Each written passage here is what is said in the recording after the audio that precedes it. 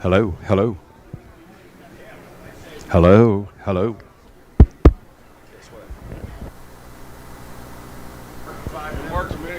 Yeah.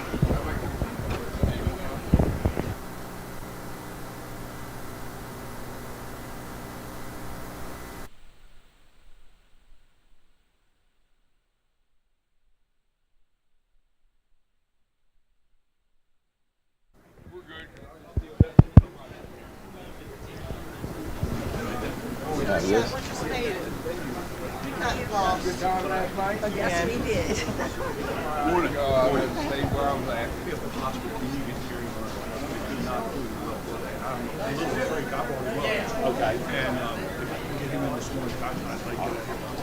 Oh, absolutely, absolutely. Yep. And if not.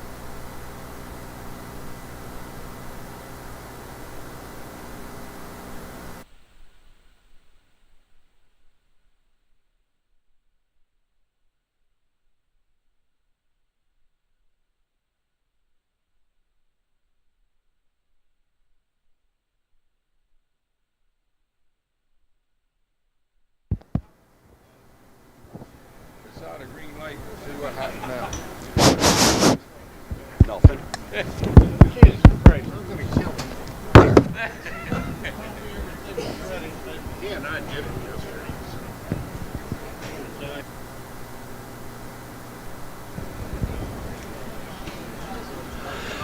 Can I have your attention? Test, 1, 2, test. Yeah. Yeah, the ones on the table work. But it's got a green light, but it's not working. Test 1, 2. No, no. Oh, no. No, no, no, no, no, no. No, no. It don't work. No, no. Hello, hello.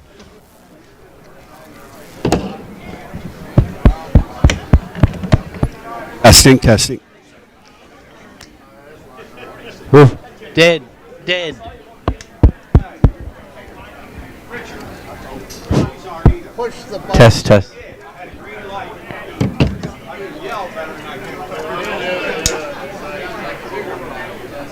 Mine says low battery.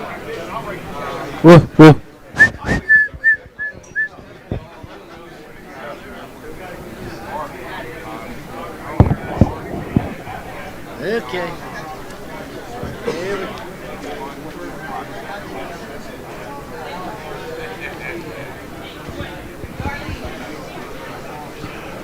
Test 1, 2. Test 1, 2.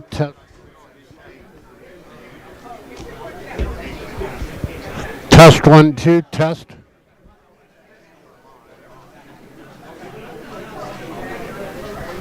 Test 1, 2. Test 1, 2.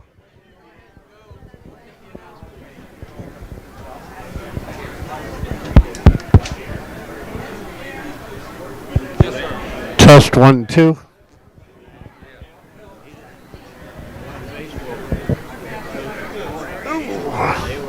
Test 1, 2.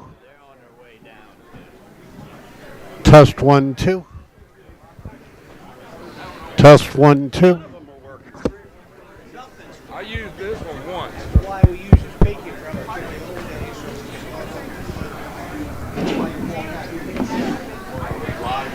No. Something has happened since we got here.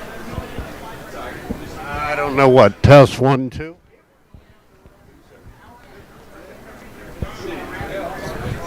Test 1, 2.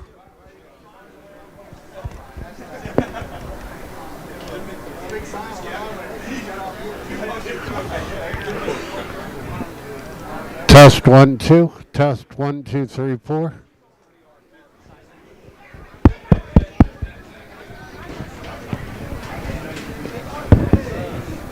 Test 1, 2.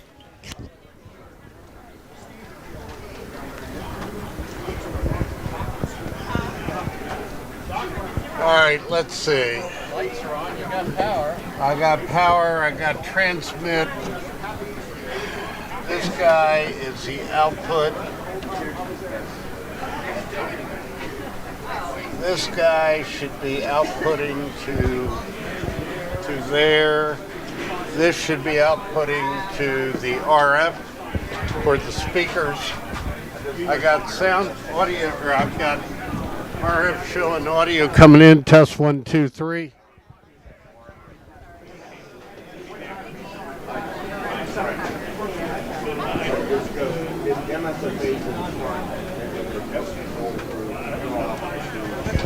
Test 1, 2. I haven't changed anything since we got here. Test 1, 2, 3. Charlie, can you see what's this red light show? Little red light label.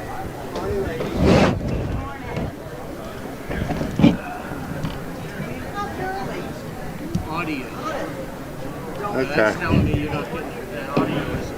Well, It should be green. I'm wondering. I don't think so. I think it's just an indicator that it's on.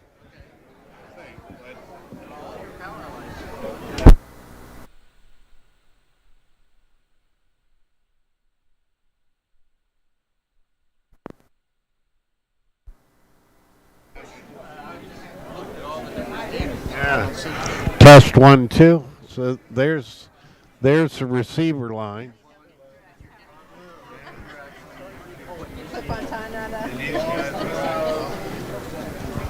Test 1, 2. Test 1, 2. Test 1, 2.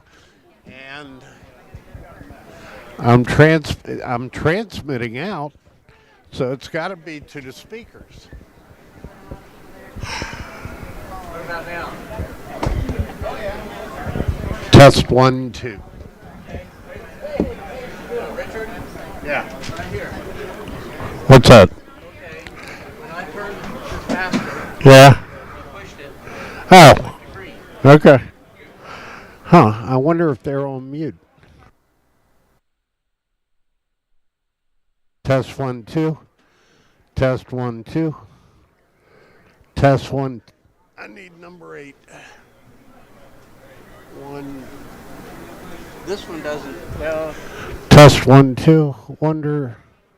Ah. Test 1, 2. Test 1, 2. I don't want to take them up too high because. poke back there. I had changed this to green. Yeah. Test 1, 2. Wonder if there's something else over there. Test 1, 2.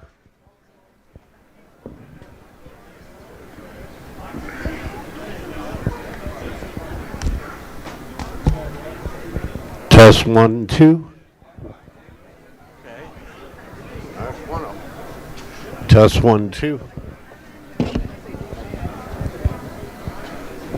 Test 1, 2. That's 2 of them. Test 1, 2.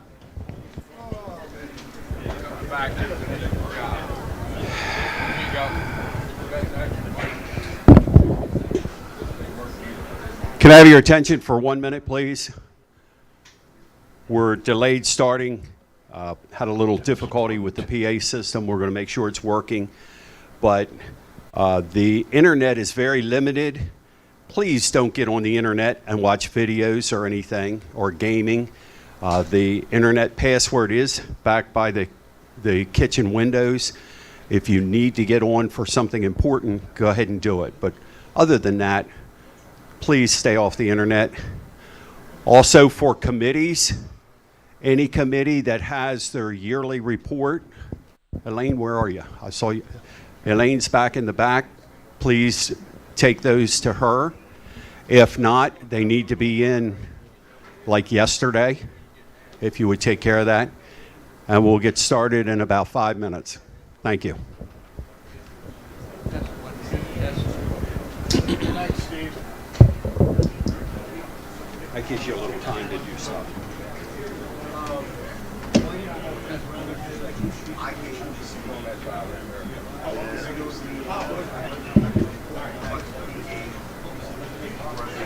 Chaplain Morgan is going to do a prayer. Morgan? Yep, Tom Morgan. And then he needs to be sworn in. Okay.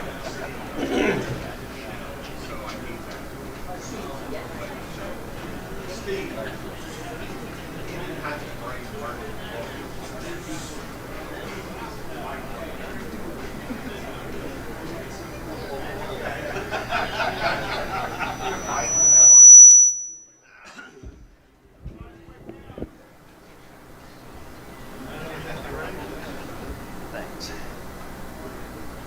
That's just your email. Yeah, I think their orientation is published. You don't find it in the top part of the list, but down in the bottom part.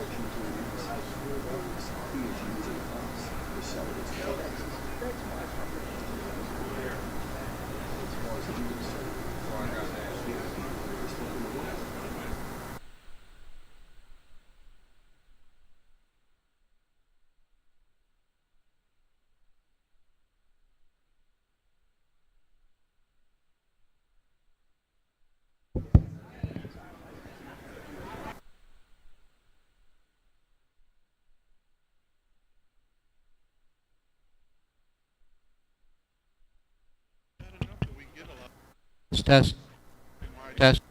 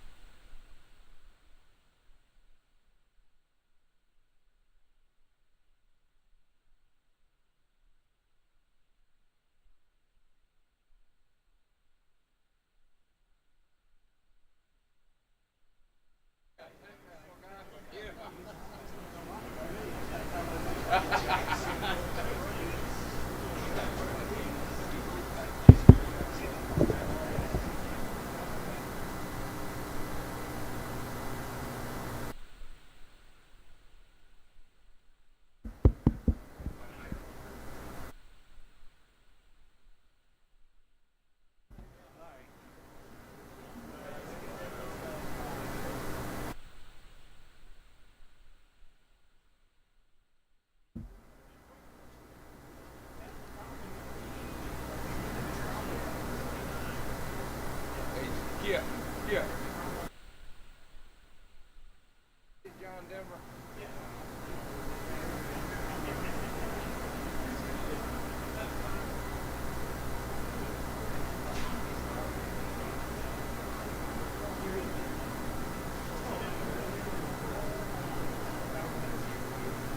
Alright, let's see. I don't see Dave Lewis.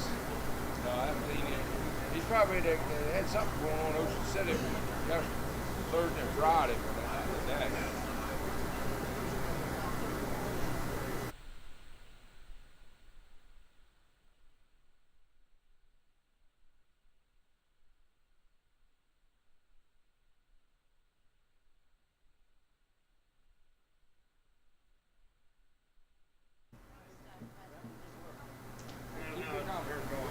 Yeah, both trees, one tree and one, what's the name?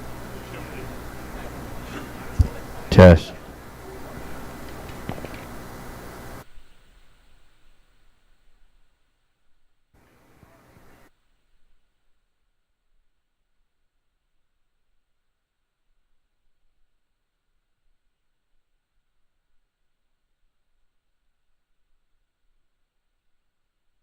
Morgan? Reverend or? Reverend? Okay.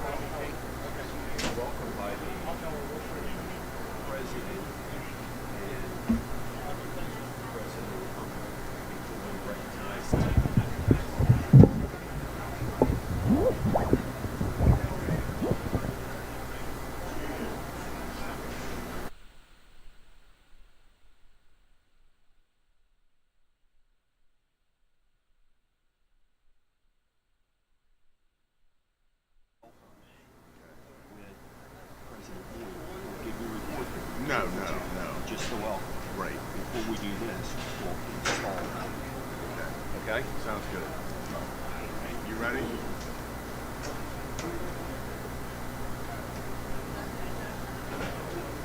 Our new chaplain? Yes, sir. Yes, Yes, he is. He was standing over Yes, there. he I don't know is. where he is now.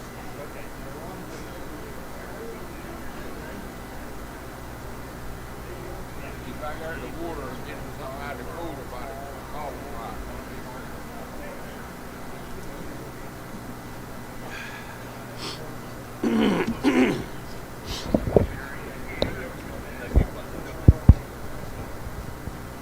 You ready? You ready? Hover. Hover. Hover. Hover. Benjamin. Rock and roll.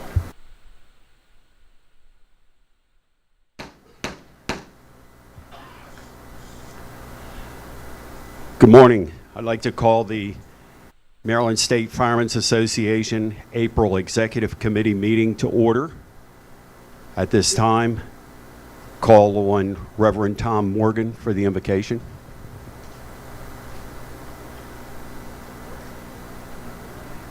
I would invite all of you who do not have removed your hats to take off your hats, please.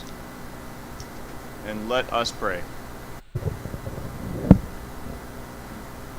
Heavenly Father, as we gather here this morning, we do thank you. Father, we thank you for bringing us all here together safely. Father, we thank you for this opportunity to come together and to serve. Thank you for the gifts and opportunities that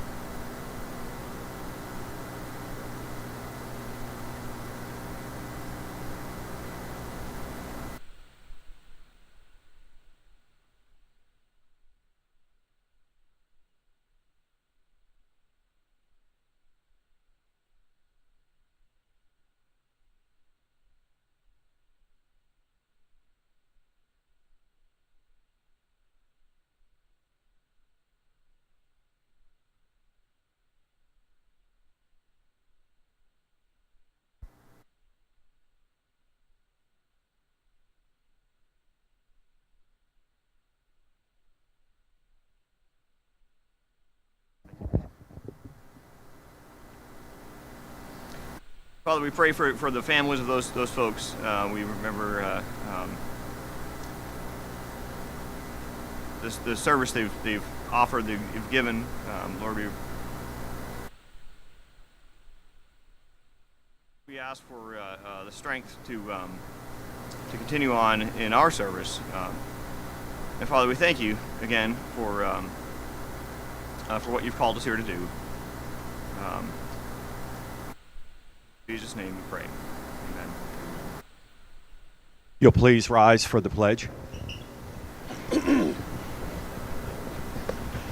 Pledge allegiance. To the flag.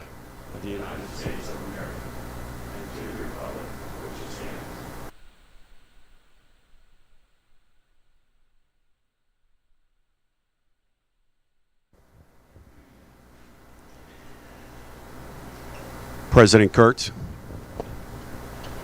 Good morning, everyone. Welcome to downtown Flintstone. I want to thank the Allegheny Garrett Association, also the Dayton family for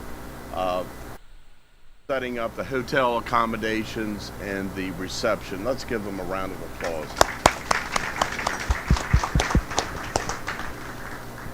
At this time, I'd like to call on the president of Flintstone, President.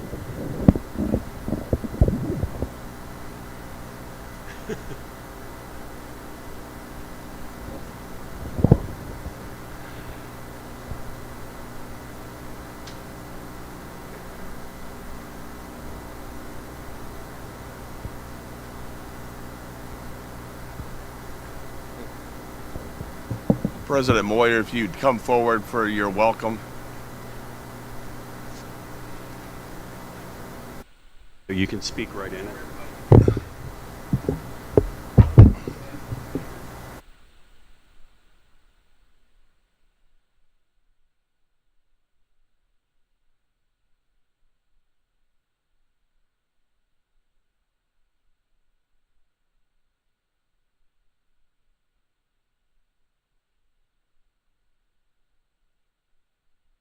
Thank you. This time I'm going to deviate from the agenda. Past President Bilger, would you come up? And Reverend Morgan, would you come over for the installation?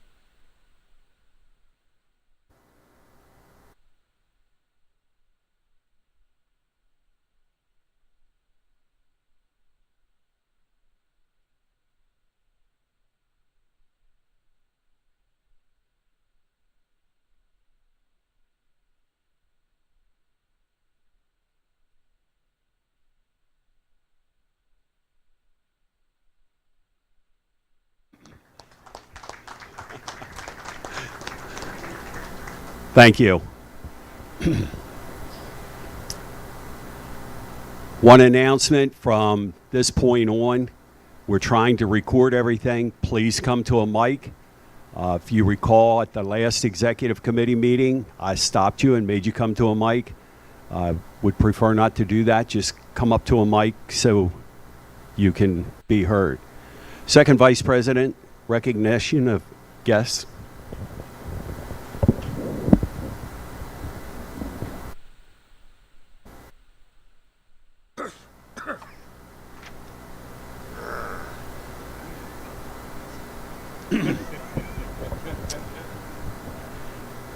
Now, would you like to explain why you just growled, or shall I? Okay. Last night at dinner, we were talking, and Skip made the announcement that he forgot his tie or bow tie for today. And Tina was sitting there with President Kurtz, and she reached in her pocketbook and she says, I have this bow tie for our dog, and showed a picture of the bow tie. Skip has the tie on. Hi. Oliver's tie.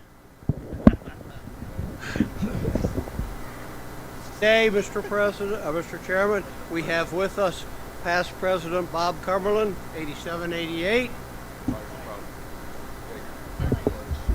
You got to speak into it. And you can look at me and grin. Hold it close. Yeah. We have past President Bob Cumberland, 8788. Past President Tom Mattingly, 9091. Past President Phil Herlock, 9394. Past President Roger Stager, 2000, 2001. Past President Gene Worthington, 2002, 2003.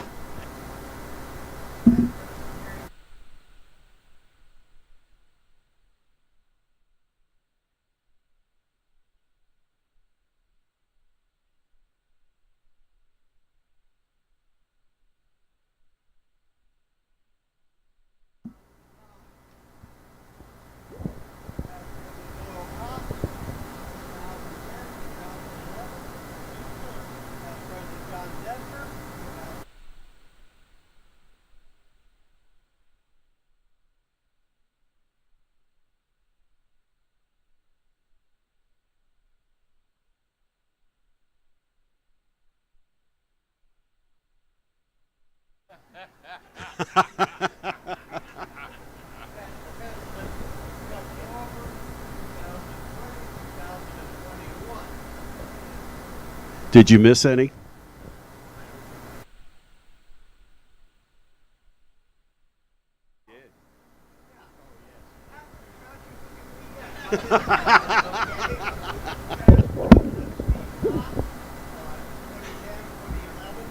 No, that's Doyle.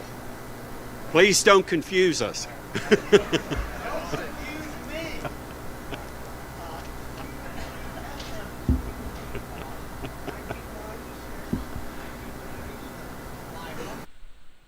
Thank you. We'll get you a dog biscuit.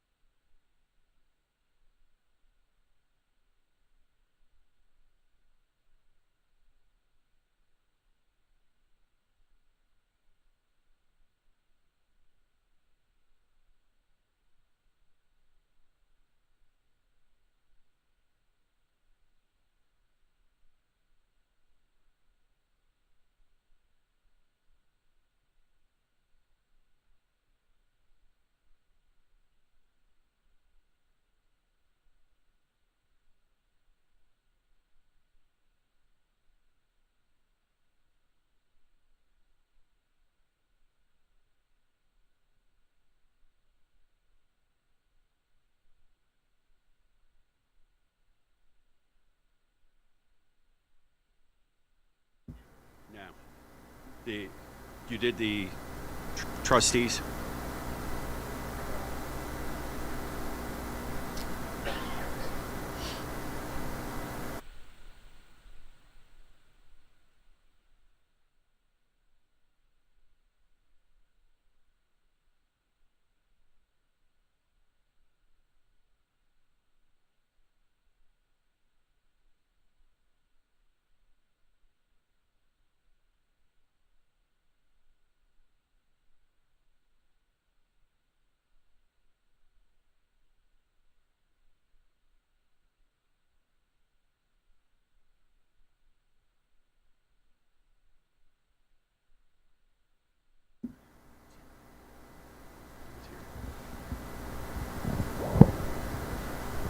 Thank you.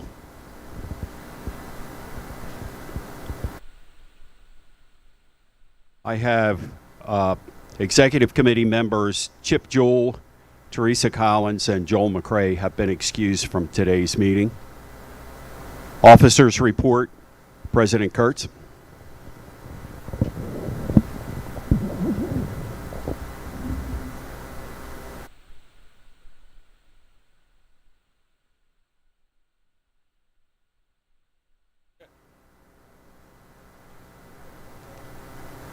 Good morning, everyone. My report was sent in electronically, but since our last executive committee meeting, the MSFA leadership, along with the legislative committee, has been busy in Annapolis. The leadership, we testified on MSOF funding and other bills related to emergency services. I want to thank First Vice President Eric Smothers for his testimony on MSOF funding in both the House and Senate committee hearings. We had town hall meetings, a total of 5 throughout our state, and I want to thank our host companies of Bel Air Volunteer Fire Company, Branchville Volunteer Fire Department, the Washington County Public Safety Training Center in Hagerstown, Huntington Volunteer Fire Department, and Sudlersville Volunteer Fire Company for their hospitality and the people attending the town hall meetings. These were informed not only on the name change, but also the voting process. I want to thank Teresa Chrisman for her hard work in chairing the name change task force, putting together and collecting data on the survey.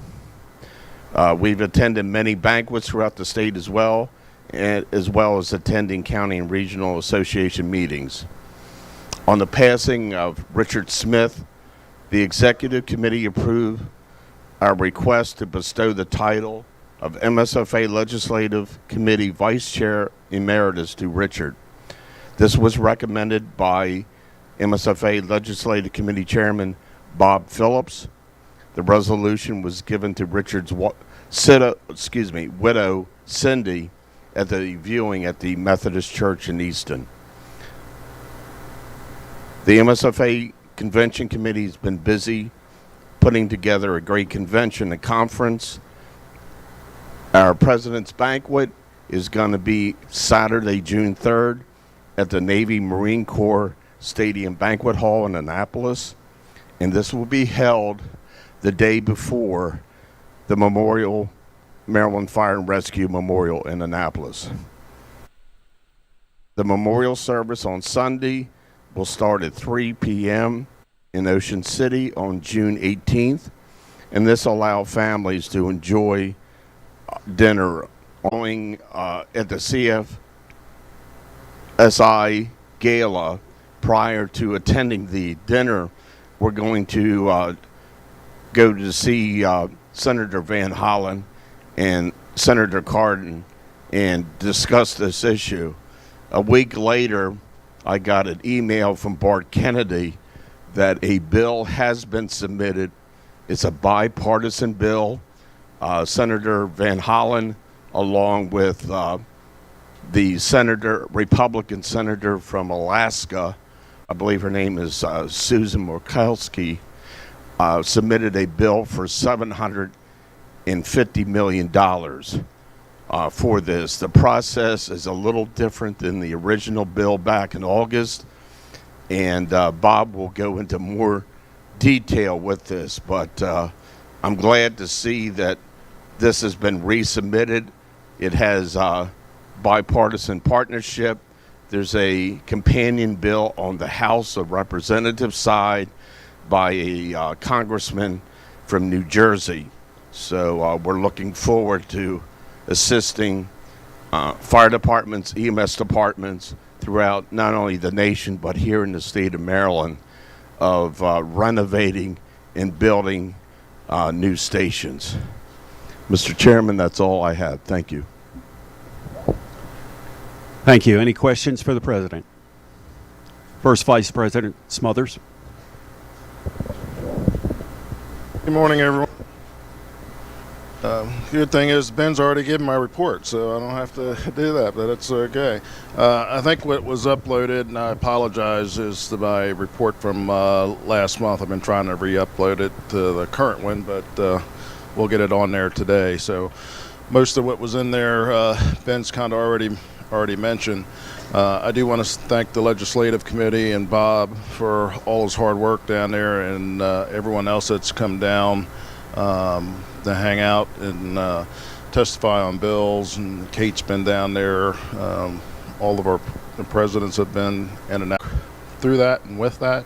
We've asked to be a partner for this review for trauma centers, that we need to be included in that, since we're the first people that sees most of the patients that go into the trauma center. So we're going to keep plugging away. So I think the legislative session is moving forward. We're keeping apprised of just about every bill that affects the fire service across the state, and there's going to be some good outcomes with some of them as we go forward. As Ben had said, excuse me, I also reached out to Senator Van Hollen, the $1 billion, and it is actually moving forward on both sides. So hopefully something will come out of that here in the very near future. So we're going to keep an eye on that. I think it's very important that we continue to fund our volunteer services and help folks maintain their buildings and facilities across this nation, because our costs are going up. They're not going backwards. And certainly if you're buying apparatus, there's a 15 to 20% increase on what you're purchasing, and that's very difficult for folks. You can only do so much fundraising to offset that. So we're going to continue to work and move things forward as we move toward Ocean City.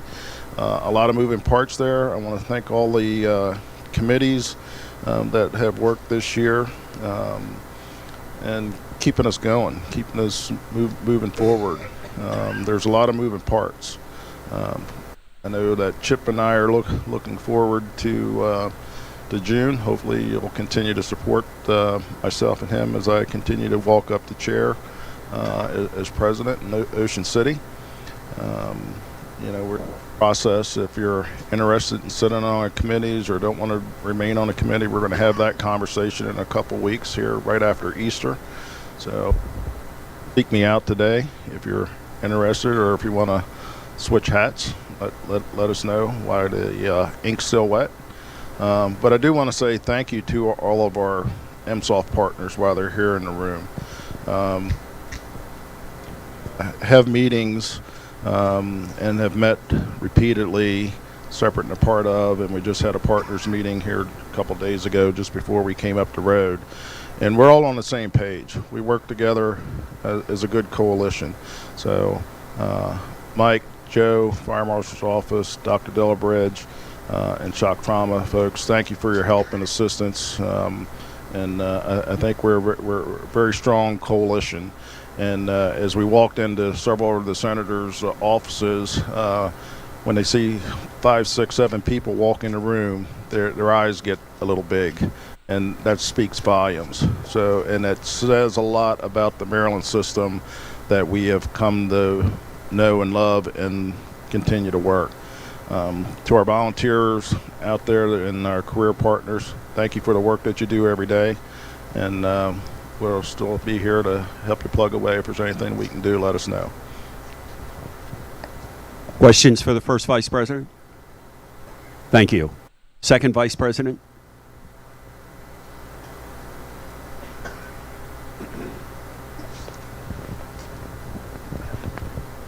Thank you, Mr. Chairman. As always, it's a pleasure to stand here in front. As always, it's a pleasure to stand here in front. Yep. Talk right into the mic. They can't hear you back there.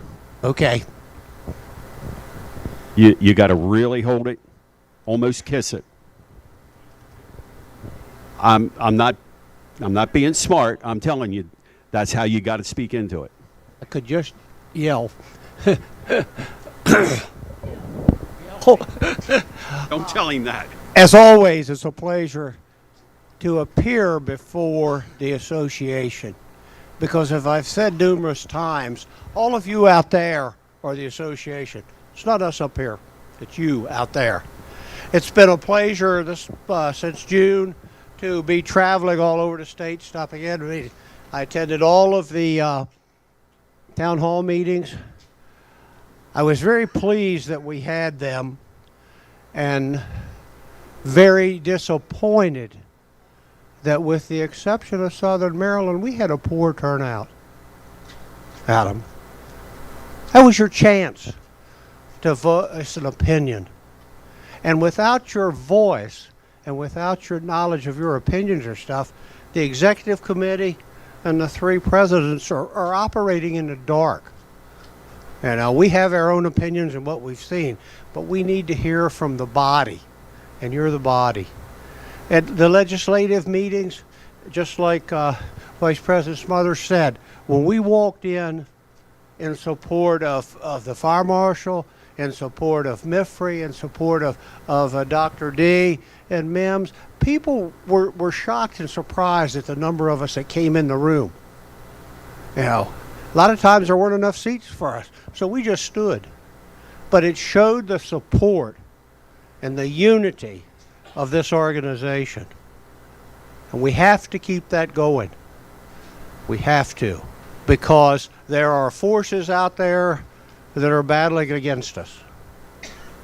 And there are forces out there, we're all trying to share from the same slice of the pie. We're trying to get a slice that's bigger than anybody else. But the pie doesn't get any bigger. Just the number of slices that have to come out of it do. This organization is unique in the fact of that it represents across the entire state so many different ideas, concepts, thought processes, but they represent one goal, and that's the goal of the fire service in the state of Maryland. To be part of that with these two gentlemen here, I've done a lot of stuff in my time, but nothing that's never been as important and as fulfilling as that. It's a pleasure to be your second vice president. Sincerely hope to be your first vice president come June. But, other than that, that's basically all that I have to say. Questions? Thank you, Skip. Executive Director's report. Kate?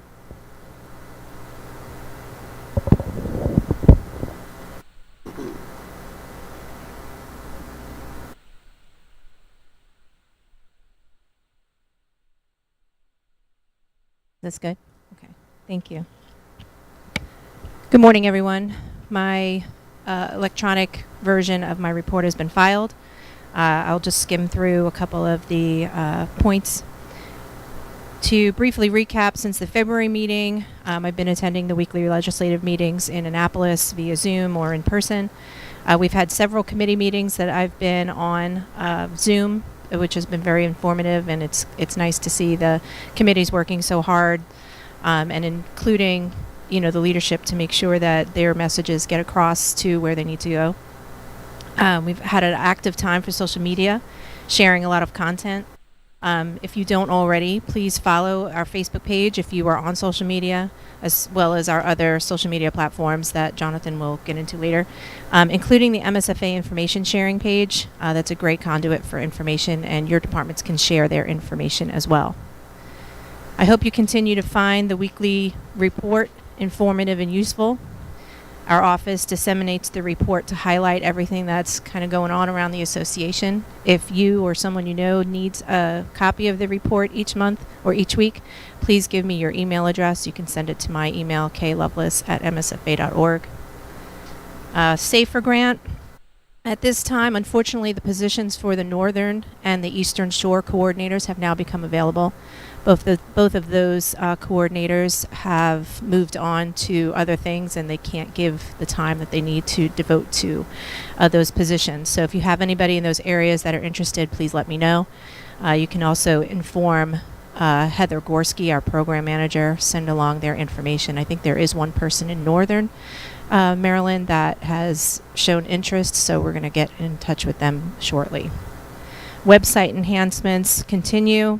All the committee pages have been updated to reflect membership that's listed in the directory.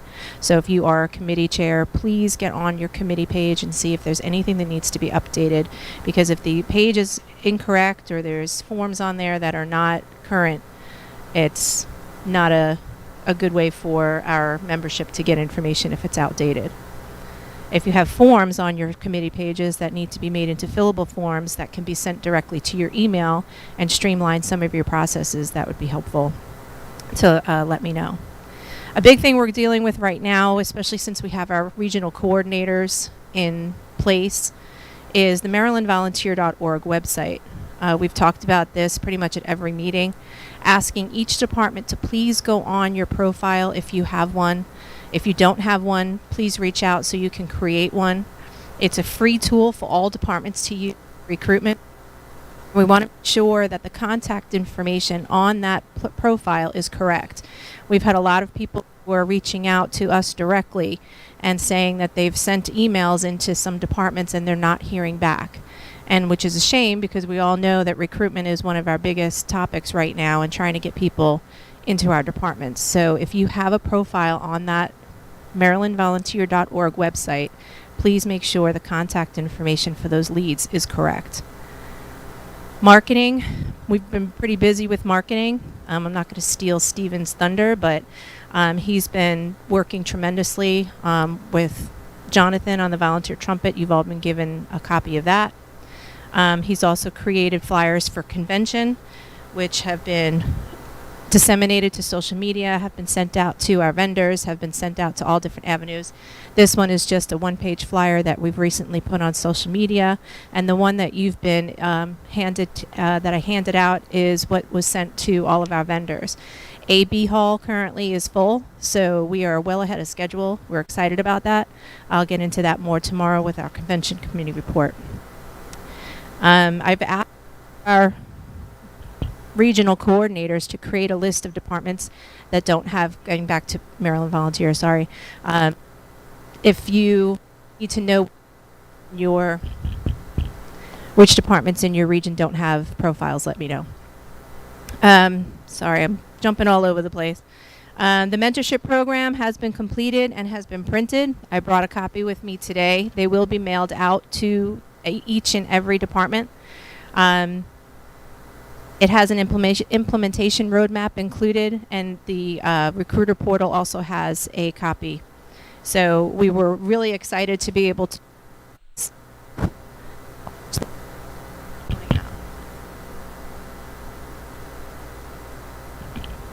that better?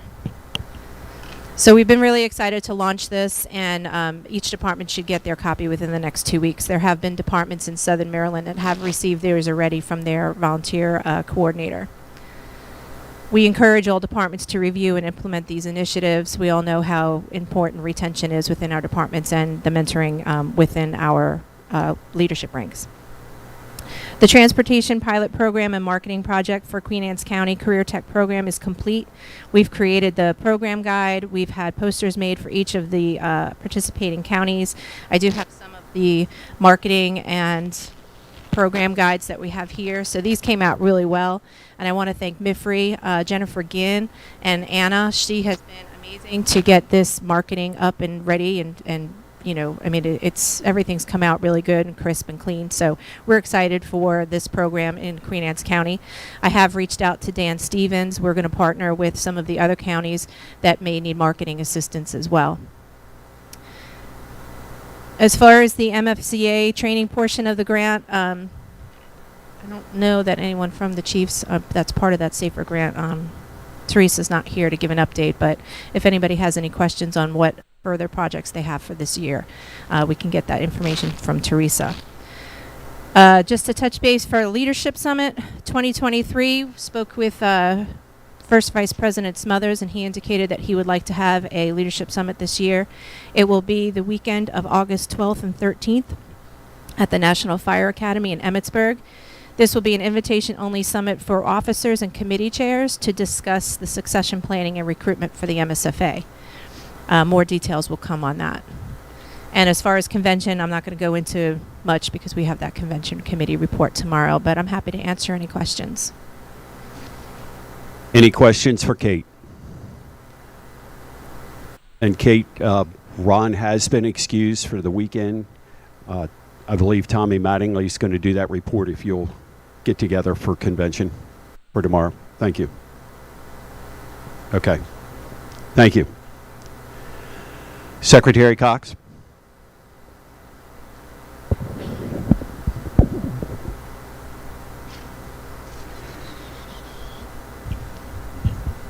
Thank you, sir. Testing 1, 2. Yeah, working okay. There was not an electronic version of my report submitted. Too many other things got in the way to get everything done at the last minute. First of all, one of your action items today will be the approval of minutes from the Prince Frederick meeting, February the 11th and 12th. Special Zoom meeting, February the 26th, and special Zoom meeting, March the 26th. So those are your three action items for approval or disapproval of the minutes. Over the last couple of months, the first mail out of the convention packet has been completed. That went out last of February, so that's next mail out will be within the next couple of weeks. We will be mailing out the closed ballot for the voting in Ocean City. Credentials. You know, into the mic. I'm into it. It went off the air. Okay, how's that? That's better. Yeah. We're having some some of the larger anniversaries coming up. I know later on this year we have Westminster celebrating 200 years, but we've got them from 75 years on up. So if you know of somebody that is celebrating one of the anniversaries, please let the presidents or myself know, and so we can get the appropriate certificates, awards, or whatever to the individual company that night. Any questions? Any questions for the secretary? Okay. The approval of the minutes. I'll entertain a motion to approve the minutes of February 11th and 12th, Prince Frederick. Motion by Randy, second by Lee. Any discussion? All in favor say aye. Any opposed, nay.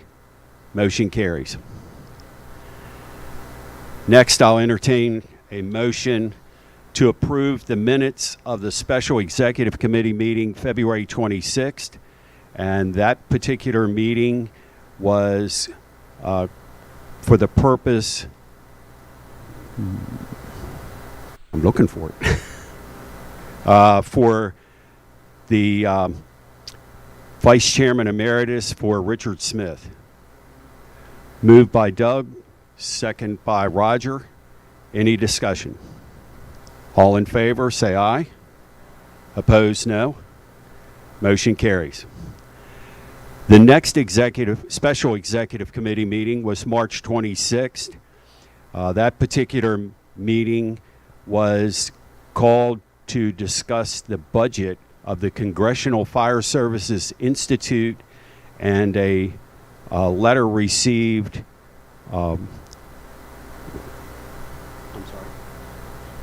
that was a personnel matter. I'll entertain a motion. Chair? Yes. Anything working?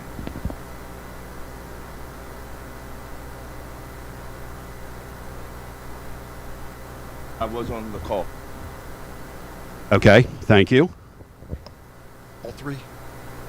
Any other corrections or additions? That's the March 26th meeting. Got it. The personnel issue and the Congressional Fire Service. Motion by Ron, second by Robbie. All in favor say aye. Opposed, no. Motion carries. Thank you. All right. Thank you. Chaplain's report.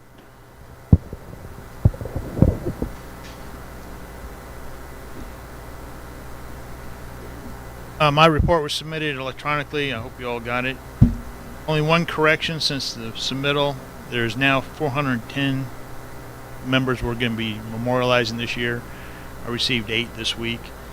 We're down 56 from last year. That's a good thing.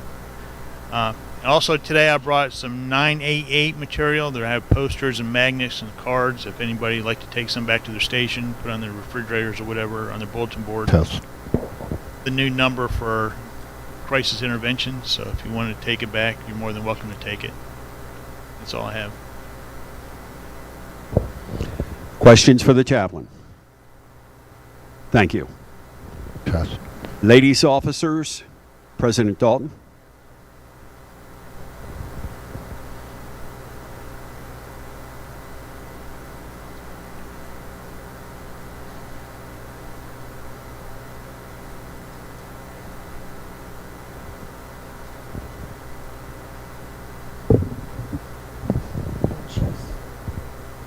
Good morning, everyone.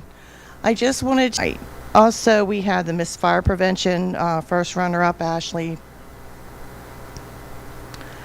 All right, I'd like to thank the Flintstone for hosting everything today. Hopefully, everybody has a successful meeting. And thank you, Mr. Chairman. Thank you. Any questions? Thank you. Senior Vice President. Hold it for you.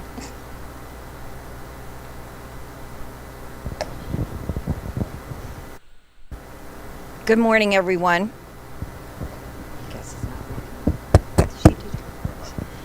Thank you to the Flintstone Fire Department for hosting an executive meeting. It's nice to see everyone this morning. I've been attending meetings, banquets, and other events. We continue to recruit for auxiliaries. If you know any, please let us know. We are preparing for our conference on April the 22nd at Jarrettsville. I am running as the president of the LAMSFA, and I hope to see and have everyone's support. The LAMSFA is here to support the MSFA, have a successful executive meeting, and see everyone at the convention. Thank you. Thank you. Any questions? Appreciate it. You want her first? Okay. Miss Fire Prevention.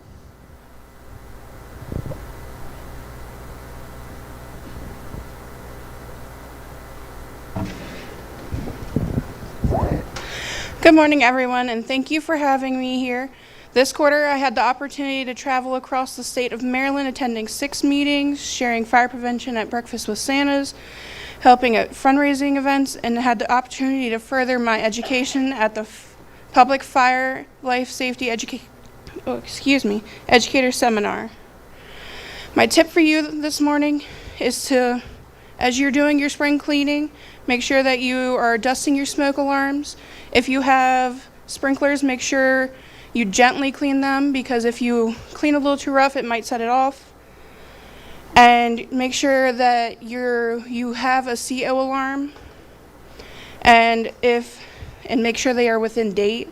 If they are 9-volt batteries, they are usually good from 7 years of manufacture and 10 years for the sealed batteries. Carbon monoxide can kill you, and it's a silent killer. You can't see, taste, or smell it. And in the beginning, the symptoms resemble a flu. So usually it's unseen. Thank you. And then I also have a message from Miss Caroline Little. I believe she has school this weekend. She wasn't able to come. Her message is, hello. First off, I would like to apologize for not being here this weekend. This past quarter, I had the opportunity to attend Abington VFC's annual banquet. It was a great night celebrating the dedication and commitment that the company and its members has to serving their community. She also stays active on her Facebook and Instagram. You can find her by searching MSFA Miss Fire Prevention 2023. Please continue to reach out to Ashley and I about events, especially education and outreach. Also, even if it's not an event for your community or company is hosting, if you know any community events to attend to talk about fire safety, please reach out. My tip for you all is, as it warms up, take the time to do some spring cleaning and declutter. The less clutter you have in your home, the less fuel is available for a fire. The more time you and your family have to get out. Thank you for your continued support, and have a great meeting. Thank you. Thank you. Try it again? Okay. Thank you, Ashley. We appreciate it, and I've seen you at a number of events. We appreciate everything you're doing. Thank you. Bessie Marshall. Good morning, everybody. Dan Chrisman for the Bessie Marshall report was electronically. We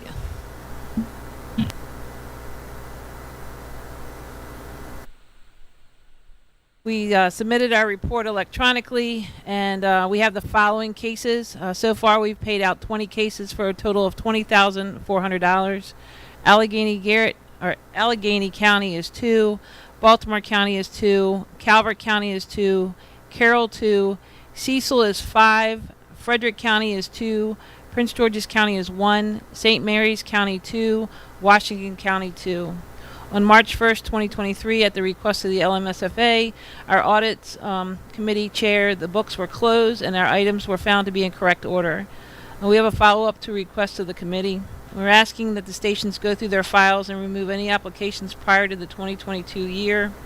There are still applications that are coming in that are old applications that we changed the reporting process, and we have to call them and help them navigate some additional information. So that stays current. Just to let everybody know, I did file the 1099s through Treasurer Sarnicki, and that was sent out to those respective members of last year. And I did receive 2 applications to be processed. One of them, he submitted an old form, so I worked with him to get that stuff done. So we're working on that. In the past, they've sent the applications back, but I feel like a simple phone call and asking for additional information is speeding up the process and helping that member out. I did receive another application from a member that received one from last year, and Bessie Marshall is on a fiscal year, not a calendar year. So we sent that back with the information, what they needed to do. I asked if they wanted me to hold it, and then she said no, to send it back to her, the wife, so she would take care of it for him. So in July, they'll be able to reapply if they need so. And it's just remember, it's not the same injury or illness that you get it 2 years current, and then you have to wait, and then if you have to, you can apply again. Just to let everybody know. From the last time I reported, I talked to you all about the guy that was out of state that applied. The company came forward to me, asked me some questions, and then they understood why we could not. I mean, if he was a viable member, I mean, I use Stu Carter as an example. When he would come here, and he did a lot of work for the state and flying back and forth between Arizona and here, to me, that's a viable member. You're giving back to your community in different ways. This person's been gone since 2008, and it really can't help him. I mean, it was hard for me to say no, because, you know, I'll give everybody the world, but I just could not stomach that. And I talked to a couple of the presidents and some of the past presidents about it, so they were all in agreement. So just to let everybody know. And then I have one claim that's being processed now. This person has cancer, and I'm waiting for them. I've been in contact with them. So also, Lori's not here yet. We do have a raffle that we're going to do. The picture was taken behind the convention center, and that's Assawoman Bay. So maybe you should just buy a whole bunch, and then we'll just give it to you. But she has the tickets, but I can't do anything yet. But that picture was done from. All right, well, there you go. So come on by. So figure out something to do for a raffle, and then if I have to, I'll go up to the store and see if they have any tickets. I just. Again, thank you all. We have some counties that have not turned any tickets back. Lori has that report when she gets here. She had to work last night, so I think that's the issue why. And then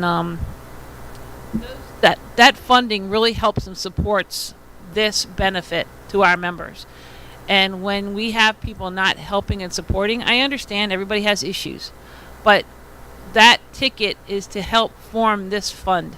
And those raffles and whatever we can do. And I'm not putting anybody on the spot, but I just ask all of you all to go back to your counties and please ask that they turn those tickets in, because that benefit is for them. It's not for us. Thank you. Sandy, do you have extra tickets? If you'll give her tickets, the budget committee will be more than happy to replenish all your tickets. Okay. Okay. Any questions? Thank you. Board of Trustees.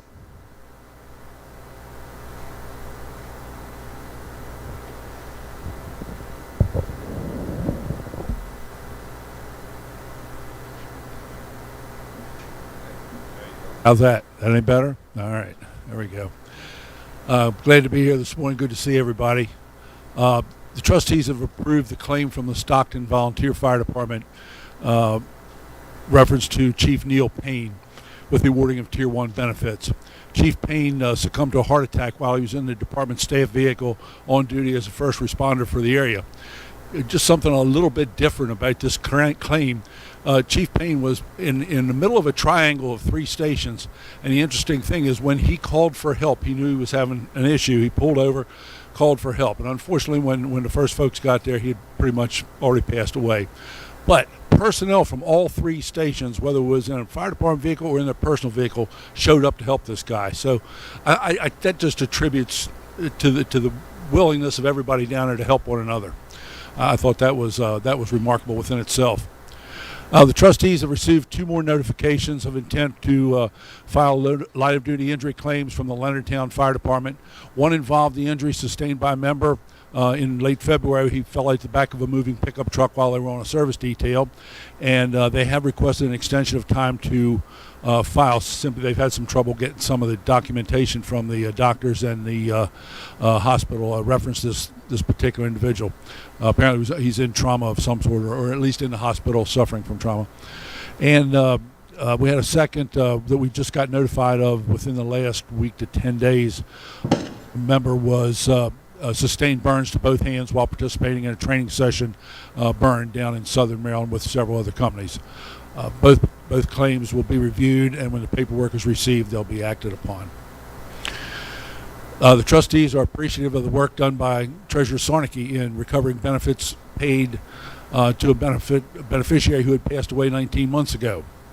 We recouped $16,500 for the 19 months that we had paid when this beneficiary passed away. No notification was ever made to the trustees or to the treasurer until the law firm that was working to settle the estate contacted Treasurer Sarnicki and asked about the funds that were still coming in. And that's how we discovered that this lady had passed away and we were still paying benefits. Like I say, we got it all back. It has been deposited back into the benefits fund. And we certainly ask for the executive committee members, officers, and all the member companies of the state. If you know of somebody in your area that's receiving benefits that does pass away, please just let somebody know. We'll follow up on it. No problem there at all. The treasurer, at the request of the trustees, has sent out an information verification sheet to all benefit recipients to verify their address and contact information, as well as determine that they are still able to receive benefits. This is something maybe to keep this from happening again, where one of our benefit receivers passes away and we don't know about it. At least annually we'll send this sheet out and make sure we know where everybody is, and it'll also help us when it comes audit time. Currently, with the beneficiaries we have out there right now, we have had the verification sheets returned from all but one of our benefit recipients, and we're working real hard to try to find this lady, but nobody seems to know where she is, and we have gotten some help from the executive committee in attempting to track this lady down. We have stopped the benefits until we receive word back from her or her power of attorney or representative. Hopefully the check not coming in for a month or two will shake that situation loose. We'll see. The annual review of the procedural manual is complete with no substantive changes made this year. All 5 trustees have had a chance to review, at my request, the protocol manual that's on the website. We went very close. I think the only thing we found, one comma was missing this year, which is a little unusual. We usually find a handful of odds and ends, but this year everything seems they think may affect the trustees in some way, shape, or form. I know I've gotten emails from Chairman Bob and phone calls from Teresa, and that's great. Like I say, fortunately we haven't had anything that really affected us, but at least them giving us a heads up and allowing us to review these things is important. I mean, that way we don't have something slip past us. So again, I'd like to thank them for taking the time to keep us abreast of anything that may affect the trustees. Still, we've received no feedback on the appeals board. Still no feedback there at all. And last but not least, we were able to support the recruitment and retention committee this morning by providing an interview with the recruitment chairman there. I think this is a fantastic idea, and I certainly urge everybody that can and will to support Jonathan and help him get this off the ground. I think it's going to be a great asset for the association. That's it for today. Certainly, if there's any question, I'd be glad to try to answer them. Questions for the trustees? Doug, thank you. Appreciate that. Office of the Attorney.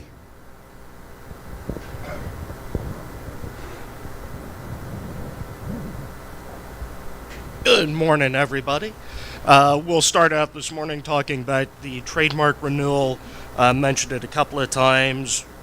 As we get past the convention, I will start hounding people to get high-resolution images of items that we need to be able to present for the trademark renewal, we have to be able to show relatively continuous use of the marks that we have.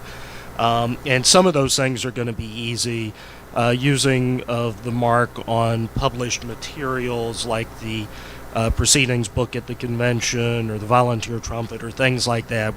We have those marks regularly in use. Using the mark on the web page, we can take screenshots of that. There are a couple of areas where we have trademarks, and I'm not certain who's responsible for those. I know that we still print T-shirts, but I need to be able, or shirts of some kind, I need to be able to get images of those to be able to show that we still use those. And does anybody know if we still print glassware like mugs or coffee cups or anything of that type? Because that's the fourth mark that we have. Doyle's nodding his head. I'll need to get images of those as well.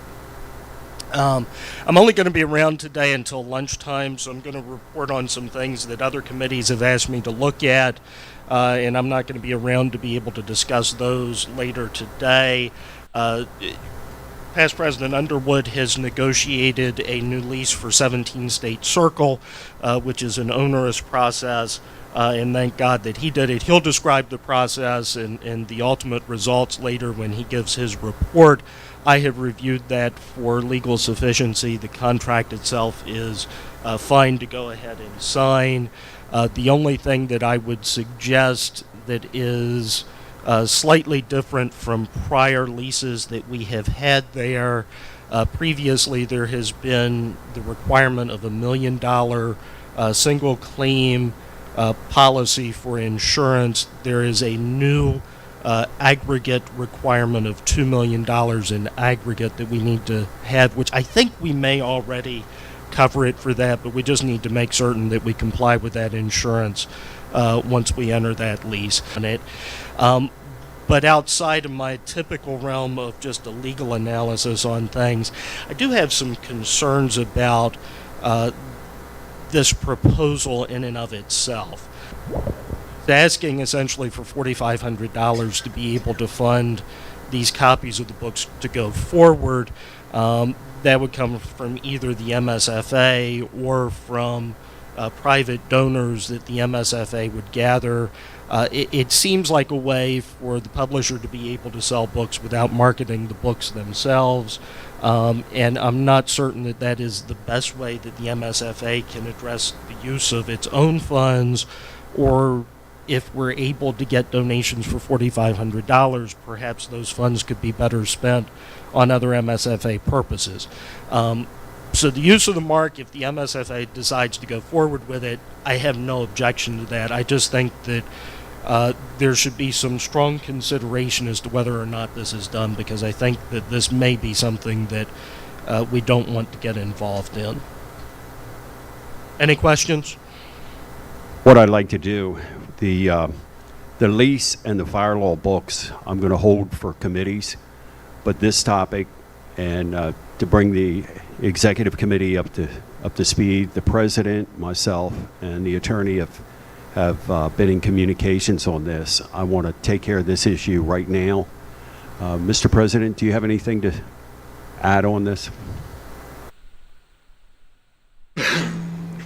Thank you, Thank you, Mr. Chairman.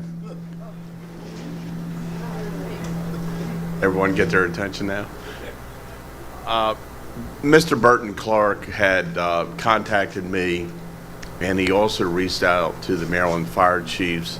Bob referred him to me from the Legislative Committee, and after the phone call, Burton came from Mount Airy to Jarrettsville to hand deliver a book that the chairman has reviewed, and also our attorney has reviewed the book. I basically, he has handed out his books, the first copy, to the legislators in Washington, D.C., and his process that he wanted to do this in Annapolis to all the delegates and state senators, and have our logo on it. And I kept asking him, what's it going to cost the MSFA? What's it going? Well, you know, he's kind of like a used car salesman. He hemmed and hawed, and you know, well, if the MSFA gets corporate sponsors, it won't cost you anything. But you know, we have to do the legwork of going out and getting sponsorship. Seems like they're going to benefit for the sales of the book.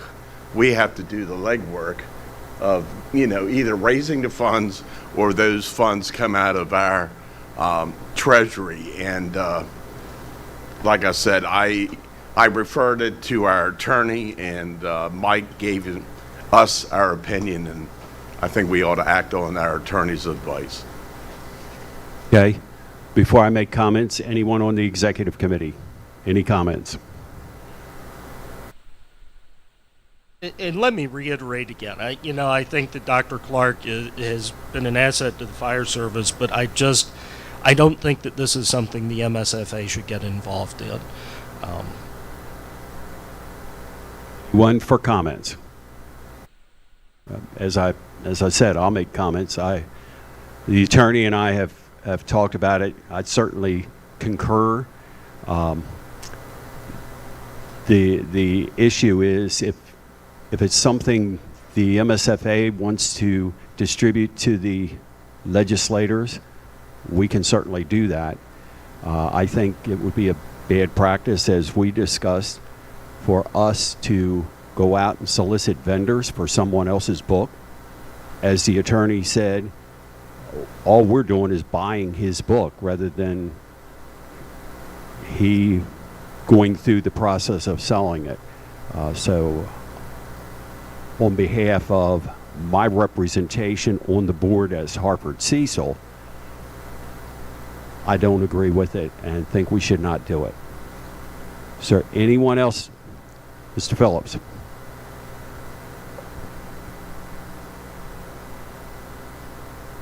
Yes, sir. I would make a motion that we do not endorse this. I have a motion from Bobby Phillips, second by Roger Stager, that we do not endorse this. Is there any discussion on the motion? Hearing none, all in favor of the motion, say aye. Anyone opposed, no.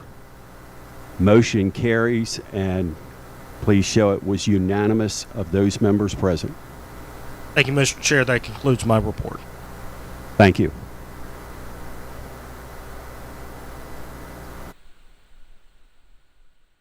Parliamentarian Ken, do you have anything?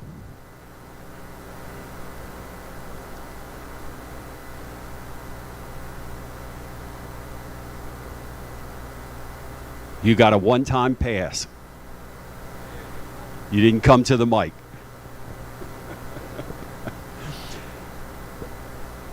Moving to our partners that will come to the mic. Mifrey.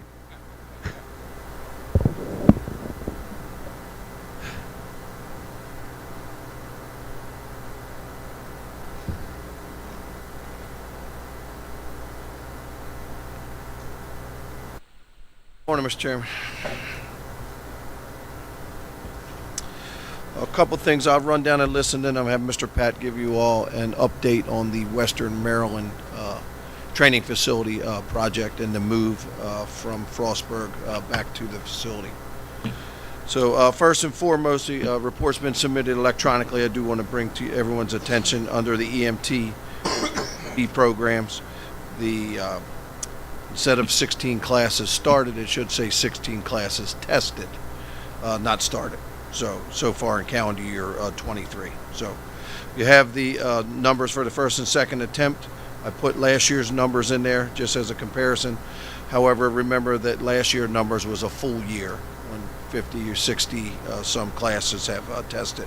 Right now we're at 16, so I wouldn't get too shook up over the numbers, although they are at the national, on par with the national test rates at this time. So our tablet testing and test item analysis program continues. Still a few hiccups. We did postpone 2 tests this week in the north central region. They'll have to be rescheduled due to some technical issues we had. policies and procedures continue to be updated and rolled out. Instructor certifications and the COMAR regulations. As you know, about a year ago, we started into the process of separating the Instructor 2 and the Instructor 3 based on the new NFPA standards that had come out, working through the Maryland Fire Rescue Education Training Commission as well as the Maryland Higher Education Commission to get that changed. After almost a year, that process is just about complete. It's finally went out for public comment. We should be able to see the results of the public comment sometime this week, and we're hoping by May to be able to have the Orange Book with the COMAR regulations for the instructors updated in time for the convention to be given out there. ATRA site visits, I'd mentioned this the last meeting. They're just about done with the exception of one or two. Doesn't really have any big bearing on the MSFA other than to let you all know because it is certification and it is in preparation for the IFSAC and Pro Board visits that are coming in July and in, I believe the other one was October and November. So they're the 5-year visits that come. They typically don't happen at the same time, but because of COVID, they have fell in the same year. So poor Diane May and her folks at work in our planning section have been just up to their gills with work in preparation for this and have done a wonderful job. So I have no questions that we won't get through that well. Next PDI for instructors will be held on April 22nd. That'll be in College Park. It'll be a full day. No issues with the Pearson View testing. However, I do want to bring on the subject of Pearson View. I had members of my staff check with National Registry at the last executive committee meeting. We did have one of the members from Southern Maryland was asking about accommodations for the National Registry testing, and we did look into that. National Registry does offer some type of an accommodation, typically a reader. However, it isn't anything we can do at MIFRI at the present time. So there's a specialized center these folks have to be sent off to, and they have to apply to that to National Registry themselves individually to get the permission to do that. And what we have found out, or my staff has found out, is that not many people are successful in getting an accommodation through National Registry. So Dr. Delbridge is going to work with us. He's going to have his folks look into that a little more to see what exactly the issues are for that and the requirements. All right, instructor skills, they're going on right now. Remember, the instructor skills can be delivered regionally or locally. Anybody wanting to be an instructor, we're still recruiting instructors. Remember, they only have to be 21 years of age, have 3 years of experience in the field that they want to teach, and be in good standing with their department or sponsoring agency. If you're interested in the MICRB numbers, the first quarter numbers from the last meeting that was held on the 19th of January, there were some new PDI approved. The new or total instructor corps numbers are 783 instructors for the state, 17 instructor trainers, and 261 instructor evaluators. Next meeting of the MICRB will be on the 10th of May. There's a new project that, and I'm going to let Mr. Pat explain that to you after he's done with the capital project for Western Maryland, but we were contacted by folks from Washington Gas and the Quantum Alliance Center at the University of Maryland about our participation in a hydrogen hub that may be placed in the state of Maryland. So I'll let Mr. Pat give you all particulars about that. Up just a second. Can you keep it down in the back, please? Go ahead. And then last but not least, Mr. Chairman, is all I have is in the report you'll see all the course updates. I'm not going to go through all of them for you, but what is currently in pilot, what will be revised next, and new courses being developed, and the time frames that they expect to be out. So I'll take any questions if anyone has any. Any questions of the director? Go ahead, buddy. Go ahead, buddy.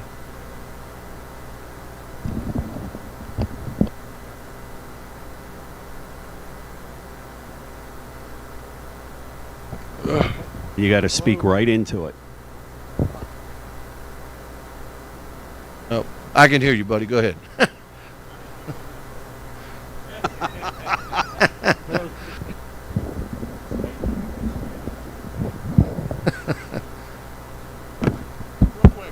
Hello. ESG class. Yes. It's still a topic out there. Hmm? Big topic in Montgomery County. I just asked questions the other night. 20 people out of 60 have failed out. 20 young people that are trying to make a difference. Is this, do you know, buddy, was it they failed out because they didn't get through National Registry, or they're failing out of the program? Program. They haven't got there yet. Okay. Last semester, the document that I received from our training academy said 51 out of 60 went to take the test. Now, I don't know what those numbers are now. I know that in Laytonsville, we have some young people that are continuously taking it or struggling to get through it. Are we evaluating this as time goes on? Yes. Okay, that's the kind of stuff I need to take back to my membership and to my association. Right. All are still continuing to look at this. We've been continuing to monitor that. There's some variables that come with that. One, and I don't want to offend anybody in the room when I say this, but we can't guarantee what the school system gives us for the folks to take those programs, one. And two, there's a little bit of a variable with the instructors. Some instructors are better than others, yeah, which we do keep a close eye on. However, we have tweaked those programs, and if the students come in and do exactly what they need to do in the program, they will be successful. We just had a couple classes up here in Western Maryland that went through, and they had great pass rates, 92% in I think 2 classes. So that is all good stuff that I can pass on. Mm-hmm. Concern is, you go farther out from Prince George's County, Montgomery County, these rural departments depend on EMS service. Absolutely. This class becomes to the level of being almost a road doctor, as they say. Are we really providing the best service to the citizens? I go back to my time when I started. My father, old Chillima Delphi, Prince George's County guy, says, if they're having trouble breathing, help them breathe. If they are bleeding, control the bleeding. Simple stuff. We have made this program so tremendously hard for our young people that we have to continue to work with them and work with them and work with them to keep them going. I would hope at the leadership level we continue to evaluate how we can do this, and maybe, just maybe, find another way, or maybe just a little bit smaller requirement for our people to continue to provide service. It's not that hard. We're not doctors. We do not diagnose. We treat the patient and get them to the hospital.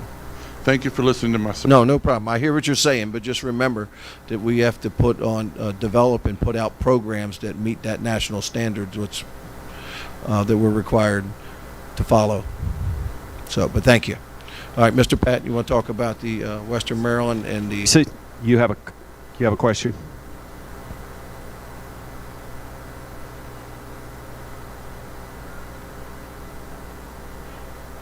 Life Safety Committee. Yes. We had over 100 people at MIFRI Last weekend.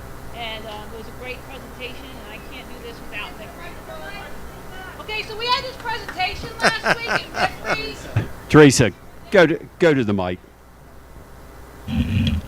So last weekend we had a presentation at MIFRI, and it was all, we had Ron Kierneman from the FDN. See, that's I'm doing this. So we had Ron Kierneman come down from the FDNY to give his presentation about lithium-ion batteries and the issue.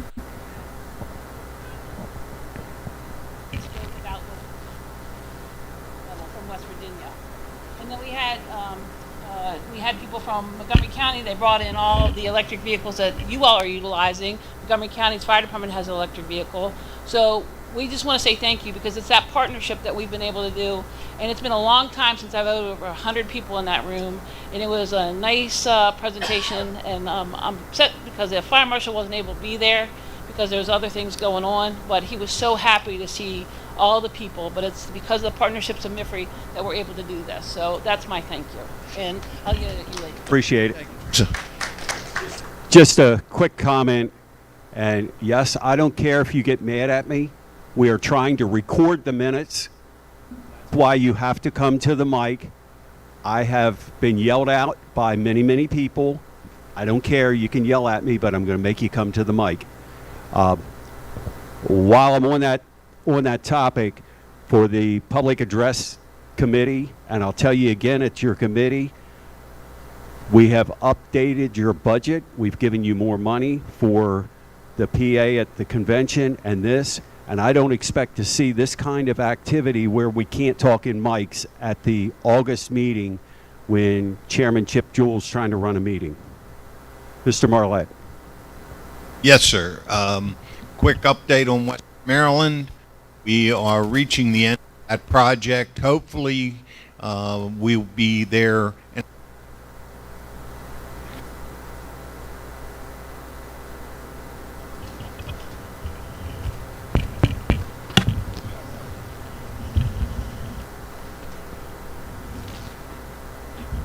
Hopefully we'll be in by the latter part of this quarter. Maybe one of the other mics will pick it up. And I think the people here in Western Maryland will be very pleased when the beautiful facility, the contractor from Cumberland did an excellent job. And we're very, very, very pleased. Questions about that project, I'll be glad to try and answer them. Any questions? Okay. Concerning the Mid-Atlantic Hydrogen Training and Information Center, that is a huge, huge project that involves not only Washington Gas, but Exelon, the university, many entities within the university, and including MIFRI. We were brought in to provide training for emergency responders, industry. Hydrogen is everywhere, and it's going to be everywhere. About major distribution systems, this is a $1 billion project. After, as Senator Dirksen used to say, million here, million there, sooner or later you're talking about real money. Well, for this type of center, and we're competing against Virginia for this project. This is a federal project, and our hope is that we will get it. I think the emergency response community will be greatly enhanced if we can get it and have the resources to provide this training, not only now, but continuing throughout as we get new members and as this industry changes. I talked with the fire marshal the other day. They just had a fire in a warehouse up here with a forklift that was hydrogen fueled. So this stuff is absolutely everywhere. It's not coming, it's here, and it's just expanding. So we're trying to get in the forefront of that. Unless somebody has any questions, that's all I have. And Pat, you were able to project enough that it was going out anyhow. Would you like to stay all day and interpret for everybody? I lost my voice. Yeah. So just a quick thank you to the MSFA. We worked with Kate earlier in the week, and she provided a letter of support as one of the partners, and we were able to get letters of support from all the partners for this project. So thanks again for that partnership and confidence in us moving forward with that. Thank you. Any questions for MIFRI? Appreciate it. I'm going to change the agenda a little bit. Dr. Delbridge, let's go ahead with MIMS because we were just talking about some topics of yours too.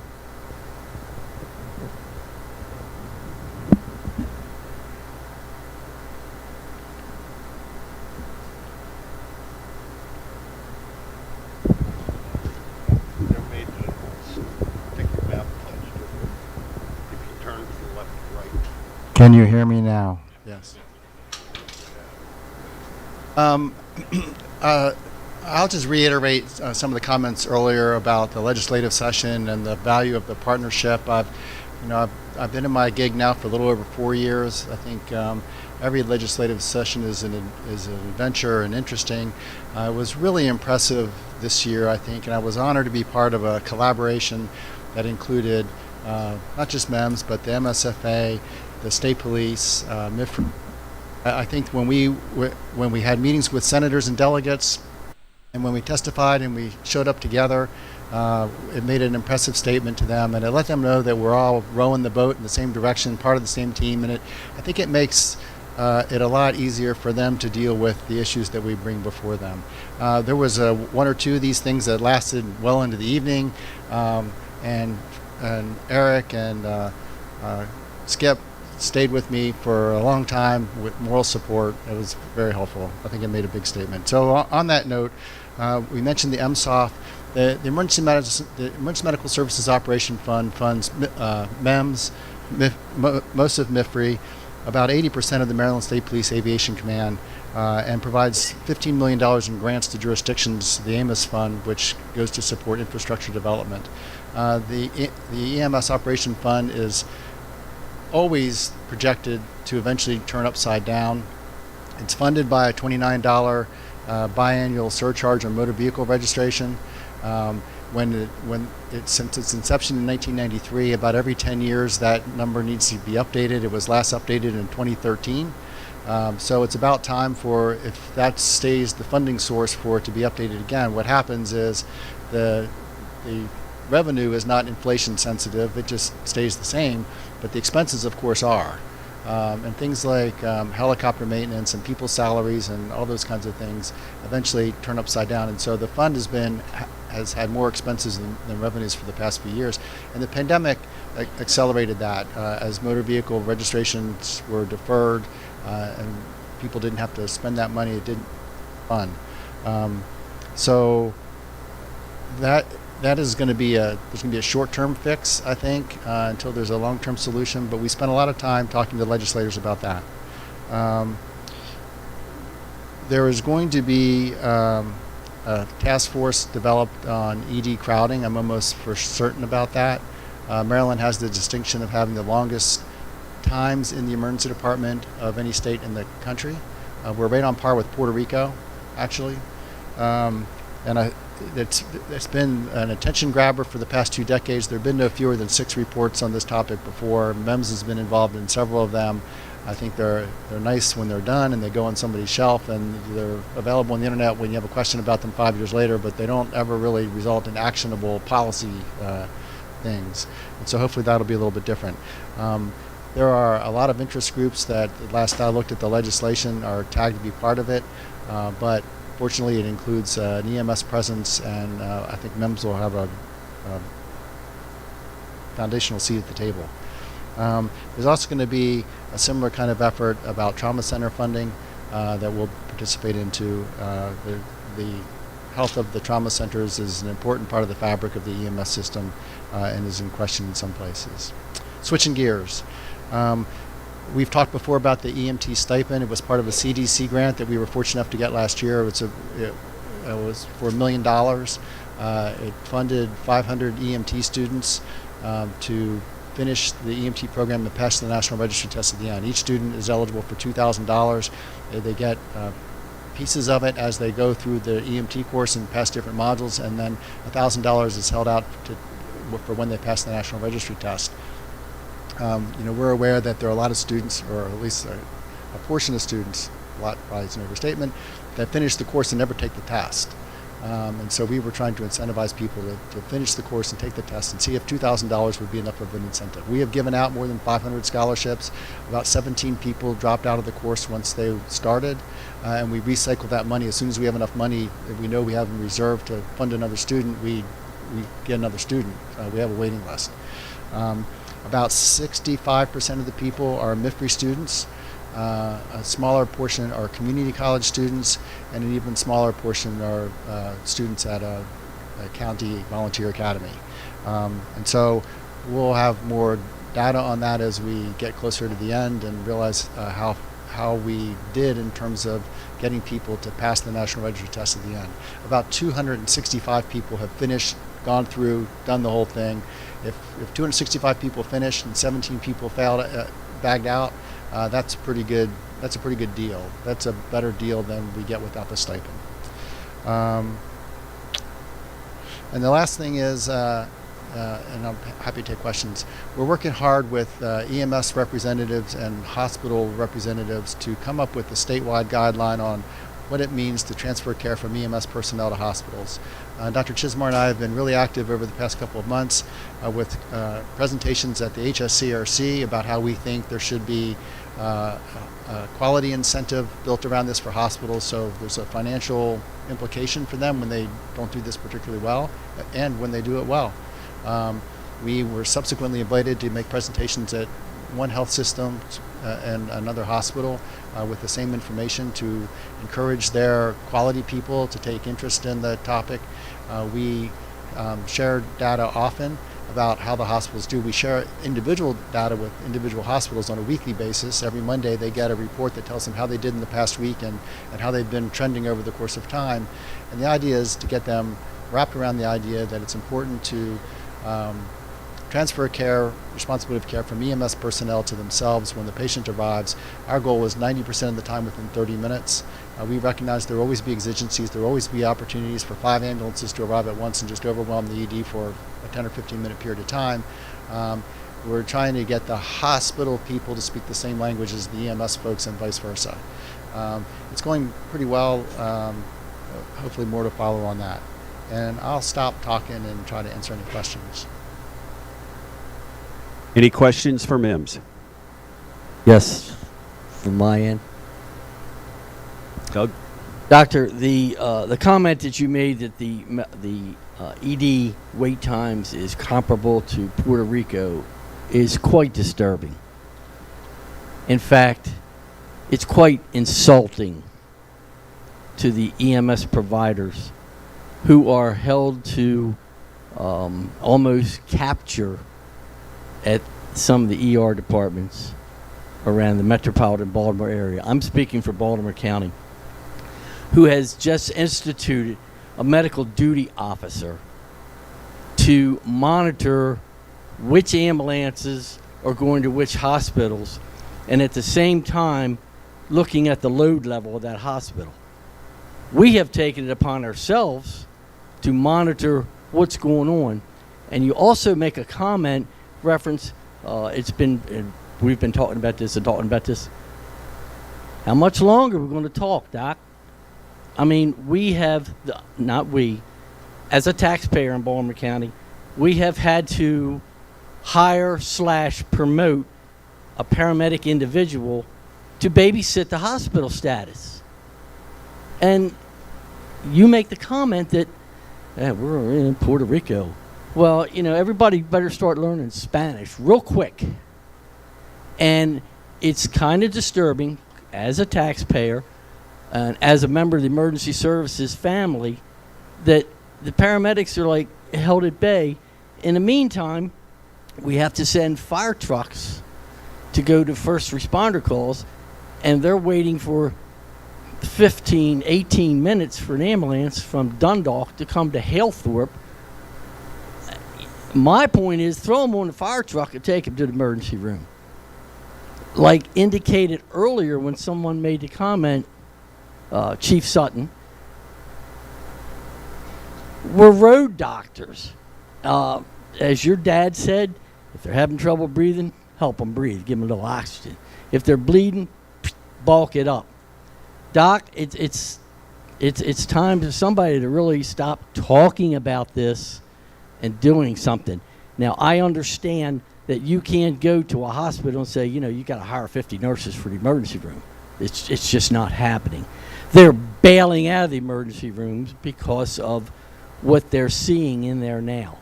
I know it's not your fault, but please, and I'm making it as public record here in front of the membership assembled, that something else other than talking about it needs to happen quickly. Thank you. Other comments? Other questions?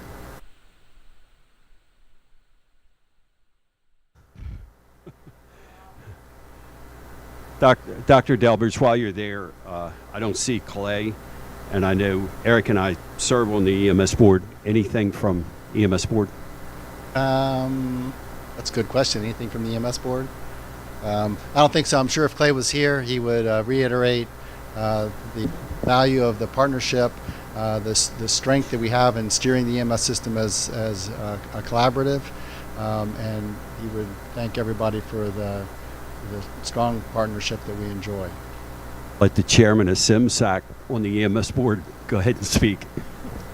Well, I think you're right. The partnerships are paramount, and they are ever present across the state. So, from the EMS board perspective, the only thing that I would say is that, we see both ends, but we also see when folks don't do right and do bad things. A lot of what we can't talk about because they're personnel issues.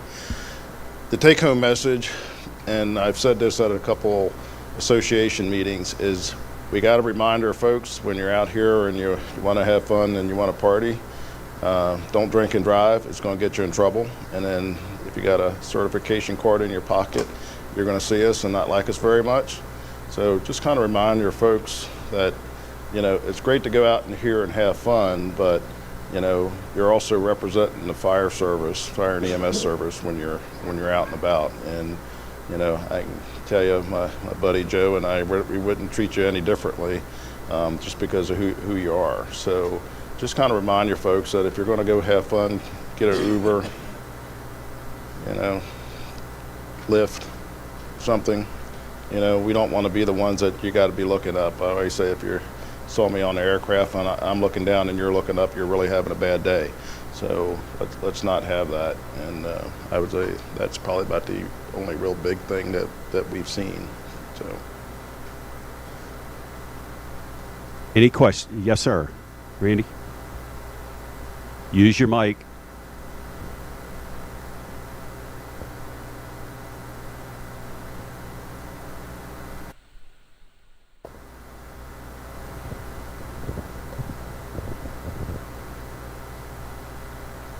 Thank you. Is there any way by the next? Speak right in. Is there any way possible before or leading up to the next executive meeting you can research those? I don't want to call it ambulance hostage situations at the hospital, but is there something as far as relief going forward to get that process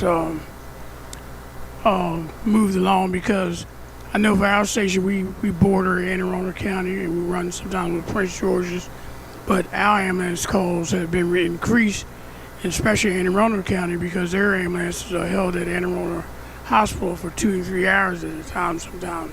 So it's not only in Baltimore, but it's kind of spread all around. So I'm happy to share any of the data with you. We like I said, we are focused on this issue constantly, all the time. It's been a focus for the time that I've been here. We created the at-hospital ambulance dashboard in hopes that EMTs and paramedics would look at it and steer themselves away from hospitals where there were 5 or 6 ambulances already. Doesn't necessarily work that way. They still go, which is why they need duty officers to help them see the landscape. We share information with the hospitals all the time and talk to them. The challenge of emergency department capacity in the state is very real. Maryland actually has fewer per capita emergency department visits than most other states in the country, or at least more than half the states in the country. We have fewer ED visits. But there are 20,025 ED treatment spaces in Maryland. And on any given morning, 500 or 600 of them are being occupied by patients who are done with their ED care and can't go to where they need to go next. They are in the queue to be admitted to the hospital, and there's no place in the hospital for them to go. At any given time across the state, there might be somewhere between 12 and 20 people who are in an emergency department who are in the queue to be transferred to a different hospital, and they're just waiting for transportation. But the problems aren't very ED focused. They're very much health care system issues that are like way in deep. And it has to do with staffing and how the healthcare system is paid for. One hospital in the last week just closed 60 beds. Another one has 30 beds they could open, but they can't get the revenue to pay for the opening the beds. Hospital CEOs tell colorful stories about their challenges in staffing and building and getting paid to do their work. And so this task force that will hopefully get created in the legislative session needs to approach this differently than it has in the past. Looking at trying to get people to not come to the emergency department. The path to the emergency department is well worn. People aren't not going to go to the emergency department if they know that they can go there 24 hours a day, 7 days a week, and somebody will try to cure what ails them. We need to build more capacity in the health system in other ways. That's what will fix the issue. And I'm glad we're on that, representing Hartford Cecil. Hartford County, at our last association, took a stance to write a letter regarding the capacity of hospitals and what it's affecting in our area right away. I'll divert to the Vice President if he would like to comment. Bill Dusa, Vice President of Hartford County Fire and Ambulance Association.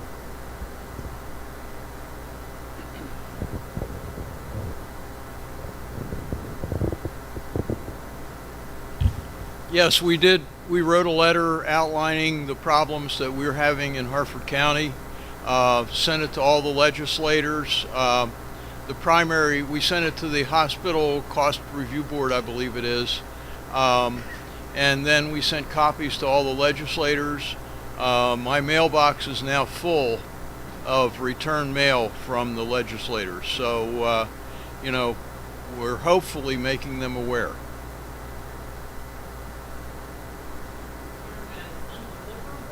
Oh, no, they're comments. In fact, next Friday I have a meeting with one of our council members. He requested a meeting, and several other of the legislators have requested replies on, where we got the data, all kinds of stuff like that. Any other comments? Come on up. Come up to a mic.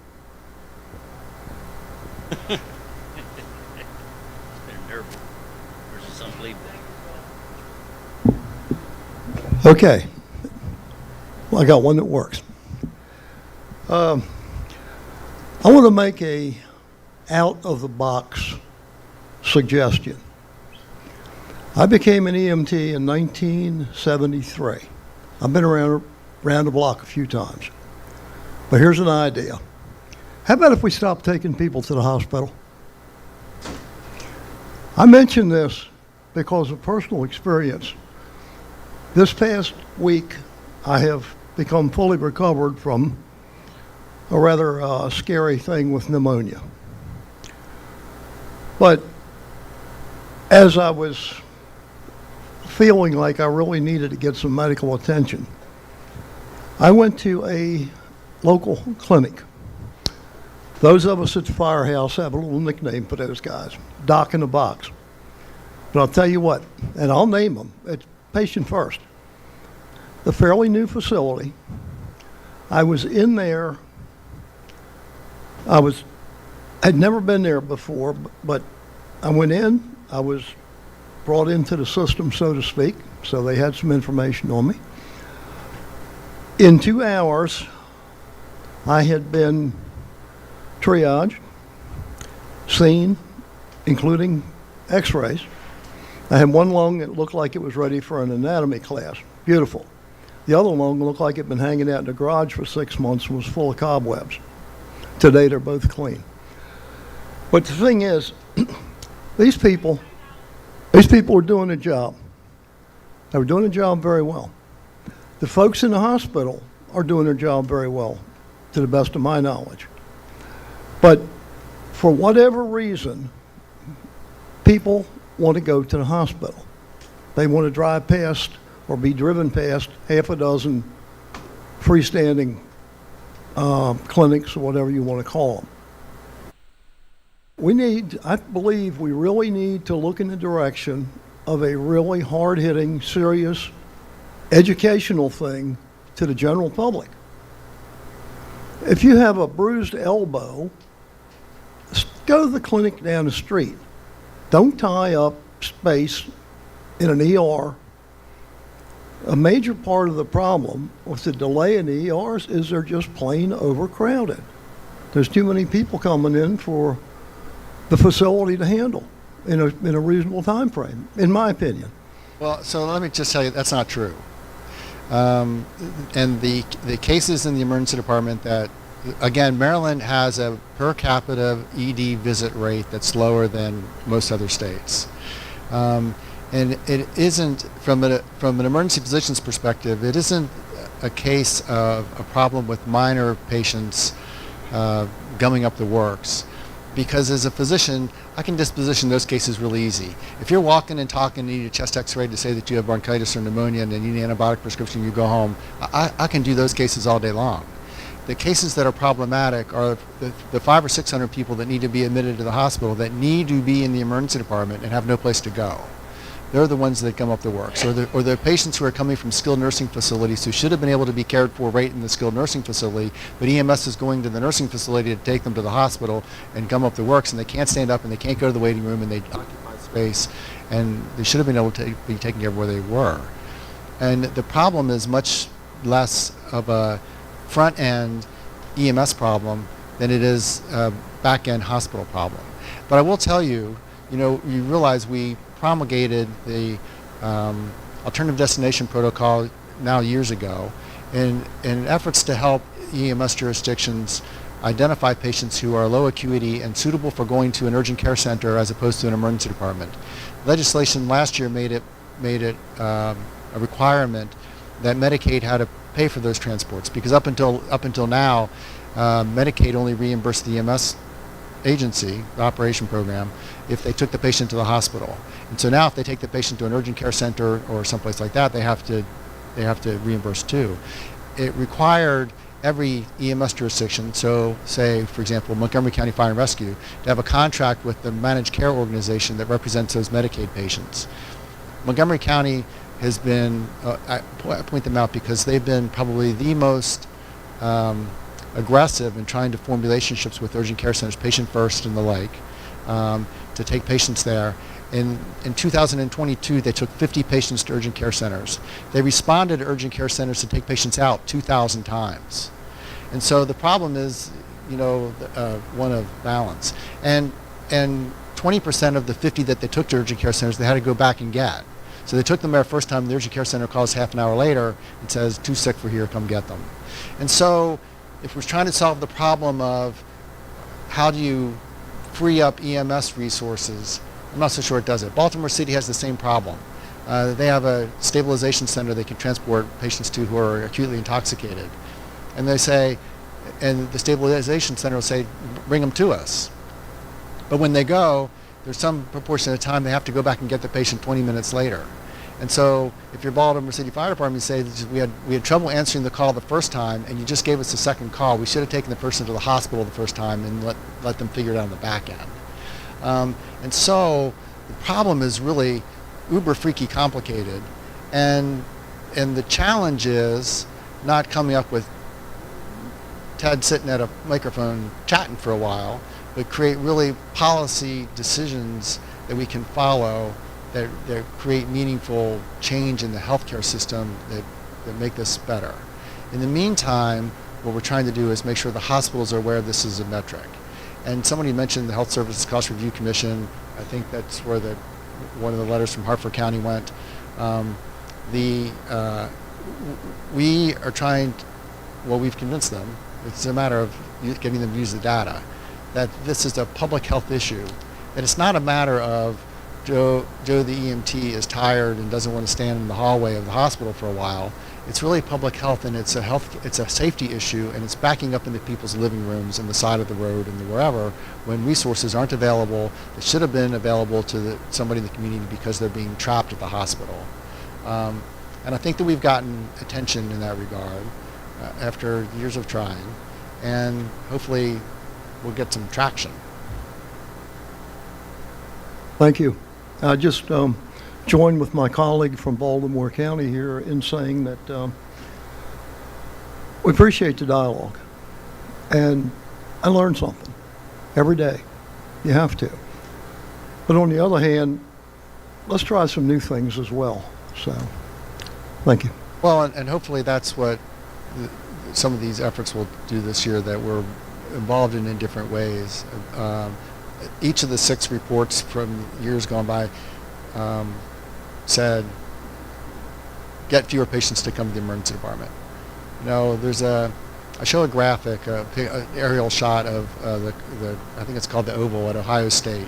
It's a classic place. Every university has its plot of grass. You know, at Notre Dame it's the God Quad, at UVA it's the lawn, at Seton Hall it's the green, at Ohio State it's the Oval. I think it's the Oval.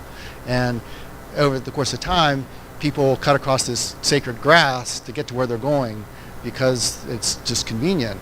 And the public works people eventually paved those places because otherwise it's just a trail of mud going across there. And so now the Oval at Ohio State is more like a bazillion intersecting sidewalks because people are going to where they go. And the only way to get them to go someplace different is to make it a convenient, useful place. So you found that in your most recent healthcare experience. More people need to find that. And we need to get up, but we need to have a strategy that's different than stop people from coming to the emergency department. In 2006, the Institute of Medicine, the National Academy of Sciences, wrote a trilogy of books about the crisis of emergency care in the United States. There were 3 books. One was out-of-hospital-based emergency care, EMS. One was EMS for children, and one was hospital-based emergency care. And in those books, they said that emergency departments are one of the greatest public health success stories of the 20th century. Every American knows where there is one and knows it's available to him or her 24 hours a day, 7 days a week. And that is the reality we're living with. It's the same deal as calling 911. Who's from Anne Arundel County? I was talking to an EMS captain, fire captain in Anne Arundel County one day, and he was showing me some fire, and he said, look, in southern Anne Arundel County, very sort of rural, you know, when you get the call at 2 o'clock in the morning, it's going to be bad. It's going to be serious because the people in southern Anne Arundel County call you when they need you. The people in northern Anne Arundel County call you because they can. And I think, you know, we're living with the results of some of that. Call you because they can, go to the emergency department because they can, and we have to figure out how to accommodate that utilization pattern or change people so they have a different alternative that they'll choose themselves. Robbie Mueller, President, Hartford Cecil. Thanks, sir. I want to say on behalf of the Hartford Cecil Firemen Association, we echo what our brothers and sisters from the Hartford Association have submitted to all the players at the state level. We are in the process as well as engaging them in that conversation and echo our support of continuing that process. I think all the discussion here has provided a lot of illumination as to all the various inner workings of something that's so complex as our hospital system. And being able to treat patients. But I think we continue to discuss a lot of the symptoms that we see where the underlying issue, I think as you have really illuminated, is the hospital system and the way we look at the broader picture of admissions and do we have enough beds and how do we get hospitals to have or get approved for more inpatient beds to handle those patients to clear our backlog, where we've been kind of overwhelmed with that symptom of long hospital wait times and how do we change that. It's more reminiscent of a larger issue. So I think if we can move that conversation with that commission, I think we'll bring that process more to light and be able to take actual action and make a difference.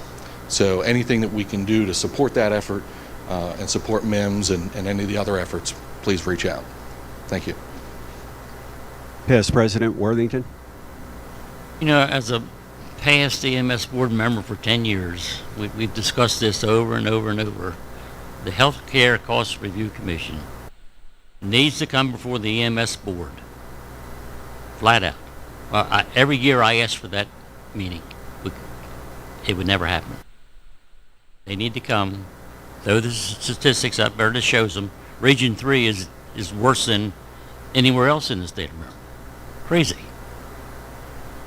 And say, you need to come up with a plan and present it to the board in 4 months, 6 months, or whatever. And has to be resolved. You know, the board members are appointed by the governor. They have the power to make this happen. So it's time. They got to come before the board.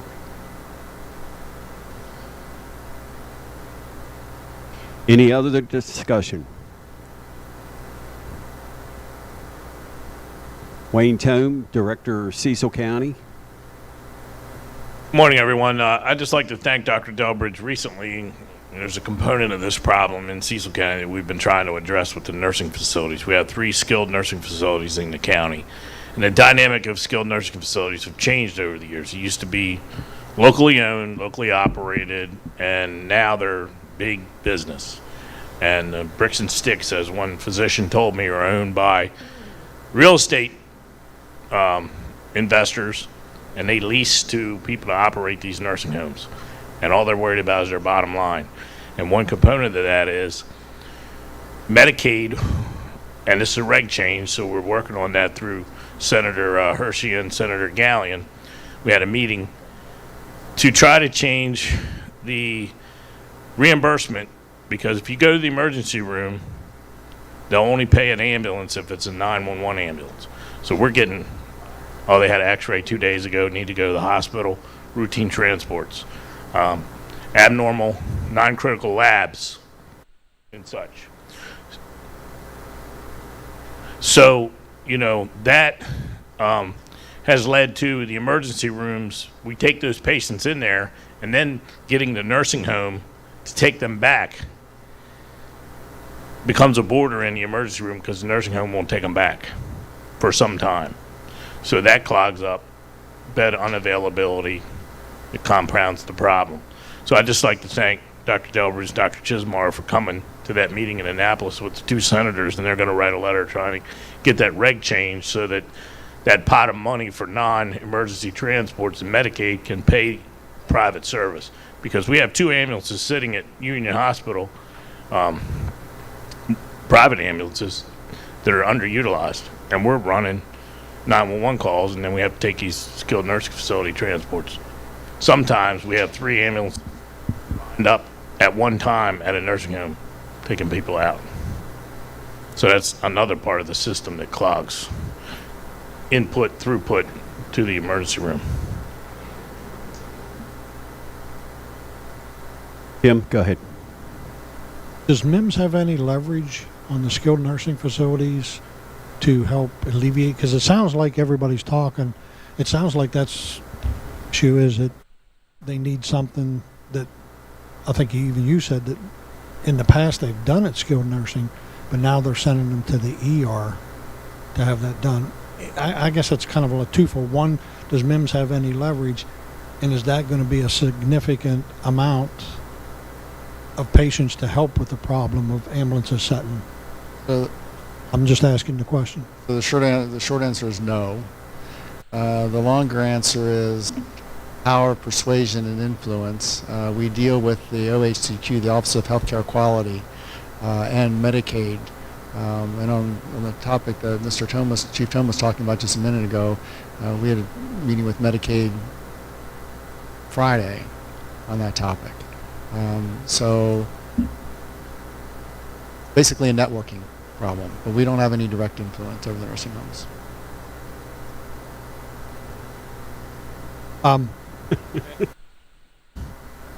If we did or found an avenue to do that in the networking, is that going to be significant enough to across the state to help with these ambulances setting? I mean, is that a huge problem to try to take a bite out of?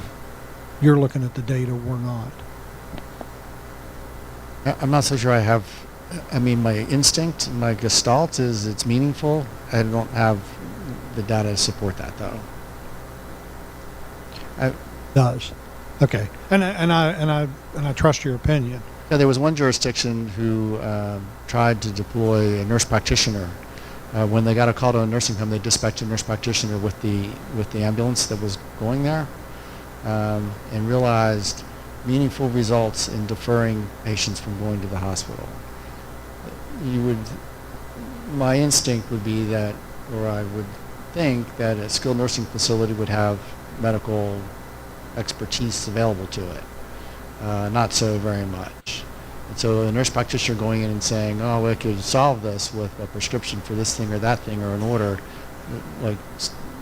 made a meaningful difference for that particular jurisdiction for the period of time that they were doing it. It was a pilot they did. The nurse practitioner was available for some period of time and was doing it as part of her academic work. Vice President Smothers. I think there was a lot of good comment, and Dr. Delbridge, thank you for clarifying. I can tell you that the issue gets brought up at SIMSAC and both at the EMS board quite often.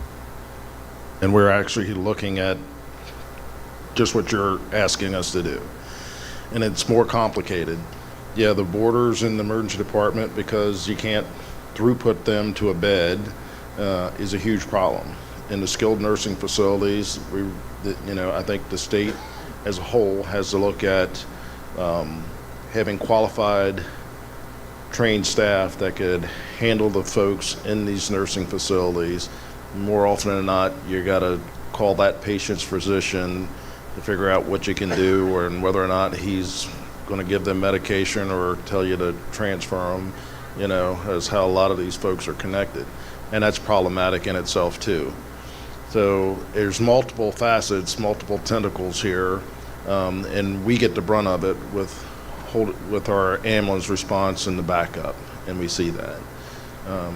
But I can tell you that we're working to try to fix that problem. It's not just one avenue. What I would say is, for everyone's homework here, is to reach out to your local senator and delegate, because they need to hear the issue that we're discussing here. And that will speak volumes. So if you flood their mailbox and say, we got a problem, then they'll pay attention to it. But until we do that, and maybe that's a position that the executive board and MSFA, we could take to write a letter in response to that too. Because I'm telling you, our word speaks volumes in Annapolis, and we've seen that through this legislative session. So that's my 2 cents there. Teresa Chrisman. Has anybody yelled at me and I missed it? I get yelled at. Dr. Delbridge, on behalf of my committee, I would like to say thank you for MIMS's support for our presentation that we did last week. It's a joint partnership that we try to do as if the fire marshal is to end the issues of taking people to the hospital for injuries that are suffered from fire and life safety. And I know she's gonna get mad at me, but I can't do this without Cindy. And Cindy is like our biggest, she herds the cats in our committee. And if it wasn't for Cindy, we'd probably still be trying to figure out last week. So again, thank you very much for the support that MIMS gives to us. Thank you. You're welcome. It's our pleasure, and we're happy to lend Cindy to the cause. Any other questions for Dr. Delbridge? Before we leave, on behalf of Hartford Cecil, we've heard that Hartford County wrote a letter, Cecil County wrote a letter. Do we as MSFA want to duplicate those letters? I'll entertain a motion. Motion by Simpkins. Ron Block seconds. Any discussion? And Bill will make sure that the letter is provided. I mean, I have it also, but any discussion? Hearing none, all in favor say aye. Any opposed, no. Motion carries. Thank you. Dr. Delbridge, thank you. And to everyone in the audience, thank you for your cooperation. Thank you for being quiet so that we could talk about this subject. I think it's near and dear to everyone in the room, and I think we had a very healthy discussion. Thank you. Chairman, Yes. sorry about that. Yes. Should that not be extended to all of the executive committee members to take back their county associations? Yes. We'll get everybody the letter. Thank you. I will make sure.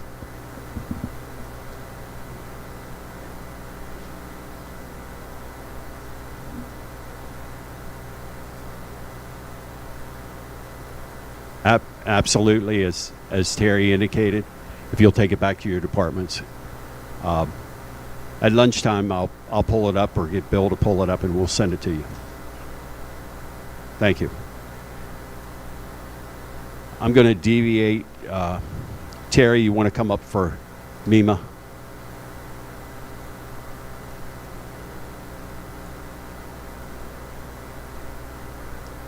Just, we could pass you back a mic. No problem. Got to move around. Yeah, I'm sorry. Good morning. I'm here on behalf of our Secretary, Russ Strickland. He's sorry. Hey, he sends his best. I sent the report in electronically. I hope everybody's got that. I'm not going to go over that page for page. There is a couple things that in the report, and I'll report a couple things that have taken place that I did not have placed in the report. One is we're still working on reimbursement for response, and one of the things is for the pandemic, and anything was a federally declared disaster, we're still working on once 2015 trying to get reimbursed. we have gotten over 1.4 billion reimbursed back around the state of Maryland, and that included $188,607 that went back to the volunteer departments around the states for the loss that they suffered doing this. So it's a work in progress. The other thing is we gotten back 20 million towards the 2 floods in Ellicott City. So they're taking that money and working on that. One of the things that's we have partnered with the University of Maryland on it's called Mesonet. It's a weather station. They're on places across the state to place these, and with the National Weather Service and the University of Maryland, they're the lead on it. So Tom Thorpe, who's the acting, he's working with the university, but he's also the acting chair of the 911 Commission right now. He's working and making the content for that. So if you're contacted by him, please take time to talk to Tom and to listen to him. The other couple things real quickly is was contacted by Ben in reference to a letter that was requested from our shop to AT&T FirstNet. So this association would pick up on that. Ben told me this morning that he got that letter yesterday, signed, sealed from the secretary, and it was also emailed at the request of the gentleman at AT&T. So that's been done in place. Earlier in the week, I got a call from, or email from Kate. There was a little bit of questions, a couple things with supplemental budget. Kate contacted me. I contacted our other leadership and the secretary who was out of town, and that's a work in progress. I think we know what the problem is, but it's not really a problem. It's maybe some communication, but that is being worked on. I got an email, I think it was Thursday, from the finance team, and said that they're working with DBM to get that worked out. And I know working with, that's just the example of the partnership, and we've got other ones, but even the other day in the meeting of the partners, the state fire marshal mentioned to me that maybe they need to form a partnership with us because of resilience with all these fire deaths and everything. And I haven't had a chance to talk to the secretary. I'm going to talk to him on the first part of the week and talk to him about that. So we are trying to work with you. I think everything's been going fairly well with the VKF. Nothing changed there. Scott just moved from the military department over to MDM, and if you need anything, you got the phone, give me a call. I'm here for you, and I'll try to assist you. Real quick, is that Tim Tharp or Tom Tharp? Isn't it Tim it's Tim that's heading that up? I'm sorry. Yeah, it's Tim. Just wanted to make sure that we have it correct. Yeah, it's Tim. Yes. Any questions for MDM? Terry, thank you. Welcome. Thank you.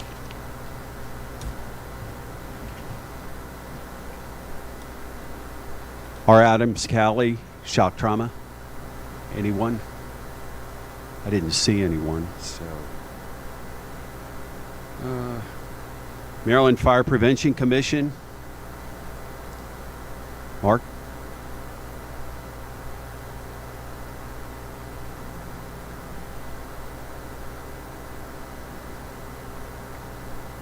Thank you, Mr. Chairman. I would like to recognize Commissioner Dan Stevens, Commissioner Doug Alexander, and Commissioner Mike Faust. We all serve on the commission together.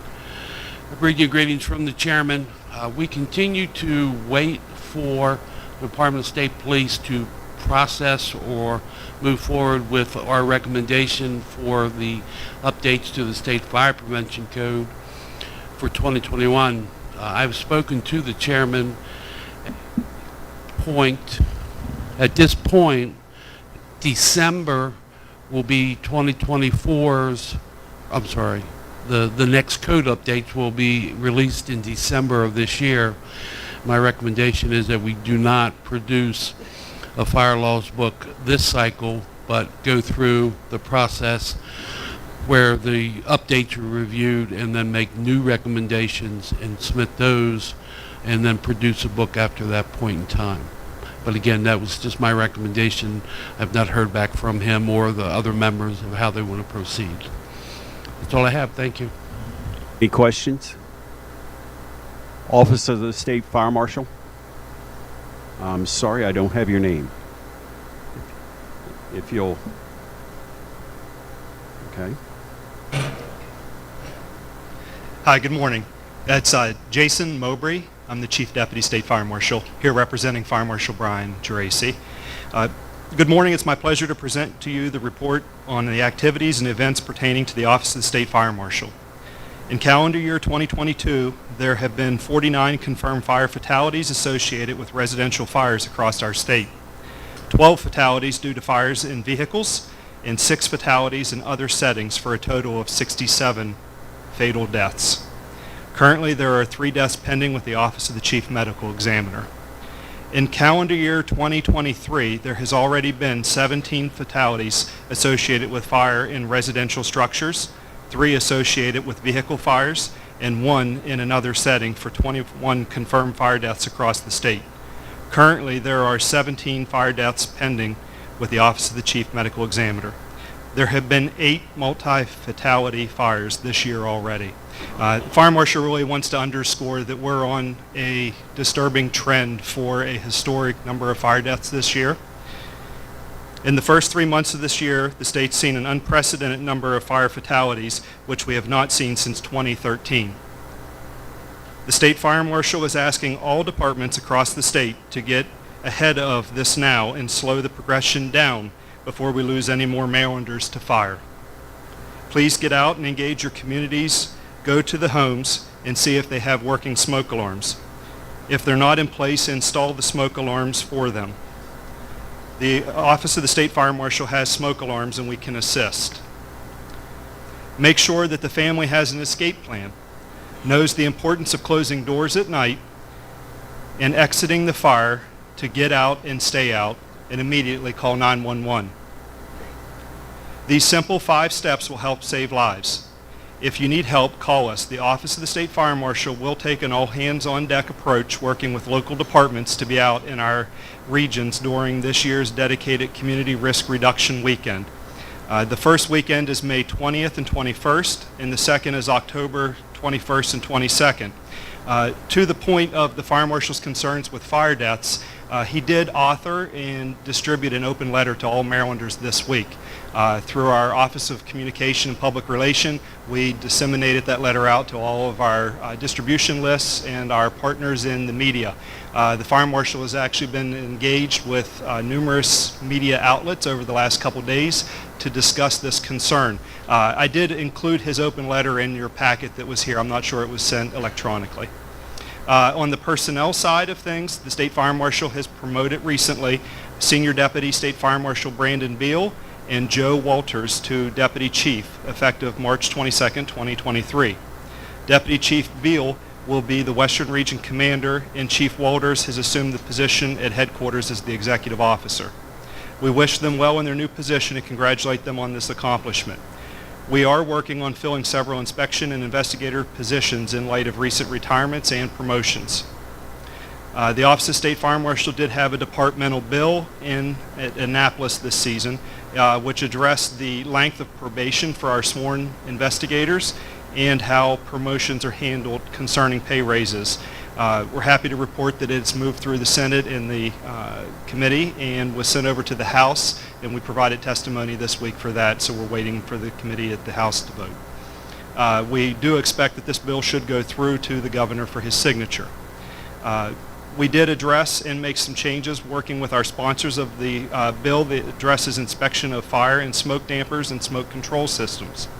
We worked with the delegate on the existing residential high report today. As always, it's a pleasure to provide you with this updated information. Thank you for your continued dedication and hard work to making Maryland safe. I'd be happy to take any questions. Any questions for the Fire Marshal's office? Chief, thank you. Thank you, sir. Maryland Aviation, Lieutenant George.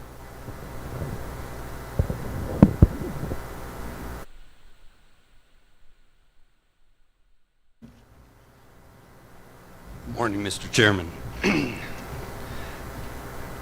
Just to get started, we have personnel matters. We recently sent 5 trooper medics to command level rescue tech training, and there'll be field training up until June, where you should see them operating on their own. We have 3 trooper medics assigned to Field Operations Bureau that are undergoing training, and we should have them back by this summer. 1 trooper medic and 2 MSPAC pilots reported for active duty to the Maryland Army National Guard in March for a year-long deployment. Our maintenance department has made huge strides. We've been functioning at a 25 to 30% vacancy rating for several years now. We've closed it to roughly 12% today, and we hope to have that completely full by the end of May. We have made great progress there.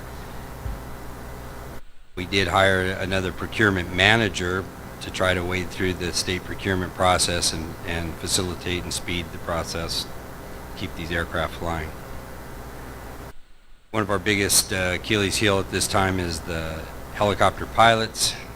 We still have 15 vacancies, and we do have a couple in background stage hiring process and 5 pending interviews. We're hoping that we can get those, so if you guys know anybody that might be interested, please pull them our way.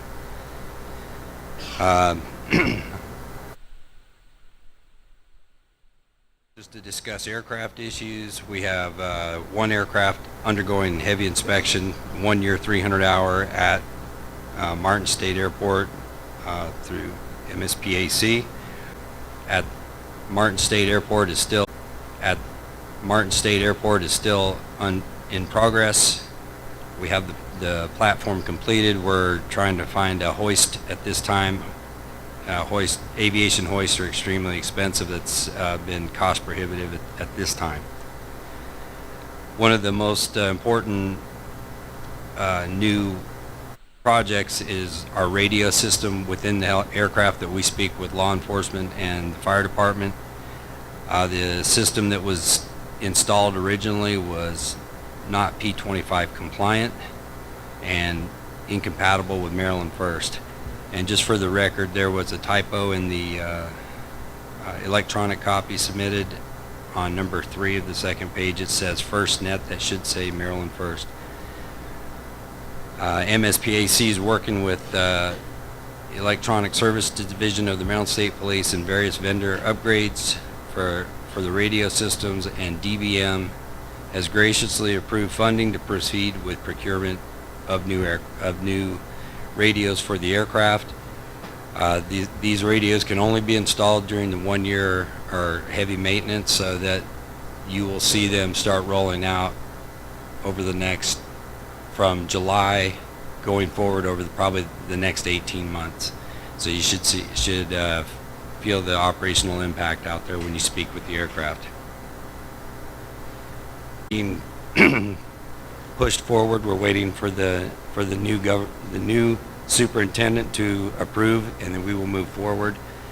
We're looking for 18 to 20-year-old EMTs that want to become a Maryland State Trooper flight paramedic, and we will send them to paramedic school. Excuse me. So if you know of anybody, that's a great program. Mr. Chairman, this completes my report. Thank you for hearing me out. Do you have any questions for me? Thank you. Any questions for Aviation Command? You'll please take back to, if they would still work on the radio issue.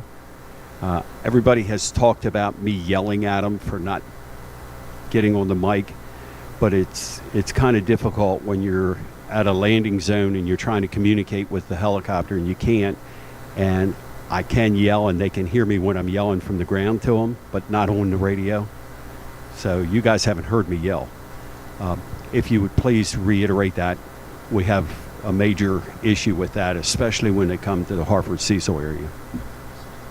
It is honestly a statewide problem, and we have been working around it through portables, adapters, etc., to try to make our system function. And as everybody comes up to the new system, we just get further out of touch. So it's recognized. The funding has been approved for FY24, so starting July, we will move forward with the procurement. Our goal is to be in either the first or second BPW meeting of 24. So as quickly as we can get them installed, that will happen, and nobody wants it more than the crews. This is what they're dealing with on a daily basis, and the frustration is immense. Appreciate it. That's good news. Vice President? Yeah, just to kind of dovetail that was a $2.5 million that DBAM awarded aviation for that just recently. So hopefully that'll get fixed. As you know, as one of the old guys, that sometimes a cup and a string work better. But also, just for the folks this afternoon, depending on what time we get done, starting at around 2:30. Trooper 5's hangar is going to be open for a hangar tour. If anybody wants to trek across to West Virginia, because that's where the hangar is, just go out to Canal Parkway, and once you cross those two little bridges, it's the very first left, and you go to the top of the hill and take the little gravel road to the last building back on the back. So they are expecting us if anybody wants to go for a tour. So Thank you. Thank you for that report. DNR Forestry Service representative? No? Okay. How about Maryland Fire Chiefs? I don't... JJ? Huh. Meeting right now. He'll give that report. Okay. We'll come back to him. Okay. Wayne Tome, would you like to do your report? I know you can only be here today.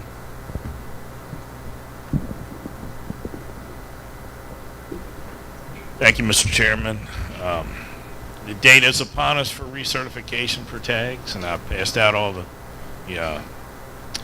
packets to the executive committee members for distribution.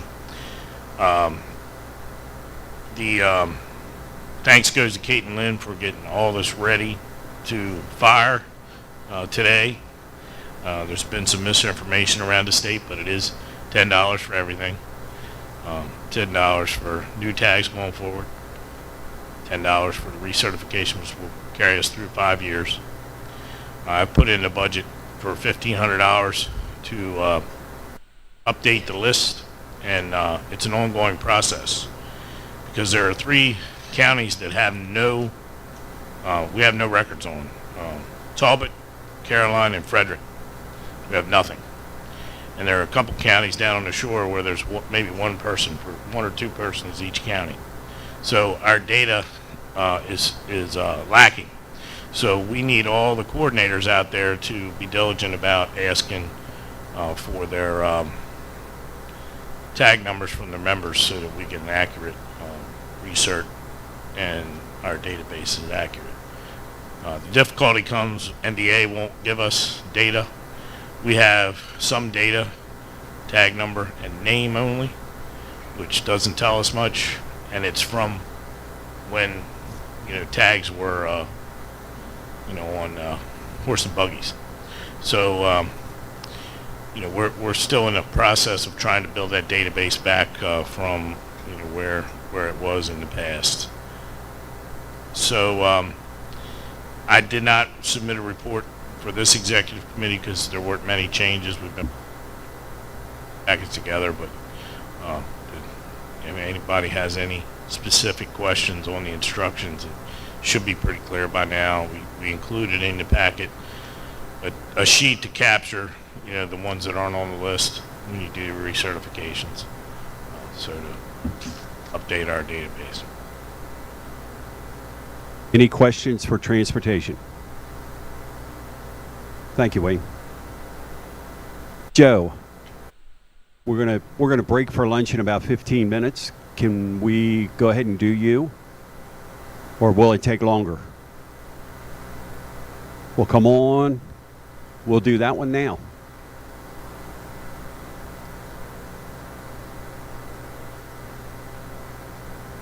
Come on, and we'll do them now.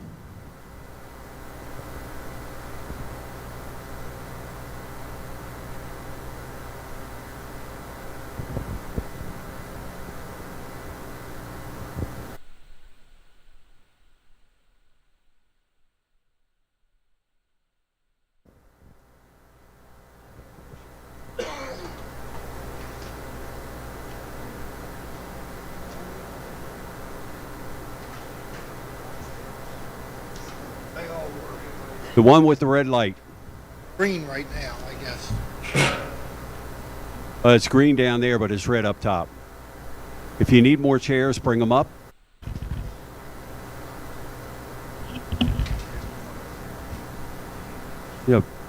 Let's provide them some more chairs.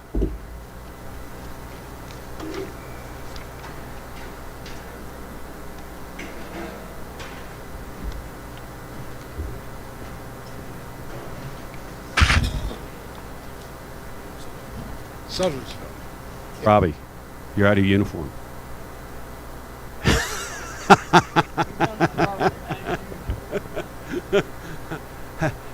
And Mike and Billy are going to sit back there. There you go. Yeah, okay. This is Sudlersville. They're here today to apply for a loan for a new engine. If you all would give your name and your office for the record, please, it would be appreciated. If one person can do that, then you can. Go ahead. Thank you, Mr. Chairman. For the record, Robbie Blackston, Board Chairman for the Volunteer Fire Company. Today we have President Kurt Wise, we have Lieutenant Justin Skinner, we have Secretary Pam Wise, and Board Member Bobby Skinner in attendance to represent the department. Okay, Sudlersville is here for a request a loan. ECAF committee met and approved their loan request last month. Boonton, the total price of the project is $699,305. They are requesting a loan in the amount of $524,478, which is 75% of the cost, and the payback is in 10 years. So and be paid quarterly, and the committee met, and 10-year payback, we were very satisfied and accepted the application as written. Gentlemen, any questions to Sudlersville? President Wise, anything you'd like to say, add? Go ahead. I know it's a long ride, but it's still. Obtain a motion from. A second. Motion from Dub Simpkins, second by Roger Stager. Any discussion on the motion? Hearing none, all in favor say aye. Any opposed, no. Please mark that it's unanimous. Mr. Chair, I'd just like to take the opportunity to, on behalf of the officers and members of the Sudlersville Volunteer Fire Company, to thank the VCAF committee for their hard work in this process, and also to the executive committee members today for voting for this application. Thank you again for all the efforts that MSFA does. Thank you, gentlemen. Thank you for coming. Please stay for lunch. We appreciate it.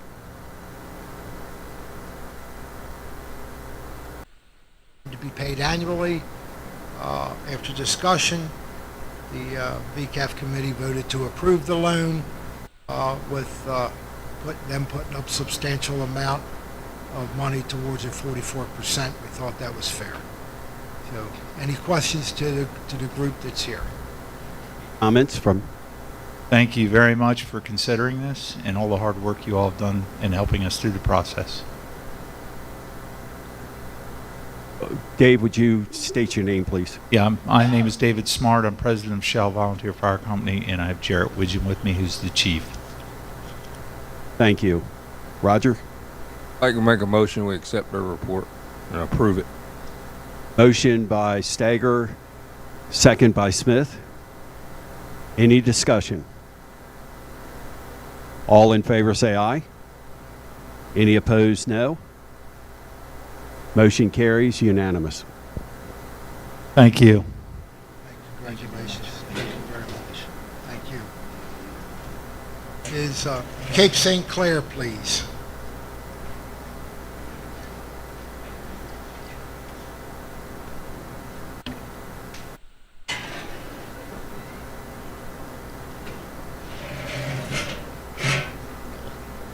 Good morning. Cape St. Clair also met with the VCAF committee in Odenton, requesting a loan for an engine. Total cost of the project was $855,238. The amount of the loan was $505,238. The company is putting up funds of $350,000. For an E1 pumper based on Anne Arundel County specs. For a 10-year payback. The VCAF committee reviewed it and thought with the 10-year payback and then putting up 42%, it was a very good application, and we approved the same. Comments from the company? Just wanted to thank the VCAP committee. State your name, please. I'm sorry. My name is Randy Beavers. I'm the president of the Cape St. Clair Volunteer Fire Company, and I have with me Ron Block, who is our company funds treasurer. County funds, Lucy's. But no, I just wanted to, for the record, to thank Craig Harmon, who was our VCAP rep, and the VCAP committee for reviewing our application. It was very smooth. It went great. So I'm thankful for the work that they do to help the companies and the help from the MSFA committee. So thank you. Entertain a motion. Motion by Smith, second by Stager. Any discussion? All in favor say aye. Any opposed, nay. Motion carries unanimous. Thank you.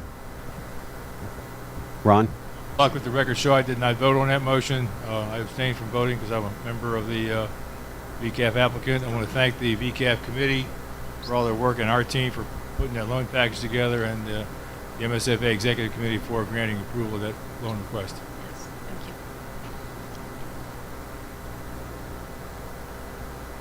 you. For the minutes, we're going to note that Robbie Blackison did not vote on Sudlersville's.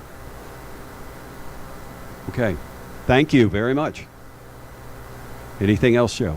Abington in the hall yet? Abington is, yes. Forward.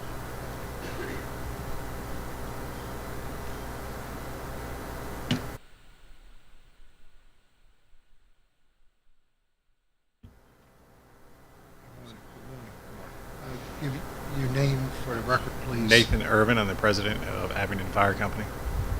Okay. Abington appeared before the VCAF committee requesting a loan for a rescue engine. Total price of the project was $961,439. They asked for a loan in the amount of $576,864.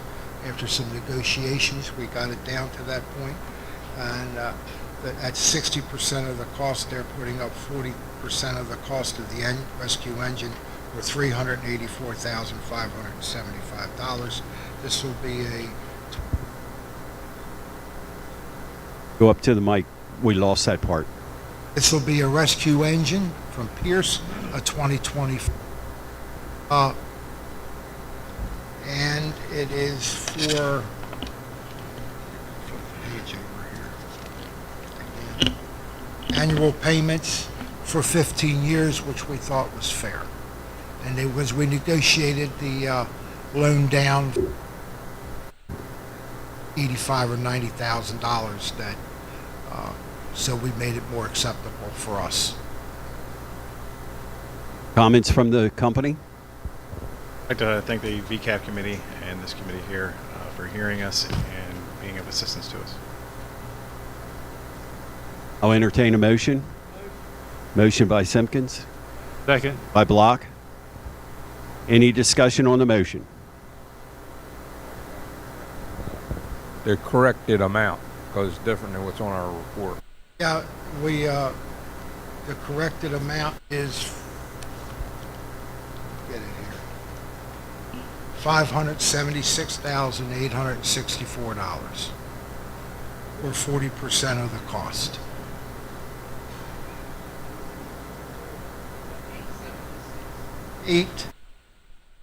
$860. 576, 864. 64. Okay.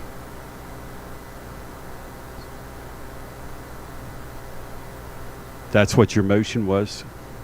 And the second? Okay. I don't think we got to revote since. Okay. Anything else? Thank you. Thank you. Congratulations. Thank you. These will all be turned over to These will all be turned over to MDM. Oh, no, oh, I'm sorry. I stand corrected. We haven't voted yet. Apology. Trying to get to lunch too quick. Yeah, thank you. Thank you. Any more discussion on the motion? The corrected motion?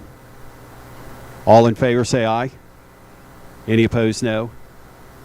Ayes have it, unanimous again. Thank you all. All right. Congratulations again. Thank you, sir. All right. Anything else, Joe? A couple comments from been dealing with along with President Struthers and a few others with an issue between the MDM and the Department of Military on getting an agreement so that the MDM can put the VCAF on the Board of Public Works schedule. I got this email from Anna Thursday afternoon. Since I know you have an executive committee meeting this weekend, I wanted to follow up. MDEM and MMD have finalized their interagency agreement language. It's just awaiting MMD's signature, which we anticipate happening in the next few days. So hopefully this will resolve that issue and we can get our applications online, because the meeting we had back when in Denver for Denton, that hasn't gone to the Board of Public Works yet. So hopefully there'll be 5 of them shortly to go to the Department of Public Works. Also, after today, last report I got from Scott Gordon showed available money to lend was $8,407,695.06. Counting these 5 loans, the 4 today plus the $700,000, drops that down to $5,584,240.06. That's what we'll show available. The committee has agreed to hold $1 million in reserve in case of a catastrophic injury, damage at a company. We don't want to go completely broke, so that gives about $4.5 million to lend after today. That completes my report. Just a quick question for VCAF. I know a couple years ago, several years ago, you determined that you were not going to loan for buildings unless it was a catastrophe. I've received some phone calls asking the VCAF committee, would you look at that? The concern was we can buy new apparatus, but we got to have a place to put it. So all I'm asking is if you just reconsider or discuss it.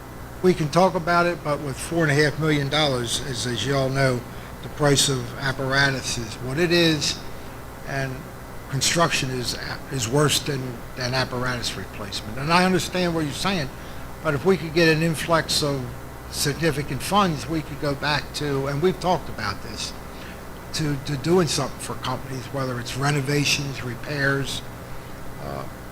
Right now, we do one of these, and we're going to be, look at $3 million or whatever, and then we're to a point where funds are becoming really scarce. Well, it depends on, and I'm only discussing with you now some thoughts I had, and fortunately I had time to think about it when asked the question. First of all, I felt the obligation. It came to me as a request to bring it forward, so I need to do that. But if we're going to lend $1 million for a piece of apparatus, maybe the committee might want to consider, okay, we're going to cap it as we'll only lend $1 million to help you with your building or something like that. That's up to the committee. I'm not telling you what to do. I'm just asking that you look at it. Consideration. Thank you.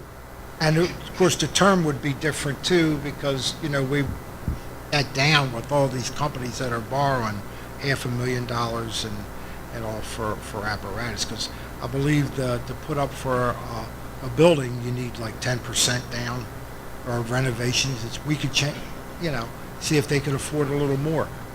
Depends on the price. Right. Take it under consideration. Thank you for your time.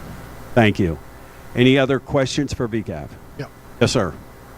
Joe, just a question or a comment to you.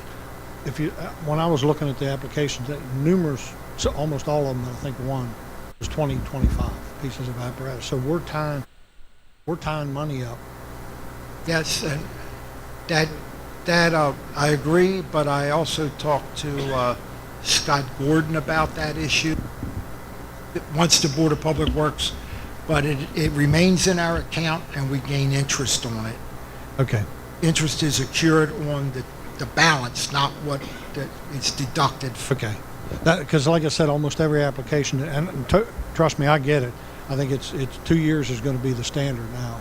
Did tell me that the interest on the VCAF was based on the Maryland State Retirement Plan system. Whatever interest rate they have, that's what the interest we gain on our money. So you guys are already on top of it. Thank you. Past President Denver.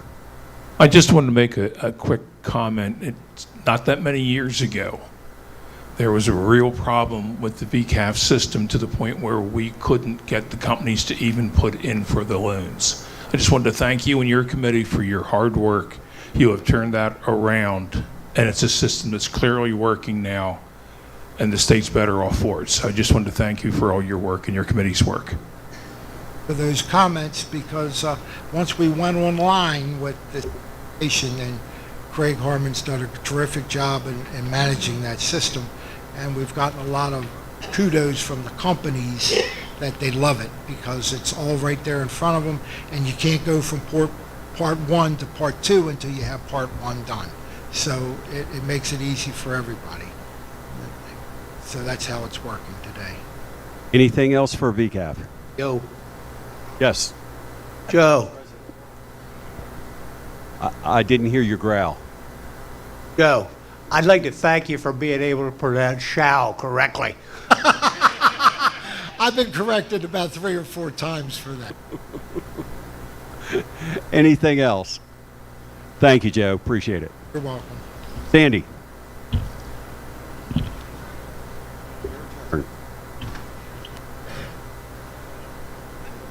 Come on up.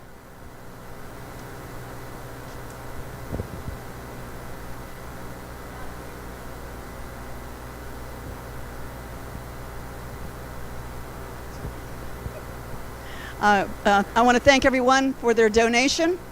The winner gets $200. Yeah, you guys did good. The number is 767567.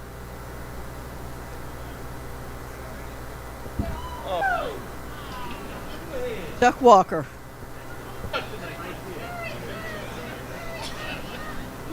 said give it back. Thank you, Chuck. Teresa.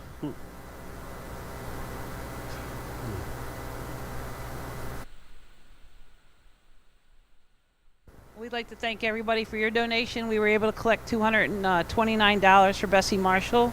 The picture is from Assawoman Bay. It's outside of the convention center. And I took it on my phone, which was pretty impressive. The winner is 425-2857.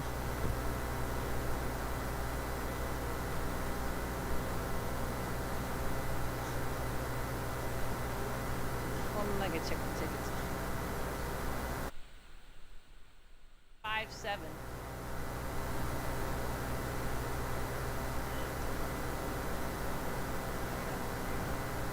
All right, congratulations. He woke up. Yeah, he woke up. Congratulations to those winners. Can I have a chaplain?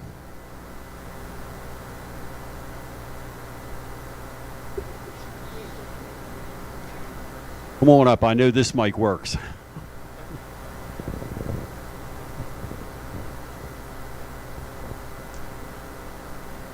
Friends, let us pray. Heavenly Father, once again, as we come before you and pause in our deliberations for today, Father, we ask that you would bless us in our fellowship this afternoon. We ask that you would bless those who have prepared this meal for us as we enjoy it today. In Jesus Christ we pray. Amen. We'll reconvene at approximately 1 p.m. serious. He Oh, comes yeah. up. He comes up, they're having issues. Can't go in nowhere. I must be looking into something else. Let's see. Mm-hmm. Let's see.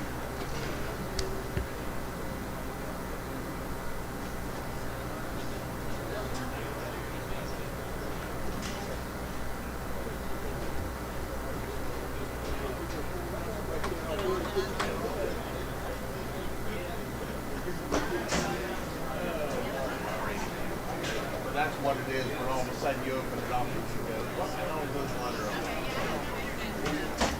Didn't I already put out? Put this in the truck. That's all it's done.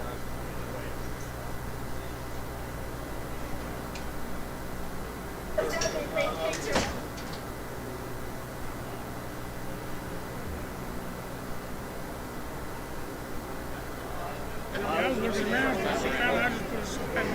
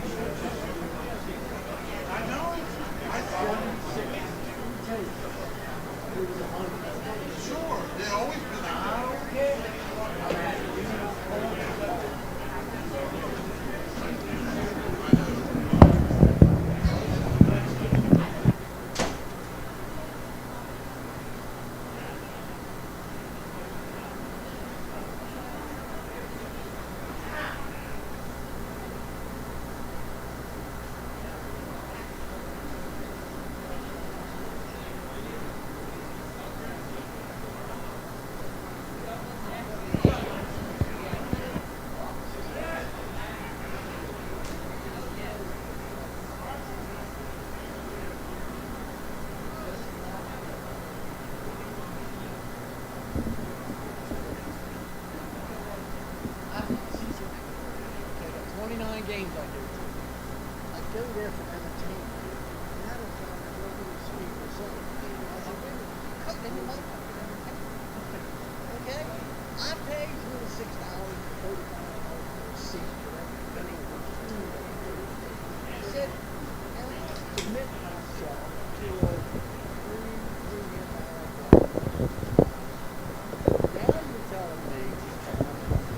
Test 1, 2, 3, 4, 5.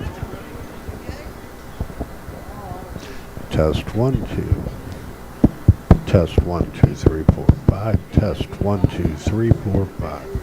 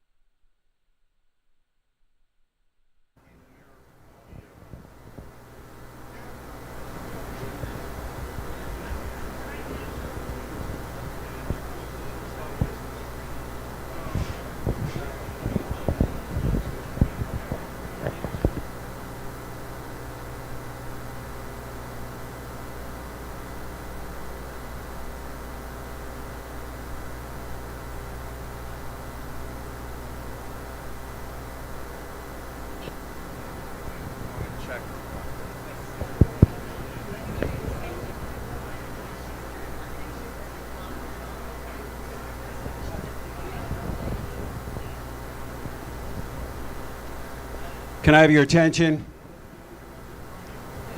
We were in another meeting. About 3 minutes, we're going to get started. So if you would please make your way to your seats.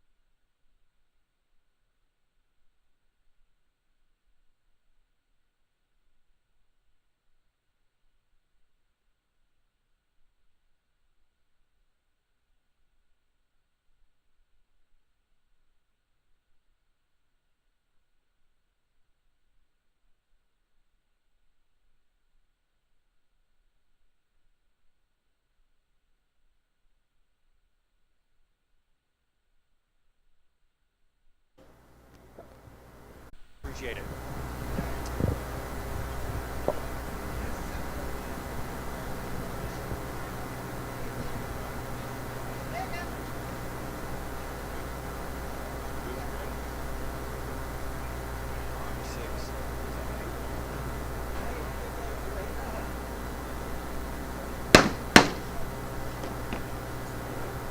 Going to resume the meeting.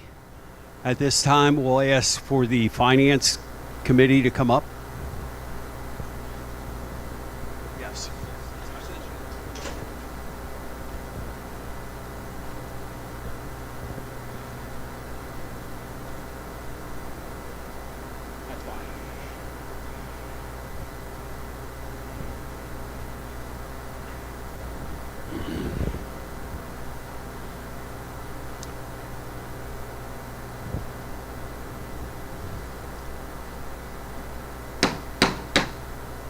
Can we quiet down in the back? We're going to resume. Ron has been excused, so Bobby? Thank you, sir. Yes, Ron sends his apologies for not being able to be here today. He's been traveling and have been mailed and filed.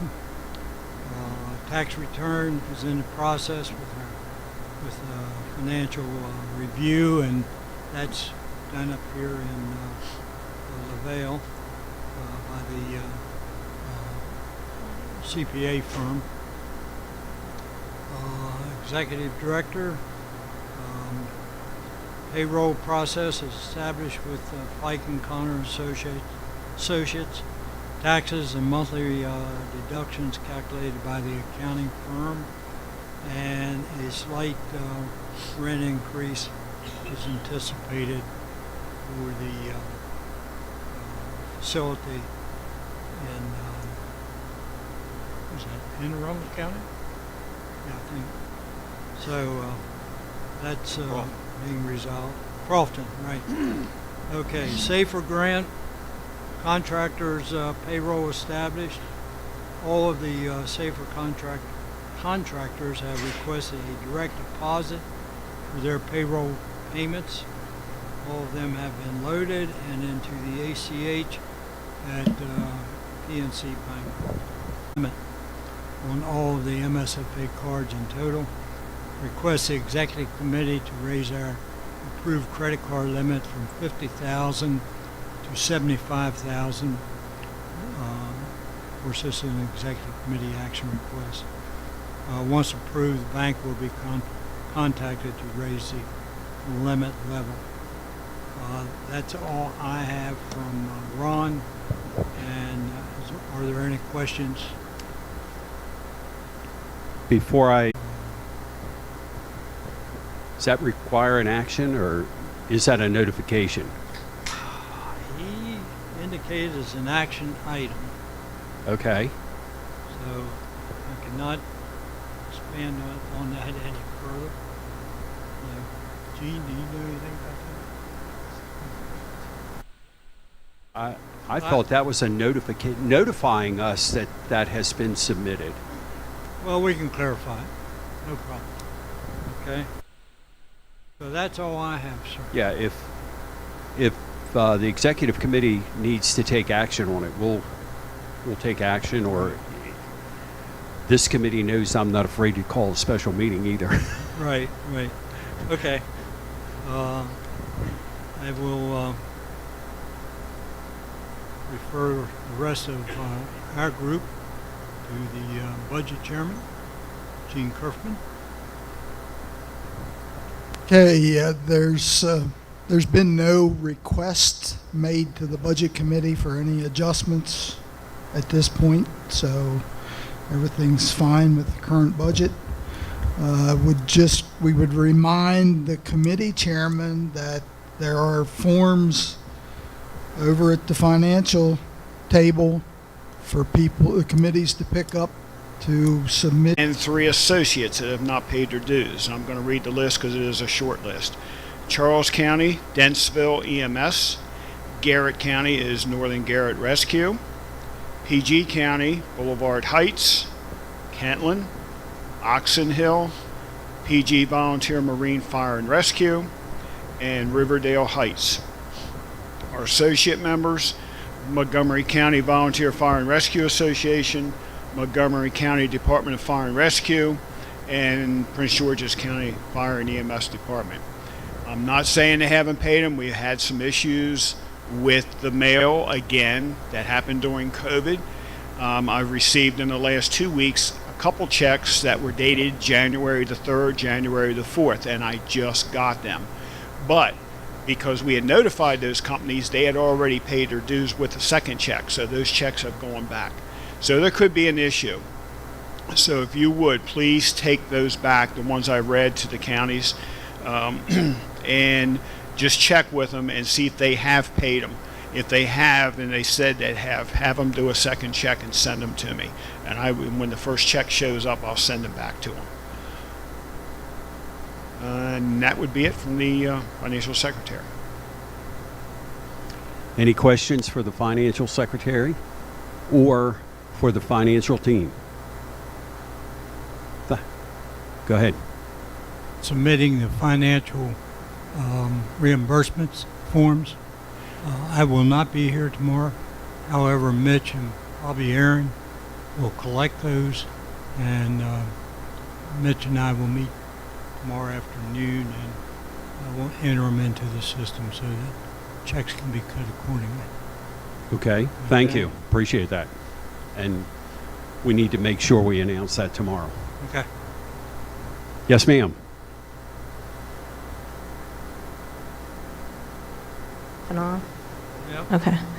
Would it be feasible for you to try to get a online payment plan or online payment program put on for the dues, or do you strictly want checks? Because we could look into having that built as well. We'll check with Ron, because I know we prefer the checks. That way we make copies and we put them in the folder, and that way we have proof that they've been paid. I mean, we'll check with him and see which way he wants to go with that. Okay, it's an option if you decide. Right. Any other questions or dialogue? Ways and Means? Okay, the Ways and Means report, which is our $10,000 raffle. Of course, we did Sunfest in Ocean City, but we got rained out, I believe, Sunday, so we only had 3 days down there. So that knocked the total down. But so far, in the current raffle, we've turned in $13,894. We're about just over $2,000 less than this point last year. And remember, last year we got back to the pre-COVID numbers, so we're down.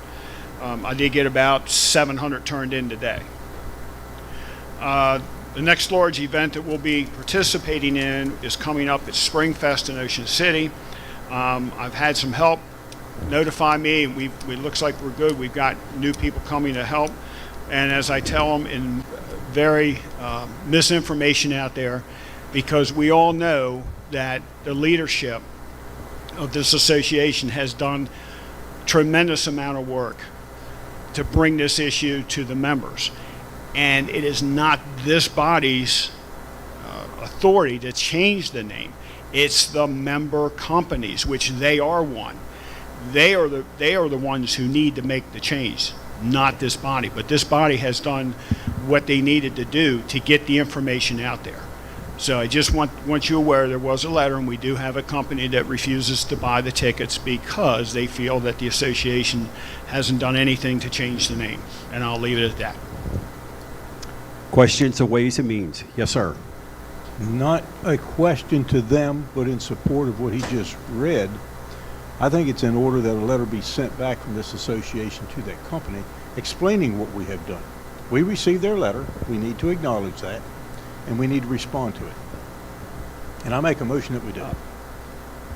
I don't think a motion's required, because the president has already been in contact, and it's being addressed.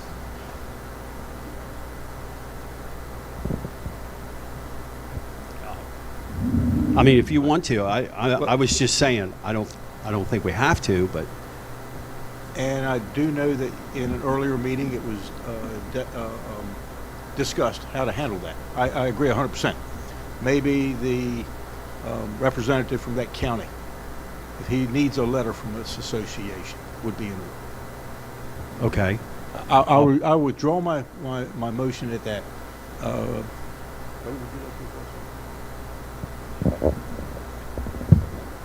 It's no secret. It happened in Montgomery County, and it's being addressed at my level as the president of the association. So to the committee, I'm working through this, and they are being well educated. It's no secret this has been a topic for 2 or 3 years, and we're going through some issues. And when you get, I hate to say it, be one of those people to get on the bandwagon. Well, if you got 200 some companies get one complaint, that's not too bad, but it's still the point. Feelings are hurt. People have worked extremely hard. Me being one of them that supported the process last year. I support the process this year. We are making great strides. This is going to happen this year. We have learned a lot from our issues from last time, and we'll do fine. But for the executive committee, I am addressing this at my level.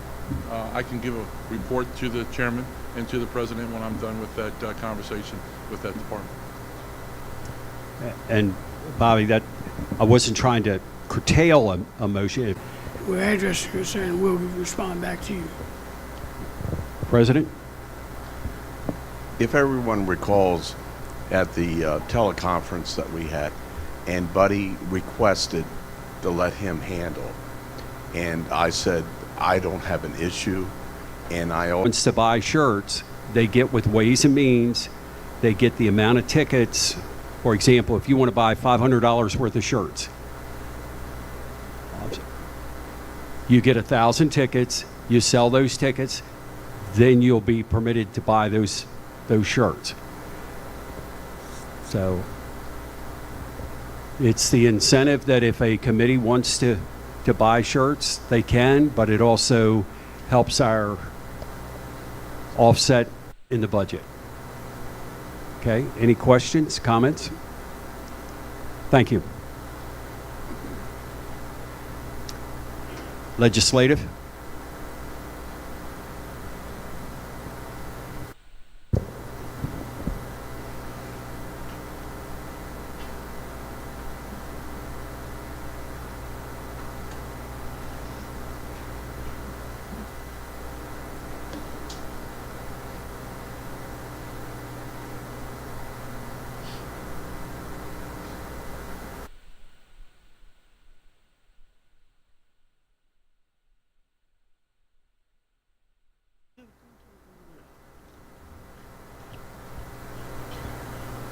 I think we need to go back to the stringing cans.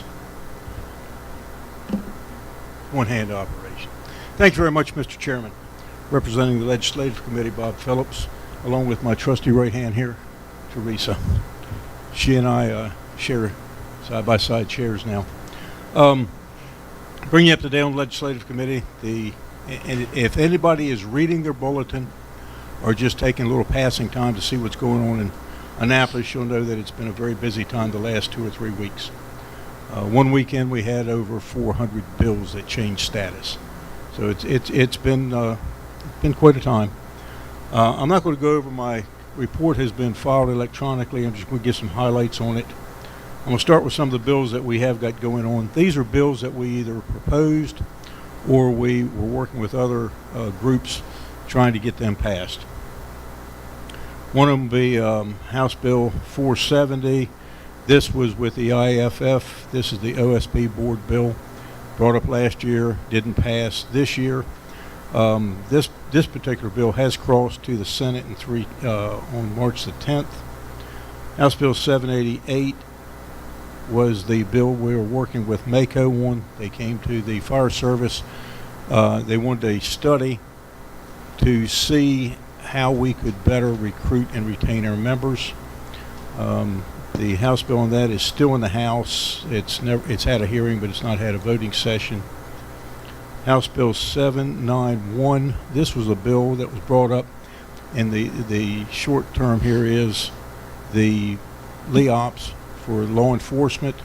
It would be adding EMTs to LEOPS. As it was originally written, it only had paramedics involved. It now will include EMTs. This has been sent to the governor. We had House Bill 1252. This was a bill for the volunteer, or for the VCAF fund.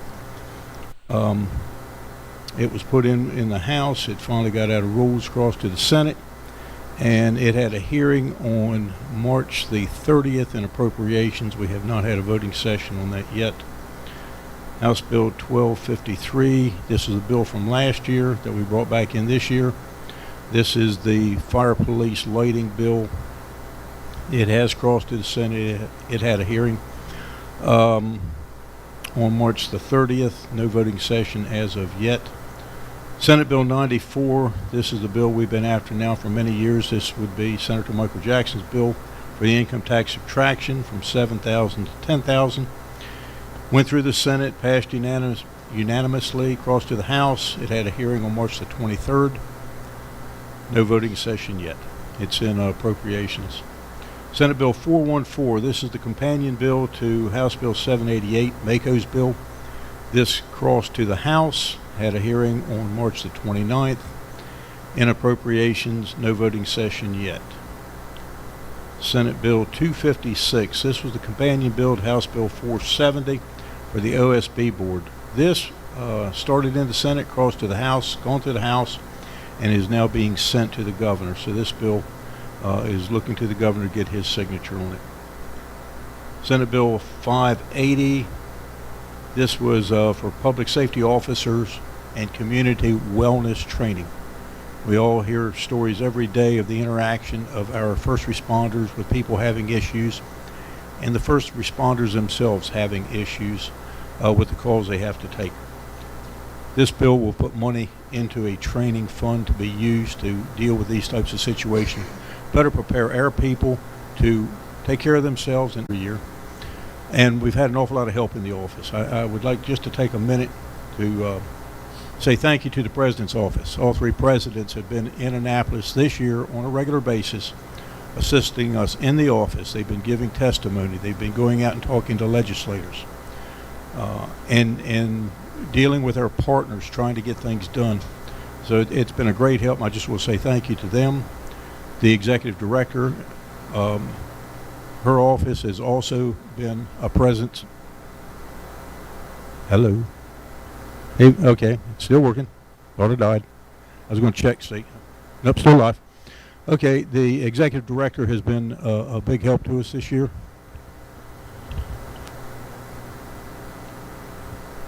Hello. It's the speaker. It just Speaker. jumped speakers. Okay. It's the speakers. I can't hear as well.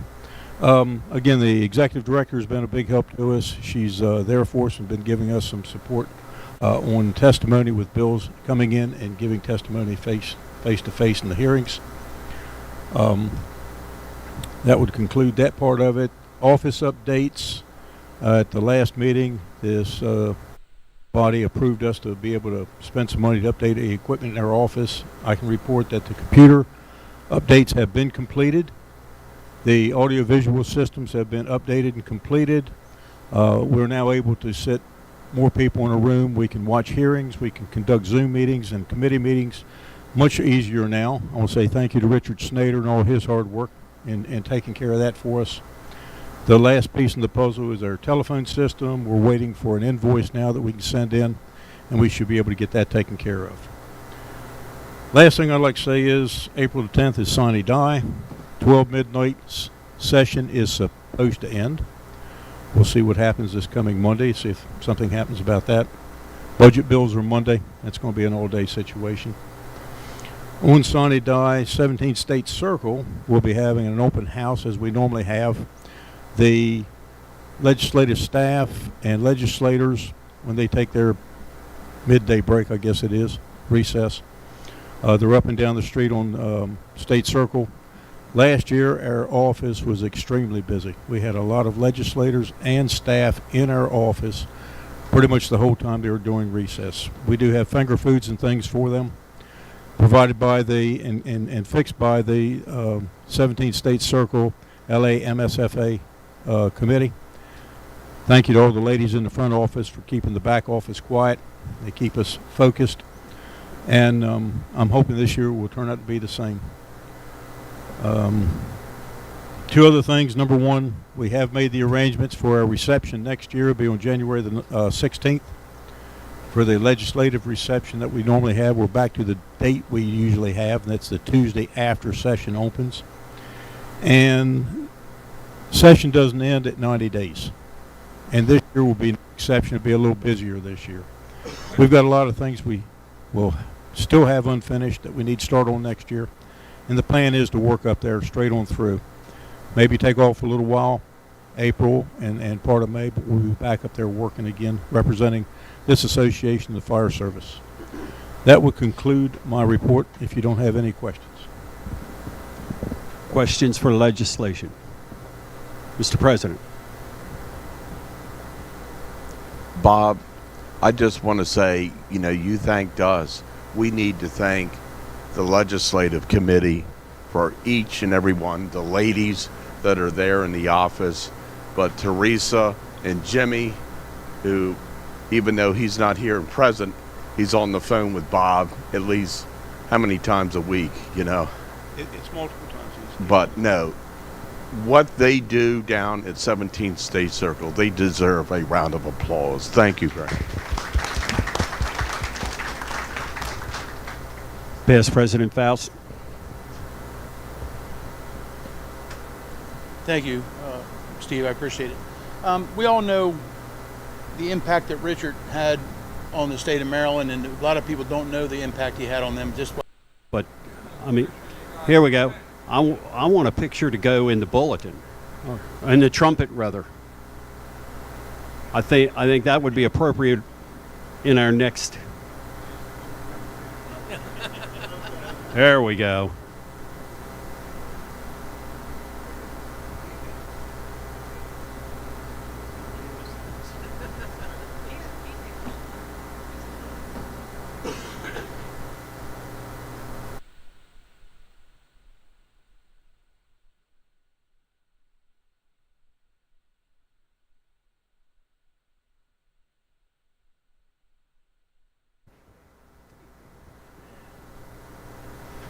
Teresa, update on the name change.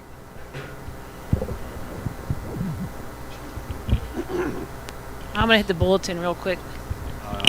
So we're following 86 bills currently. So as you all know, the 83rd day is Monday, and that's the budget bill time.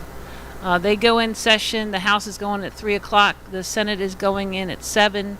The Executive Nominations Committee is going in at 4 because they have 59 people to vote on. Last Monday, they voted on 156 people. You wouldn't think that many people on committees for the state, but there is actively doing that. There are 22 bond bills that currently have fire department related either the career or volunteer statuses.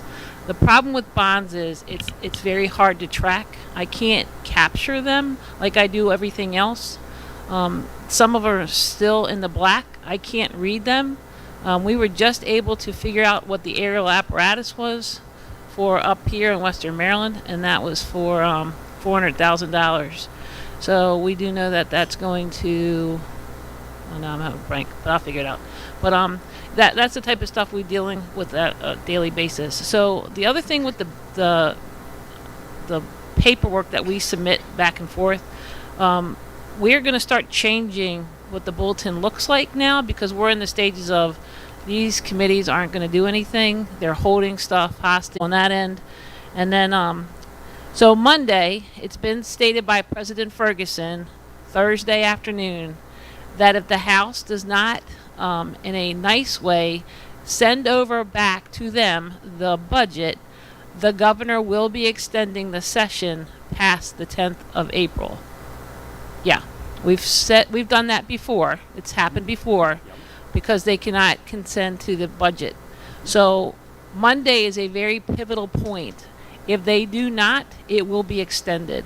But we don't know what that extension will be. But it can only be budget-related things. So any of the other bills will die on sign and die April 10th.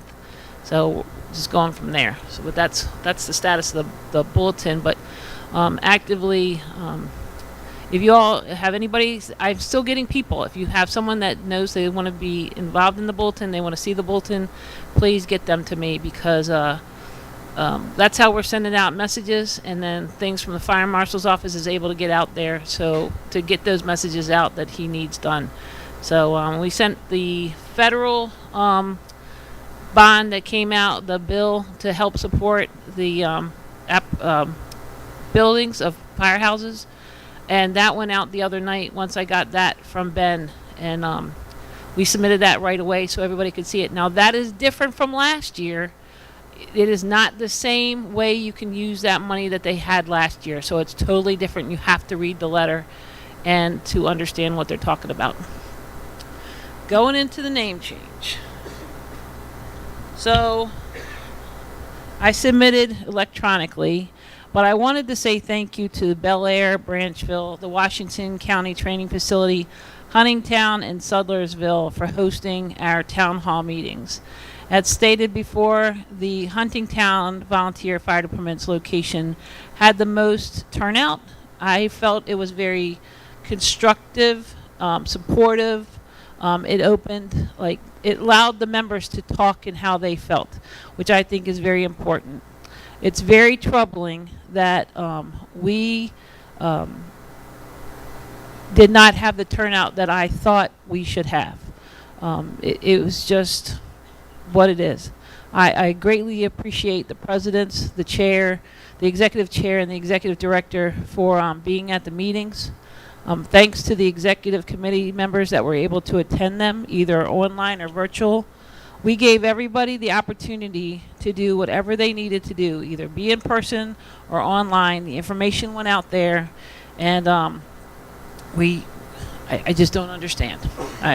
We've had some letters received saying that, we're not working fast enough, or, this is not how it's supposed to happen. But when you don't even vote in June, that's troubling. But yet, it is what it is. So, I do have the computer that has the voting process on the computer. I cannot open it because I can't get online.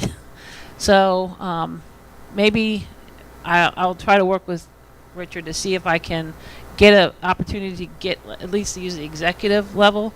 But I will. It's back there with me, and I'll show anybody the process. It is very smooth to vote this time.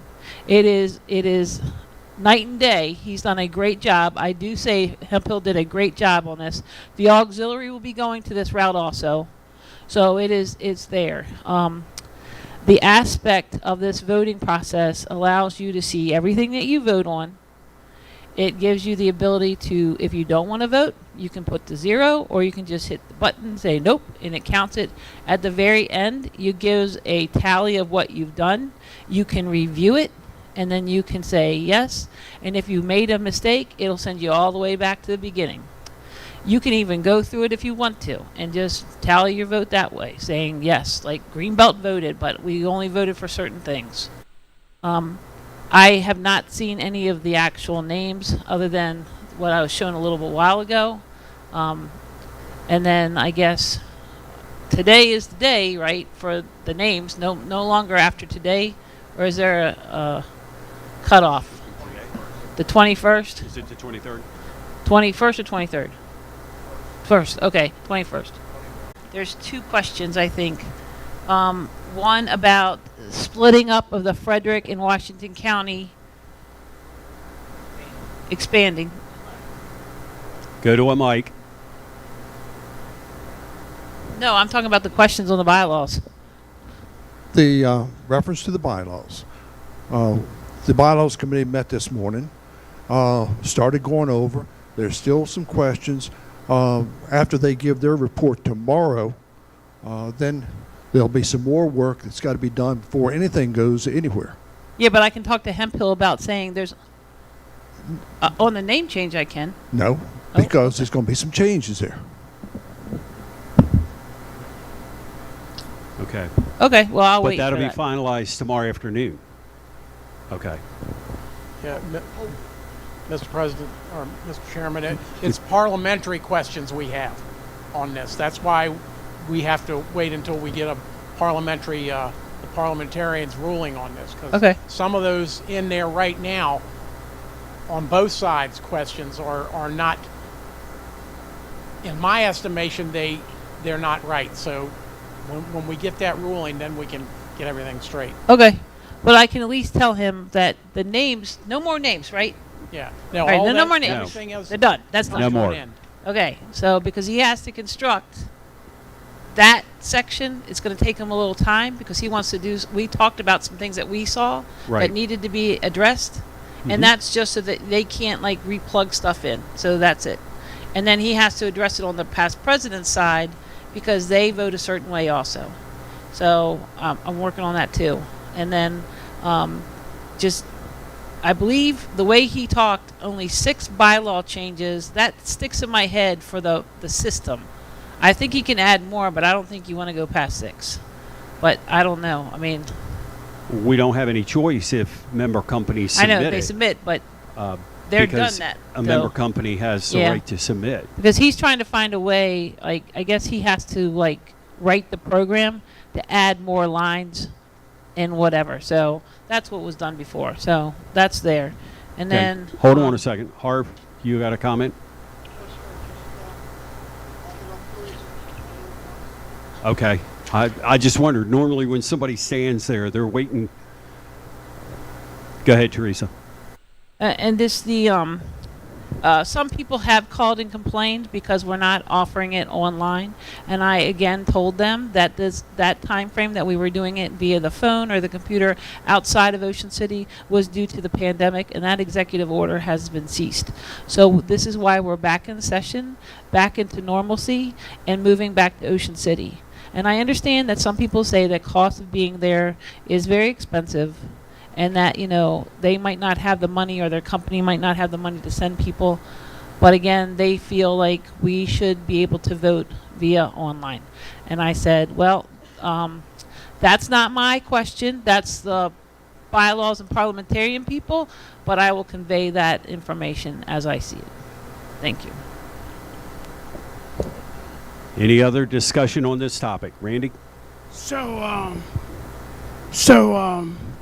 I guess you answered the one question, because a couple of our members were concerned about wanting to know, because of medical reasons and financial reasons, was there a way that they could, well, one, if they could do it electronically, and two, and I think we might have covered it, but if it's a way like myself was going to be over there, and a member that was However, the parliamentarian indicated cannot be changed.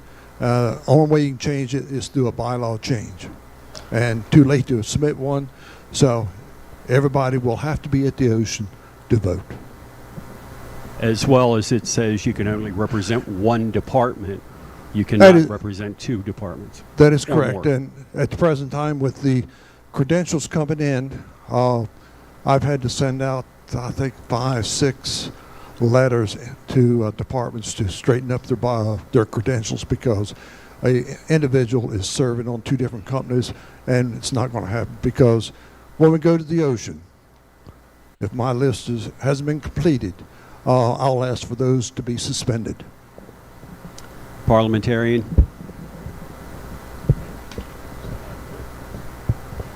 Sir, if you all can recall from last year, there is a Robert's Rules of Order process that has to take place when there are multiple suggestions made to change one section of the bylaw.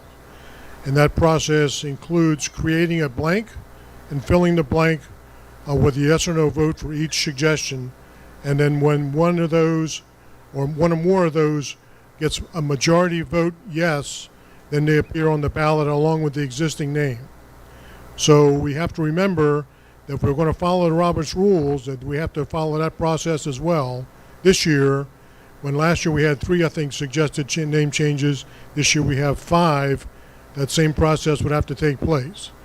And I think that they're correct that it says in the bylaws you have to be present at the convention in order to vote, and you're allowed to vote for one company.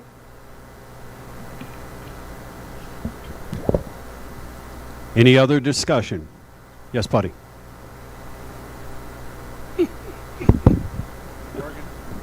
Working. You bring a question up, and I need to be educated. You just said the presidents will vote a different way.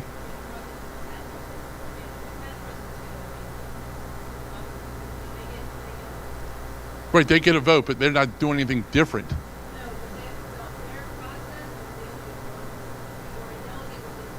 Okay. Delegate gets 5. the past president gets 1. Okay. So he has to write a program side for that. And that's happening. Thank you. I'm glad you clarified so everybody understands that. Robbie? So are we back to where we were last year? It sounds like by the parliamentarian just said.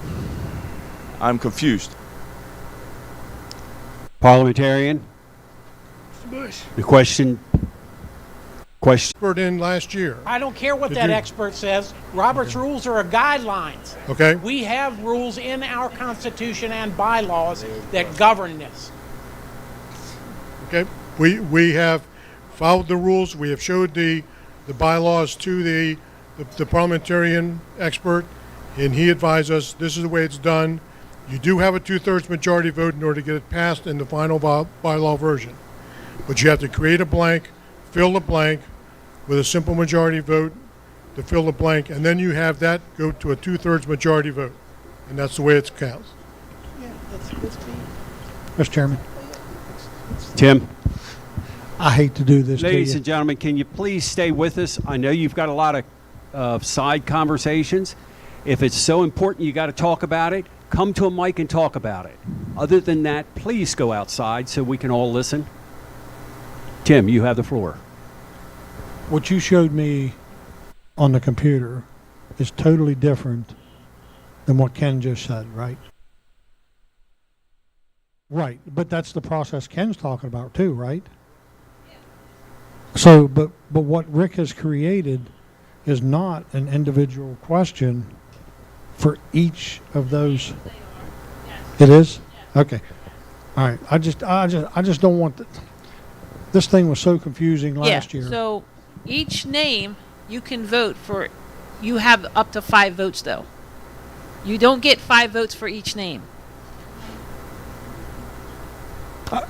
I know what you're saying, but is that what Ken's saying? But Ken said you get a yes or no. We didn't have the yes or no when I got it. I see that, but like I said, it's just I'm sitting here now and I'm back to where I'm confused again. I was okay with what you showed me at the last meeting. I thought that was very smooth. That was very, very easy to do compared to what we had last year. But I'm just at this point of confused, and I'm afraid we're back to the confusion. So am I. That's why I just conferred with the president, and I'm at this point looking at directing them and the parliamentarian's office to get it resolved, and we will have a special meeting the week of the 12th, 13th, either that Wednesday or Thursday, where it's presented to us so we know exactly what's going to happen. Randy? Go ahead, do it. One second. Randy? Well, as we can see, hello. As we can see, Speak into it. as we can see, that's why I've had to enlist the visits of the 3 presidents of our last few association meetings because of the different opinions and answers. So today is sunny. Tomorrow's going to be cloudy, and we'll get another answer. You know, so That's why I just conferred with the presidents about we direct the parliamentarian, whoever has to be in this process, to get it straightened out and report back to this committee. And I'm not going to give them more than 2 weeks. and I'm like I said, Go ahead. I'm just saying for Southern Maryland, that's what we left with, trying to deal Okay. with this like. Go to the mic. Sooner the better, because I need to send this out to the departments. I've got to have a mail-in by the end of the month, so then I got to have time to print it. So that within the next week, we need an answer. I hope they can do it within a week. I don't know. I was being generous at 2 weeks. Those of you in the room know sometimes I'm an autocratic SOB. So, but as I say, the bylaw says I have to have a ballot in the department's hands within 45 days prior to the convention. So correct. Past President Mattingly. So you have 4 different proposals right now? 5? Okay. Well, irregardless, say you have 4 or 5, whatever it is. Can I vote yes for all 5 of them? Or can I only vote yes for one of them?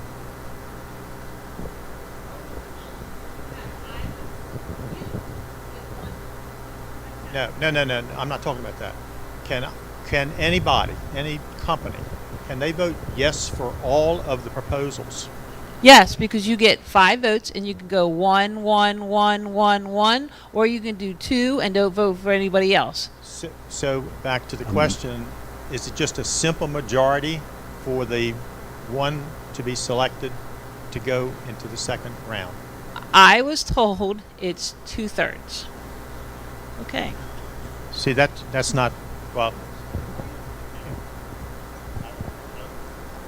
There Go ahead, can't be Lee. a second round unless you get 2/3 affirmative vote for that name.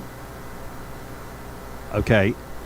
I mean, I don't know how much clearer it is. What Robert's Rules is used as a guideline if we have no rule governing it. But we do, in fact, have a rule in the Constitution and in the bylaws. Don't quote me on this, but I believe it's Section 4 in the Constitution, Section 7 of the bylaws. I could be mistaken, but those are the rules, and they are written down rules in our documents. Any other discussion? Is the executive committee okay with the direction that, and Doyle, I'll say it has to be done prior to, like, the 12th, but if it can be done sooner, that's better. But either the 12th or the 13th, there will be a special executive committee meeting, and they will have the process straightened out. Executive committee okay with that? I'm not asking for a motion. I want to make sure that's good with you guys. Okay. Yeah. Absolutely. So, Past President Mattingly.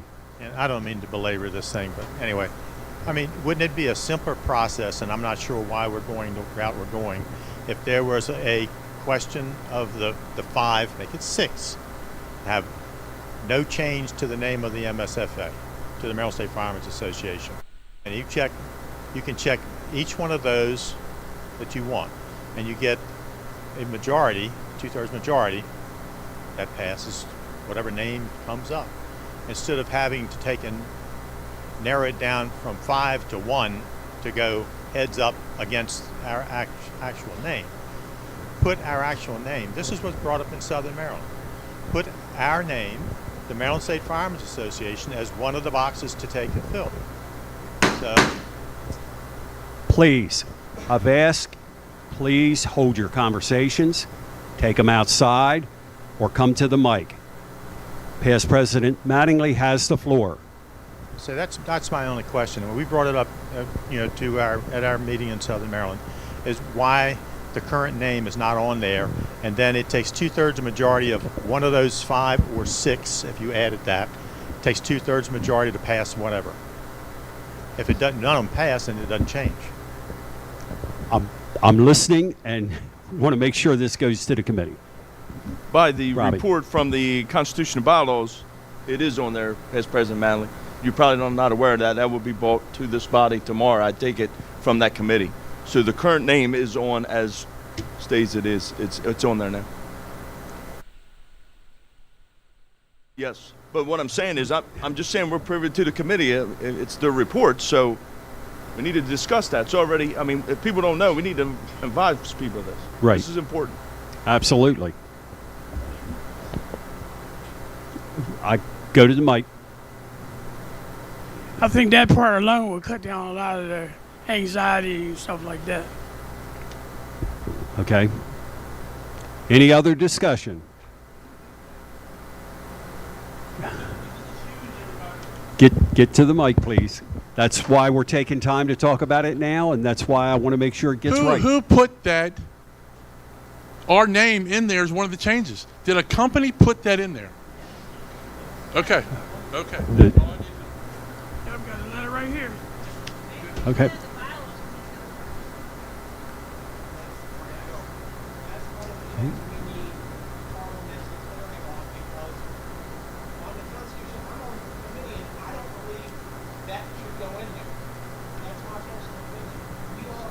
Mm-hmm.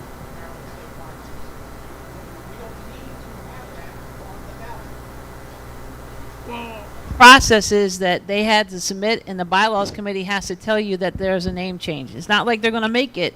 They still have to have a meeting to clarify everything, but they have to tell this body that a name change of that structure was issued. They can't not do it. Any other discussion? And we all have our personal opinions and feelings and stuff like that, but we serve the members. And the members, that's what they want, that's what they want. Mr. Chairman, wasn't there a motion made to change the name and approved by this committee? Yes, sir, we do. You better go back and check your law. Maryland law says we do, sir. Now, okay.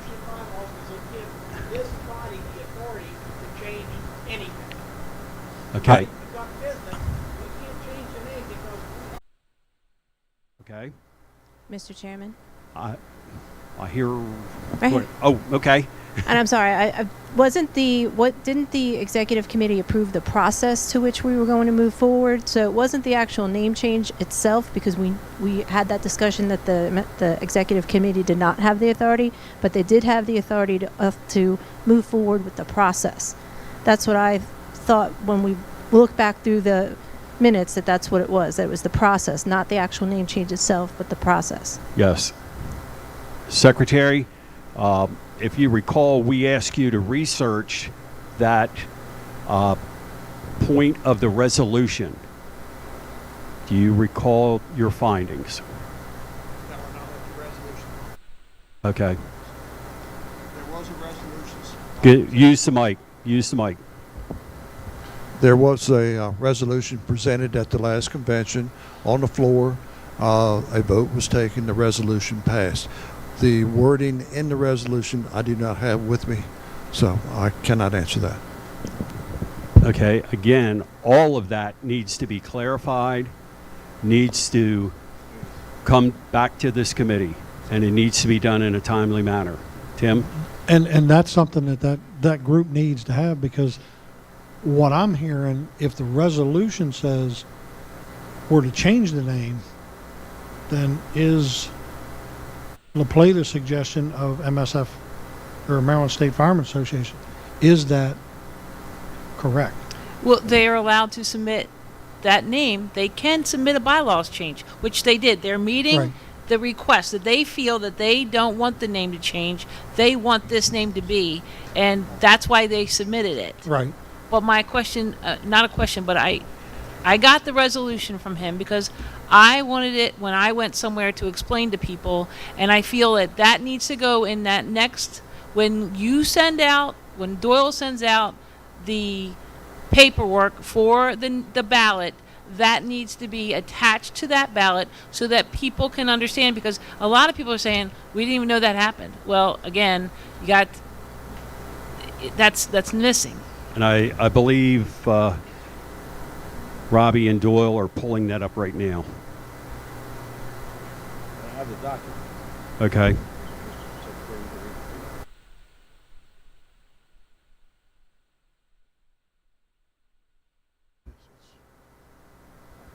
I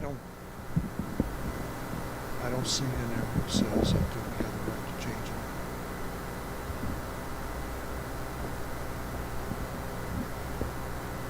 I don't see it in there. Okay. Okay, we still got to get it clarified. Right. Robbie, So make sure your Testing. mic's on.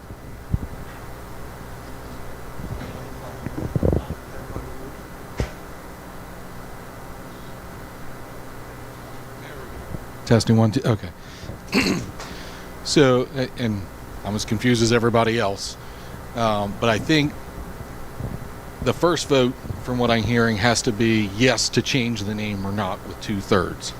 But if we already have a resolution that says, yes, we're changing the name, then, in my thought, then we're just voting on which of the 5 are we changing this year. Does that make sense? Or am I completely wrong? Okay. All right. But while you're sorting out all the information and verifying, all the member companies are going to need that mailing.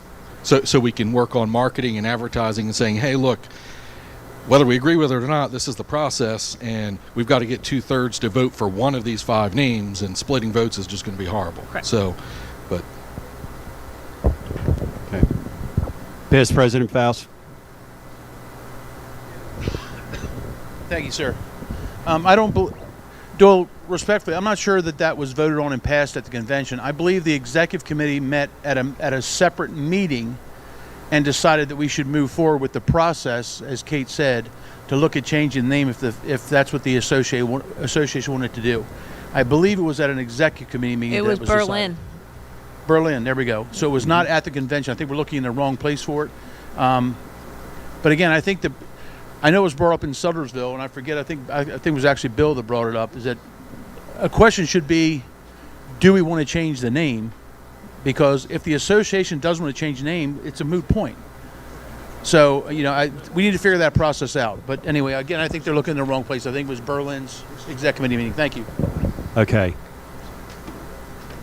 Doyle, do you have something new? At this point, I think we've had a lot of discussion. I think we've had good discussion. We need new points. We're already at the point that it's got to go back. It's got to be clarified. Can't make it any simpler than that we can't make the decision today. We don't have the right information. We've got to have the right people, the information, and they've got to put it together and bring it to us.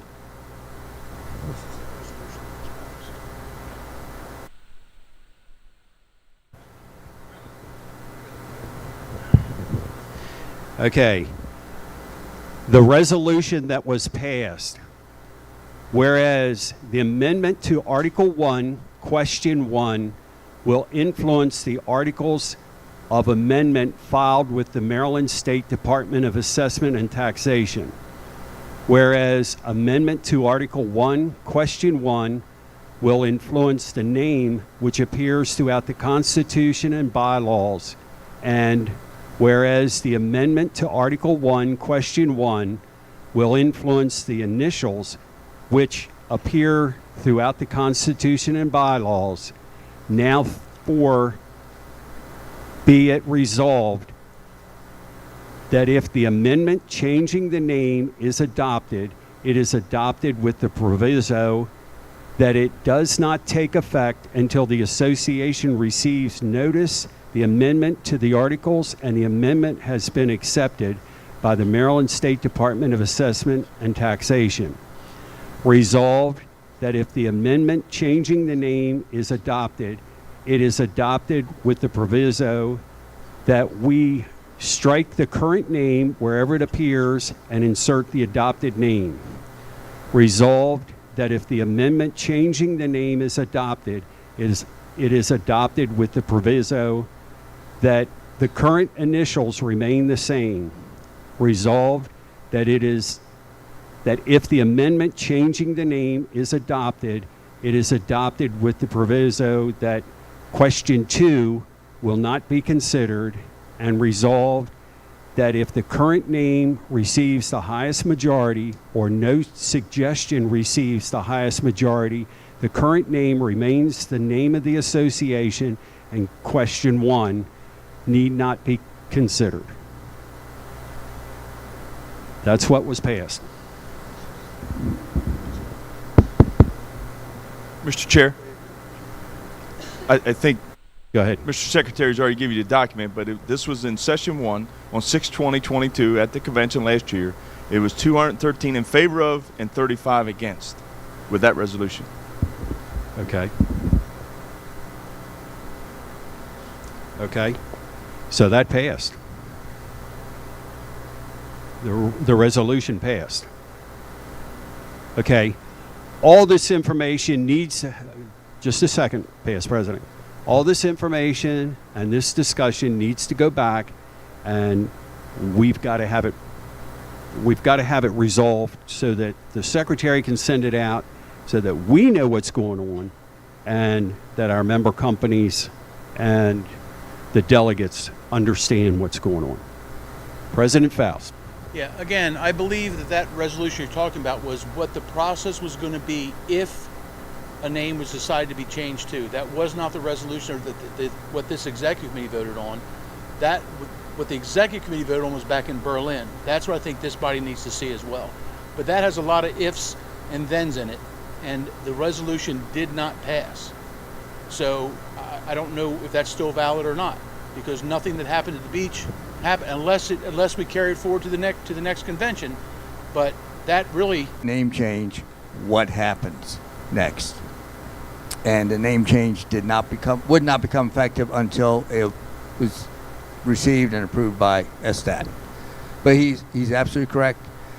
That resolution pertained to the process that year, and since there was no name change, that is no longer in effect. But I'm just saying, I do agree with him on that. I agree, and I didn't say anybody was not correct or correct. We've had both sides presented, and we're not determining correct or not correct. It's information being shared. It's got to be sifted through, determined, and presented to us. Any other new information? Okay, we're going to move on. Federal legislation? Yes, sir. Thank you. Very important things. 2 items, very important, and they were in my report. Can't hear you, Bob. I couldn't hear you. Keep going. Can't get any closer. There you go. There you go. Where's the dog?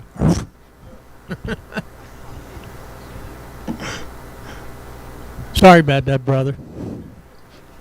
On Monday, March 27th, our Senator Chris Van Hollen and the senator from Alaska and our friend from New Jersey, Congressman Bill Parcell, introduced bipartisan legislation, as you heard the president giving his report. This legislation to help construct and upgrade fire stations across the country.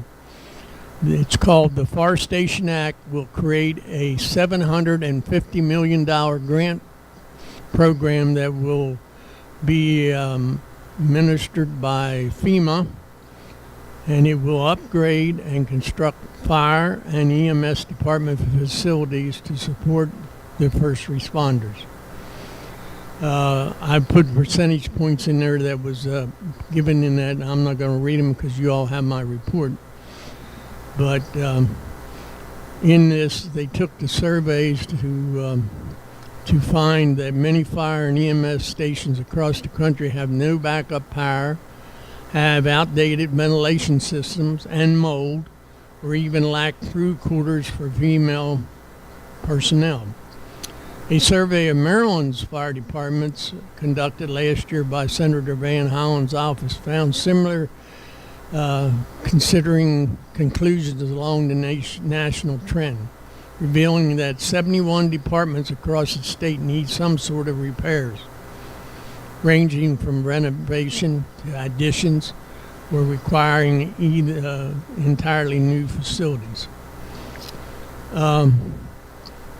This legislation was endorsed by the International Association of Firefighters, the I-Chiefs, the National Volunteer Fire Council, the Congressional Fire Service Institute, and NFPA. Through all these surveys and studies that the Senator's office has done, and with these other major organizations endorsing this legislation, I would recommend that the officers and the executive committee endorse this legislation in support of our senator, and also that we need to contact all of our representatives, and I give you a list of those representatives, to co-sponsor these bills. Both senators are on the bill, but none of our representatives have stepped forward as of this date that I know of to endorse the House bill. So I have listed all 8 of our representatives with their phone numbers and would ask you to consider contacting them also to get them to co-sponsor this bill. I think it's a very important bill. That's pretty much the crux of it. I talked to Bart Kennedy on Wednesday, and the bill has not received a number as of yet. And he's going to let me know soon as the number has been assigned to that bill. You'll get that out to us, please. Yes, I will. My intent is to get that to to the president, and then we'll get it out on the website or however we can get it out to everybody once that bill's been signed. But I think the key point right now is I'm asking you all to consider endorsing that just like all the other national organizations did. We should do it, I think, from Maryland, because our senator was one of them that introduced that bill, and I think that was supported. Do you want the endorsement before it gets a number, or are you asking for that now? No, I think we should do it now, and then Okay. we'll be on the list just like all the national organizations. Randy? Randy made the motion. Bobby Phillips made the second. Any discussion on the motion? Did you get the motion? Okay. Any discussion? All in favor, say aye. Any opposed, no. Ayes have it. Motion carries. Thank you very much. I appreciate that, and I think that'll go a long way with the other state organizations that were, especially around our area here. We'll see what we did as an organization, and they hopefully will get on the bandwagon too. And I think the more we can endorse that, the better chance we have of getting that bill passed and getting the co-sponsors to sign on to that. So thank you very much. Okay. The second item is on Tuesday, the 8th of March, the House and the Senate Appropriations Committee released their fiscal FY 2022 appropriations bill. I think that's the wrong thing, but that was the information I got. The bill would cut the assistance to firefighter grant program and the SAFER program by $10 million each from President Biden's request of $370 million. It would reduce that to $360 million. After 2 years on the front line helping their citizens, COVID pandemic, fire and EMS agents are in desperate need of funding to replenish staffing, equipment, and training. We need to work on our allies in Congress to protect these critical programs. We need our member departments to contact our members of Congress and ask them to save the fire and SAFER grant program. Excuse me. We also need to work on the National Fire Service organizations to make sure that the funding is there, and I know they're working on that from the I-Chiefs and the NVFC.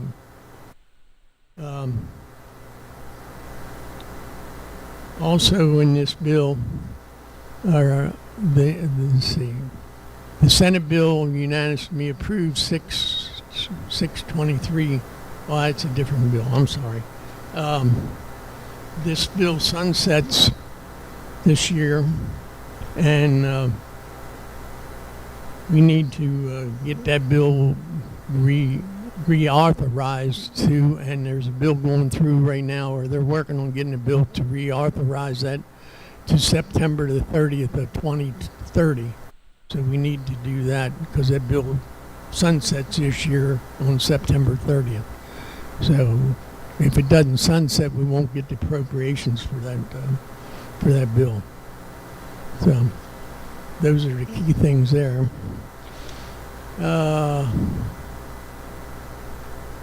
And the rest of that I think you have in my report. And the other thing I put on the back is this year's safety stand down for 2023 is the lithium ion battery. Are you ready? Is announced as the theme for the safety stand down, which will be June 18th through the 24th, which is a major thing right now. And I know there's plenty of studies going on, and really don't have a good handle on how to handle these fires. But major bill supporting public safety, PFAS bill and cancer support bills. So that's why the international censored him. So Maybe that explains why they're constantly picketing in front of his office in Bel Air. And one last thing, I have made contact with Senator Cardin's office and Senator Van Hollen's office for the Congressional Fire Service Day we're in Washington. And I'm waiting to hear confirmation that we will be meeting with them. The invitees to that meeting was 3 presidents, the chairman of the executive committee, and that way we can talk to those about the Senate bill and anything else we want to. And the 2 big things we need to talk to them about is the bill that they introduced, and also the fire grant, safer grant programs. They're 2 major things, and they've helped many of our companies, in our state and across the nation. Okay, anything else for federal legislative? Fire laws, Mark, you talked earlier under the commission. Don't need anything, okay? 17 state circle, Frank?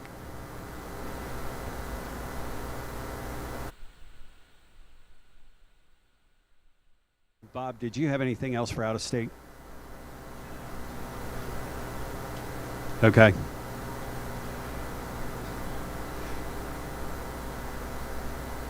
Tomorrow for Mifree Tech. There's no actual report. We did send a letter of reference to the the boarding for training. And I did receive a letter from the governor's office Monday, and it was time sensitive about my reappointment to the commission. Okay. Thank you.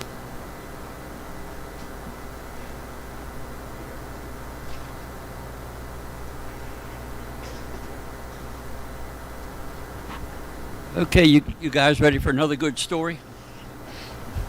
Well, as you know, last time we were kicked back again because they wanted to know if we had any properties or investments in the country of Iran. All right.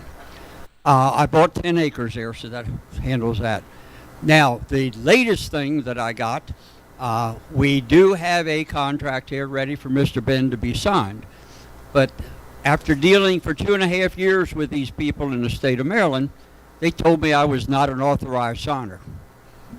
So, because our bylaws say president, vice president, or basically like a chairman of the board, which would be Mr. Cox right now. All right. So I got Ben, and we worked ourselves through it.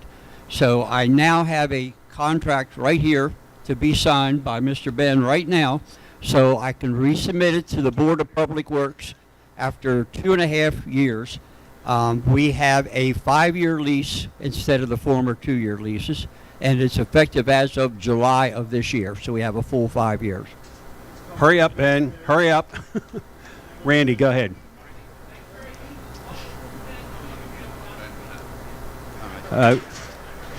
Okay, Randy is making a motion that we sign the contract.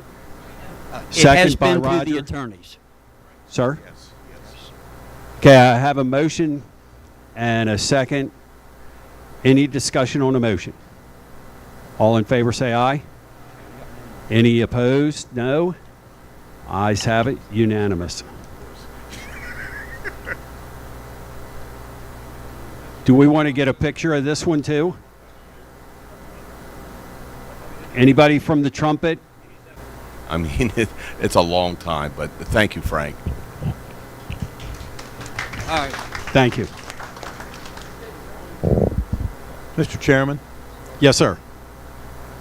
just to give you an idea what Frank's going through. Look on S data for 17 State Circle.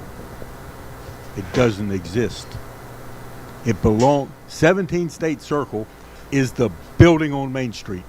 That building doesn't exist according to the state of Maryland. So that's what he's going through. You're right. And years ago when I was chair of legislation. All right, email address is gwilhite, WILHITE, 231 at AOL.com.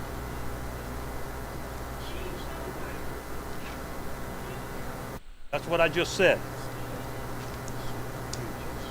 Okay, it's G. Wilhite. The spelling of that is WILHITE, correct? 231. Committee here with me that suggested those changes. The Standards Committee met virtually to review these proposals, and we came up with some recommendations that was reported electronically, and I think you also have a written copy of that. The results of that meeting was presented to you this morning. The changes were highlighted in red, including the deletions, and the existing wording was not changed. It remains in the black print. To go over that, once again, because these are SOPs which are regulated by the Executive Committee, it takes Executive Committee action in order to make these changes. I don't think there's any pressing matter here that they couldn't be considered at a later date, since this seems to be a good bit of information that you might want to consider. But to go over some of the highlights of the changes that we made, and I welcome any comments from Mr. Berry as we go along here, is the first change we made is to establish that these would be effective only in apparatus and equipment that was placed in service after the effective date of the SOP. That would mean that the existing conditions would be allowed to continue under the old standards, and the wording was changed to purchase because there may be equipment which is donated, which was loaned, or which was stolen, or whatever, that was put in service without being purchased. So that's why that was indicated that it's for new equipment only. The other significant changes that were made, you are looking at SOP number S001, is under section 3, is the change was made to increase the capacity of the motor pumps to 1,250 GPM across the board as a minimum. And also included some changes made to the adapters, to the connections and threads made to these pumps, and to hard sleeves carried with them, if you look down later in that section. So those were those changes made basically to that particular provision. There were some deletions made so that the booster tank size was decided to be a minimum of 500 gallons across the board, with consideration to urban departments which may be ordering apparatus with smaller tank sizes. But this, once again, is a minimum, so there's nothing that would prohibit a larger tank size to be specified in any particular equipment with, once again, a 1,250 GPM pump capacity. This is a tanker with a pump, and that the arrangements had to be made for 6-inch threads with intakes and adapters to accommodate those intakes. Once again, down later, it accommodates the hard suction sleeves for those particular pieces of apparatus. Guess I'm a winner. If you go to the next section down about the booster tank, it was modified to it says that the tank had to be allowed discharge and or a dump rate of 1,000 GPM or more. That was added as a change. that the tank had to be capable of discharging on both sides and the rear at that 1,000 GPM or greater, that the tank to pump plumb line had to be capable of a flow rate of 1,000 GPM or greater, and the pump to tank refill line had to be capable of 500 GPM fill rate. It also added the requirement for the illuminated tank level display on both sides and the rear of the apparatus visible from at least 100 feet. There were some changes, a few changes made for adapters. And if you look near the bottom of the list, there were some changes made for the direct tank fill lines mounted at the rear of the apparatus, and the requirements for strainers at the bottom of that list. There were some changes made for requirements of hard suctions under items 52 and 53. There were some suggestions made for additional equipment that the committee decided to place under optional standards. One of them was being the portable tank, and the other one was being a marking to indicate the capacity of the tank. These are deemed as being optional, not required under these particular provisions. And if you look at the tanker minimum standard, tankers with pump, once again, there's some changes made for the connections, for the fill lines. They were similar to the ones for the pumper tankers, and I think they're basically all the same changes made. We tried to make them uniform with the connection sizes, as also with the tank capacity level display, and with the piping between the dumps for the adapters and for the fill lines. So that's all kind of consistent. The other big change made to this particular provision was that it removed the entire section for tankers without pumps, with the feeling by the committee and by the submitter that these apparatus no longer existed, so there's no longer a need. It's that simple. So we just felt our standards were that out of date. Several counties have already adopted these standards as county standards, so we felt as a state we should be at least up with the counties, if not ahead of them. So I think all the changes that were recommended by the committee reflect those that were recommended by the submitter, with a few modifications for consistency in wording, as well as some changes made to make some equipment optional. I think we captured all of the information that was originally submitted, if I'm not correct. So I'll leave it up to you as to whether you want to take action now or you want to take action later, but we wanted to... Two direct fill lines on the rear? Correct. We felt that was reflective of the national or the NFPA requirement to be able to fill at 1,000 gallons per minute. You can't. Any other discussion? May affect it. What we'll do is, as a committee, we will keep an eye on the changes that are finalized with those two particular standards, and we'll try to make any recommendations as they might affect the existing Maryland standards once those changes are made. So new additions to those two standards will be coming out from NFPA later this year. The other issue is that you might have heard that the IAFF has filed a lawsuit against NFPA over the gear testing standards with relation to the PFAS chemicals, which are used as part of liners in firefighting gear. And basically the lawsuit by IAFF has charged NFPA with a failure to effectively require or effectively change the use of the testing standard that requires the use of PFAS in the firefighting gear. NFPA has issued a response back to IAFF for the lawsuit, basically saying that falsely portrays NFPA in the standards development process. Once again, pointing back to the fact that the technical committee is responsible for making those changes to the standards. Do rural water. Thank you. My report submitted electronically. I'll just hit the highlights. Spring rural water drill at St. Michael's on April 23rd. Saturday, July 15th, we actually were reached out to by the officers from Magnolia Fire Company in Kent County, Delaware. They had heard about and seen the posts of the work of the committee, and they asked us to come over to Delaware to coordinate a drill. And the committee members felt, hey, why not? It's never a bad idea.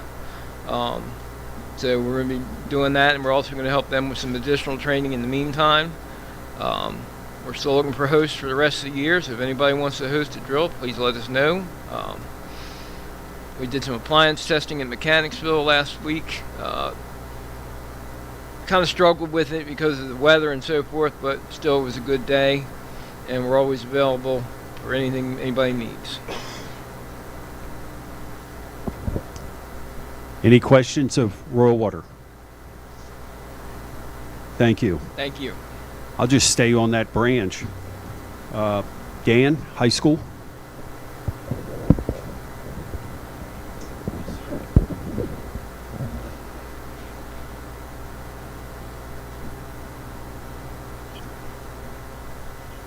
Okay, thank you, Mr. Chairman. First off, I'd like to give am I being heard? Yeah. I'd like to give an attaboy to Calvert County, Prince Frederick Volunteer Fire Department. One of their high school cadets won the state Firefighter Skills USA and will be going to the national contest. I think it's Nick Braswell. If I got his name wrong, I apologize. Boswell? Okay, Nick Boswell. So congratulations to him. The committee, Bobby and I met with the two top people with the high school cadet program in the state Department of Education, and we had a very positive meeting. We've been trying to get that meeting together for several months. As you look back over our reports, the last couple executive committee meetings, we've mentioned that. And it's a follow-up meeting from probably 2 years ago when we met with these ladies' predecessor, and we got absolutely nowhere. Our main certification rates. They want to know method of instruction and hours in classes, because there's some modifications that are made in that. So a very positive meeting, and it probably lasted about half the time that I had allocated, because our questions were answered. And I'm not sure what changed their mind. It's just I think the successors to the current people in the current positions are seem to have a good understanding of our programs and their technology programs. They're educators, so I guess that works. But we also found out that county commissioners, and it's the 30th of March, which was just this past 2-3 days ago, and to discuss this, and they sent that to the state state or the county board of educations that had high school cadet programs in fire and EMS, and we attended that, and it was a Zoom meeting on the 30th, as I said, and it was a 1-hour meeting. There were 21 people in attendance. That I was hoping we'd have more, but 9 counties that have the programs were represented there, and they once again, the state stressed that they were going to allow flexibility, that changes could be made, and they went around the virtual room there and asked for certain questions, and one of them was, what are your problems, what do you have issues with? And one of them was, I'll just say 2 of them, there were several others, but lack of MIFRE instructors, and to the point that some of the counties are actually hiring their own instructors, MICRB instructors, because they can't get the MIFRE instructors. And I know that's true in Calvert, down in southern Maryland. They've both hired the instructors. And the other one was the hours for EMT, and they said if we're going to get students through the National Registry, at least at the high school level, the hours needed to be increased. And I know that's counter to what most volunteer companies want to hear. They don't want to hear an increase in hours for training, but it seems like I'm not saying it's a magic number, but it seems like 300 hours versus with 205, 207, whatever it is now, but 300 hours tends to increase the pass rate at the National Registry level tremendously. But once again, you're asking volunteers to take a 300-hour course. In a career department, in academy, it's just a matter of dollars. You've got them. You just have to pay them for those extra hours.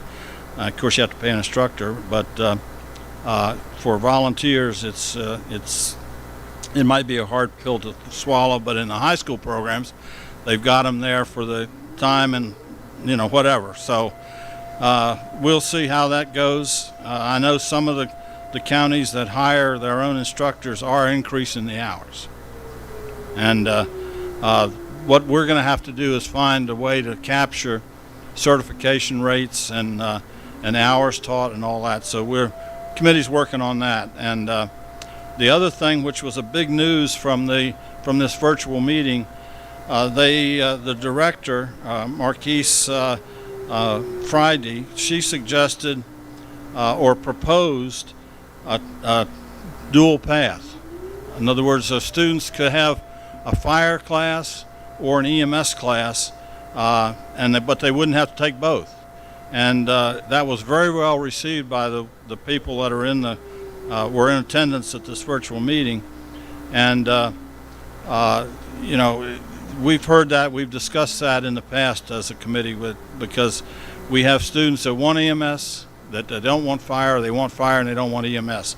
So they're going to be dual paths. They could take both of them. They could make it a 2-year program, take EMT 1 year, fire the other year, or they could just one or the other.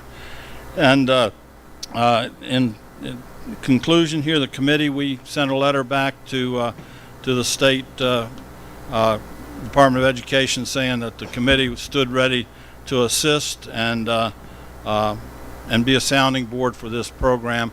And I think they committed to have something out within a month. So that concludes my report. And once again, as I always say, if any county is trying to change or has a problem or wants to develop a program, let me know. We're there to help. Helping counties start these programs for probably 20 years. So we'll continue that. Okay. Okay. Do we want any questions before you go, or want to let you go first? You're running the meeting. Okay. Anybody have any questions of Dan? What's his report?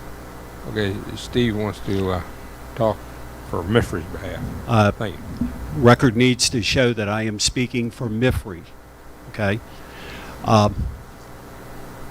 One of the things that everybody has to understand, the agreement for the high school programs is signed between the State Board of Higher Education and MIFRE. We had a conversation with the 2 new state representatives, and they wanted to know about the agreement.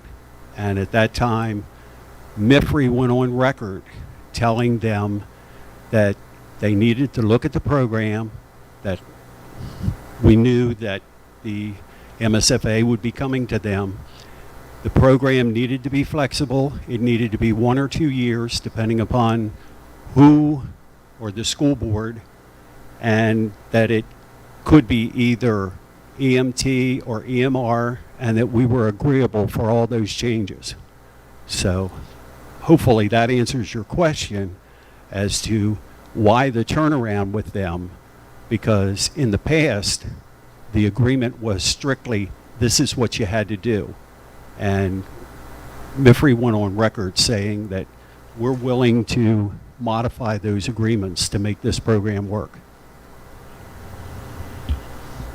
Like I say, I'm not sure what the reason was. St. Mary's County sent that letter, I think, before y'all's meeting, but and we've been trying to meet with them for some time, and we met with the old folks that were, or not the old folks, but the predecessors of these, and they're a lot younger than me, so I shouldn't call them old folks. But they were extremely inflexible. It was our way or no way, and that was the 2-year program that was announced at the meeting at MIFRE, 2 years, a little over 2 years ago. So we've been beating on them for all that time, and I was very impressed with these 2 new ladies that are in position. They seem to understand the programs. And you know, like I say, they're educators, and it was, like I said, probably a pleasant surprise to the point that we cut the meeting short when we met with them. Just Bobby and I, the four of us were meeting a couple weeks ago. So it's good news, and you all can notify your folks that if you have a program in your counties that we're willing to work with them, and that we will be coming to them to try to figure out a way to capture this information that the Department of Education has requested from us. Thank you, sir. Thank you. We have any questions? Thank you for your time and your dedication. Thank you all.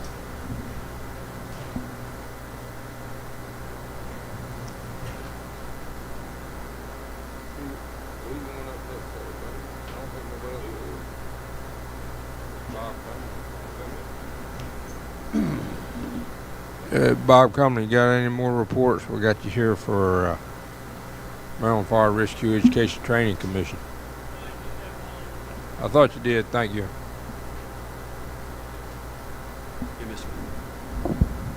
Anybody from certification? Safety Committee. I think they do have a report.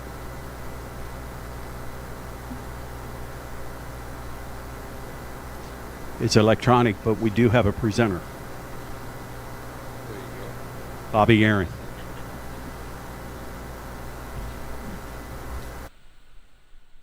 Hello, everyone. Got to speak right in it. Can you hear me now? Unfortunately, Mike could not today. He but he didn't, and he wasn't able to stay. So he asked if one of us would take care of it. He did send it electronically. I'm just going to highlight a few things. I won't talk for 2 hours like he does. We had our last formal meeting on March 9th at Kent Island. We had 29 in attendance, and that was 19 out of the 23 Maryland counties. We talked about line of duty deaths. Heart attacks still contributes to 50% of them. Medical examinations to try to pick up some of these cardiac problems, are a good idea. Maybe someone would pick one up before they have a heart attack. They had a first responder mental health and wellness seminar just these last 2 days, the 30th and the 31st of March in Ocean City. It was presented at the Fountain Blue Conference Center. Dave Lewis was also in attendance, and he is going to do his program, It's Okay Not to Be Okay, in Sudlersville on April 29th. Anybody wants to come hear him speak on that? MIMS and Queen Anne's EMS gave a presentation on active shooter assailant for EMS and for fire and EMS responders. The safety awareness program can be done in any county by contacting Randy Linthicum at MIMS. Also at the meeting, you all know that the big discussion is the lithium-ion batteries. We had quite a bit of conversation and programs that were shown from West Virginia on these battery problems. It's important about the full PPE and SCBA should always be utilized, and that they're very dangerous, and it's not just cars. They can be found in smaller sales in cell phones, power tools, electric lawnmowers, scooters, and ATVs. And I know we've had a lot of lawnmower fires lately in my area. We also were shown a presentation by Mike Seifert from FESCO in Elkridge, Maryland. They have equipment they offer to help suppress the fires of these batteries.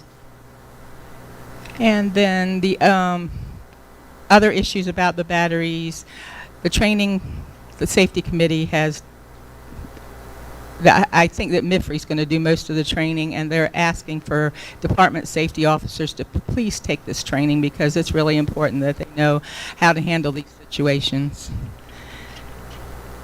And that's all I have. You have any questions? Any questions of the Safety Committee? Bobby, thank you. EMS? Linda Dusa?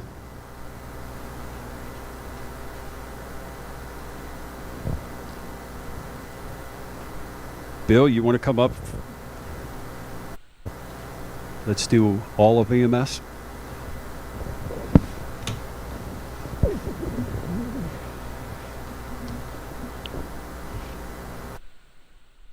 Our report was submitted electronically. It was a little bit late, but we just had our meeting on Sunday. We had 20 people present. I'll do SEMSAC real quick.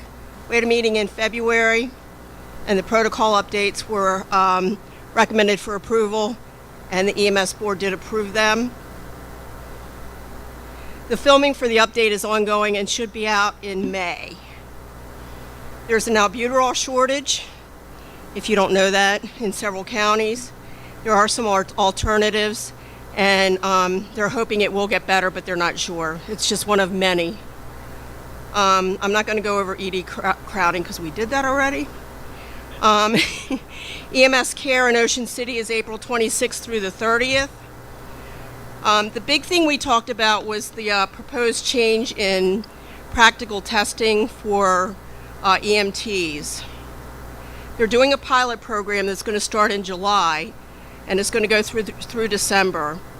The big thing is they're reducing the number of stations from 5 to 2, and they'll be focusing on about 5 key skills for each station.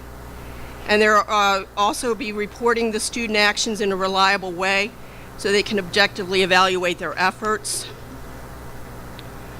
Scheduling, they'll be doing tests every week. It's going to be on a calendar, and it's going to be a set day each month for the exams in all 5 regions of the state. Region 3 is going to have 2 exams just because of the amount of people that they have that'll be testing. They're going to have 1 or 2 Saturday test dates, and it'll be rotated throughout the regions. They don't have a fixed exam date, but there'll be sufficient dates for volunteers and the careers and the academies, et cetera, et cetera. Testing spots will be available over a 12-hour time frame on each test day. This is supposed to help the evaluators and the students. They have a small number of evaluators. The way they're doing testing right now is kind of haphazard. They may have a couple students, they may have 30. So they're just trying to make it easier all the way around for everybody. Like I said, this is going to happen. It's going to be a 6-month pilot. They're going to have feedback. They're going to have a link that they're going to send out so that they can get feedback to see what works and what doesn't. MIMS leadership met with MSFA to talk about this. They did have some initial concerns, but they are being addressed, so hopefully things will go smoothly. We shall see. The Hunt Committee, we do have a Hunt Committee set up. We don't have any applications for the EMS Person of the Year award yet, but we do have that committee set up. And we are going to have a meeting on May 11th. It's going to be virtual to talk more about this testing process. Eric had said he was going to try to get Bev Whitmer online for like a virtual or whatever to talk about some of the concerns and questions that were brought up at the meeting last week.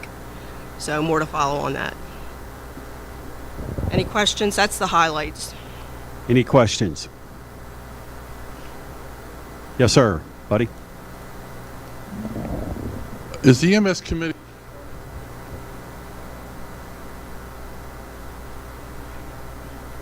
Your mic's not working.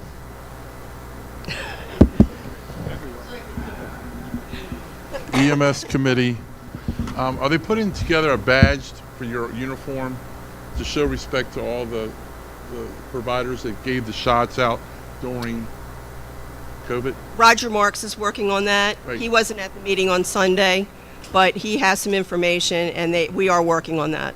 So he has reached out to me. I think this is a very good way to show our respect to the members who did it for days and days, weekends upon weekends. I know in Montgomery County he has identified that we provided over 1 million shots for the citizens of Montgomery County. I support this, showing some recognition to all our people. I think there's over 150 statewide that were involved very much, day to day, being involved with the concerns of our own people and, of course, the citizens. So I support this. I would hope that maybe in the next meeting you can come with a little presentation or something to where we all can get the support and take back to our local departments or our local counties to show our respect, because that was a challenging time for our country. And, of course, the state of Maryland stood up, and I want to thank you all for your efforts. Thank you. Okay. Yeah, I know he does have some information, and he has been working with MIMS. So hopefully we'll have more at the next meeting. Any more on ALS before we go to Bill on BLS? I'm sorry, Eric, Yeah, go ahead. I just want to echo what about the badge. I think it's something that the executive committee ought to support.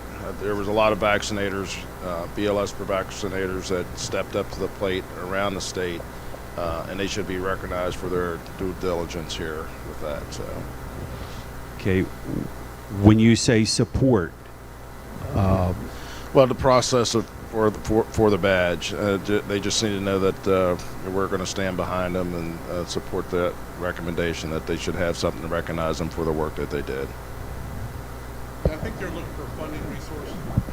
Go ahead. That's why I'm asking, what support are you looking for? Yeah. Now the speaker's working, right? Now this is You working. bet. Right? So I think they are researching that part of it. There has, like you said, some discussion. Support from this group will go to federal partners, and they're the guys that provided things like the $1 million for our EMT incentive program that we had last year. The main thing that affects us is the fact that the next thing he's going to be asking for is some R&R data.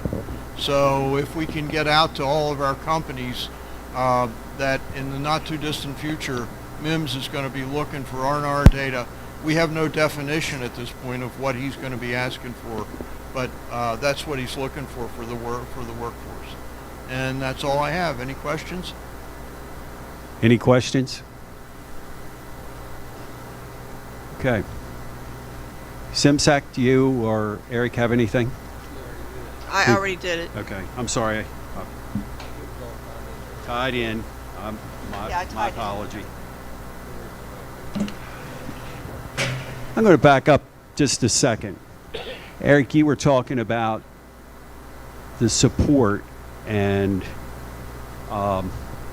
if you recall, one of the things the Budget Committee and the Finance team did, and we presented at the last meeting, was ways to recognize our people and ways to do things. And we as a group approved a $300,000 increase to the budget, and some of those things were those type initiatives. And just the financial team and the Budget Committee looked at things in fire prevention and all. They're looking for a funding source for this. I'm thinking that maybe that could fall under what we've already approved, and we could be that funder. And I'm just throwing it out for discussion. I would think that this would be an excellent opportunity for us to show them that we support what they do. And I would be in agreement with us providing the funds to have the badges made, because we're not talking that many. Other than the setup and to make the badge, we're only probably I don't have the exact number of how many participants, but and that'll be something that we can get back. But I think it's going to be a nominal fee for setup to have the badge made, and we're only talking maybe a couple hundred providers. There's probably less than 300 providers, maybe 4 at the most, and we're just talking like a little metal ribbon badge. So, and I'm looking at the awards committee chair. I think the mechanism is there if the board would like to do it, that you did give the budget committee flexibility to move funds within what we approved, and we have had a couple items come in under budget, that I think we could work with the awards committee and do something. Does anybody? I see a lot of heads going up and down, but I think from you guys, I think would probably be better if the board made a motion to proceed with that. That's just my opinion. So that way we make sure it's clear. And do we want to put a limit on it? So I got an email from Roger saying 150 BLS of providers and all the ALS providers. So I don't really have a number. I could say 225, maybe even 250 will be a number. But I could put that in the form of a motion that this committee will support this badge and up to 250 providers. Okay, we have a motion by Buddy and a second by Tim to support it for up to 250 members. Go ahead. Buddy, are you okay if there's more than 250 because we put it that we come back and fund all of We it? can change that number. I was just going by. But give us the give them the flexibility without having to come back. I would think that you need a little flexibility there because otherwise we're going to miss a provider somewhere along the line. Let's even not if you put a set it number for- on that. Okay. Will you amend the motion to I that? amended to the members. To the members that actively did it? Yep. And the second concurs with that. Any discussion under the motion? Roger. Yes, I just would have a question to Doyle maybe, since you said it's going to go to the awards person. Are you talking about maybe a ribbon, a badge similar to our Hall of Fame and those, so we're uniform? I would say be uniform like we already. It's a little uniform ribbon that would go that they could wear that has a COVID vaccinator on it. He's already got a template for it already made. So it's just a little metal bar that you could wear on your uniform or your Class A. Question I have on it would be, I know this looks like the metal bar. Yes. What about the cloth ribbon, which a lot of departments still utilize? I would think if we're paying for it, we could determine what it is. You can determine what it is. I mean, Doyle, do you have a do I have just a a cost wild guess of what approximately, let's say, 300 ribbons would cost? I think the cloth ribbons, depends on what we go with. They're running approximately $5 to $10 a piece. The metal. it's just Doyle's personality there. The metal ribbons or metal bars, maybe $10 to $15. I don't know. I haven't priced those out. You could do both, I guess.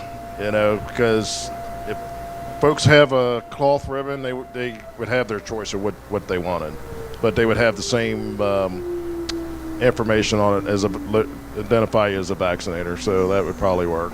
Right, and the.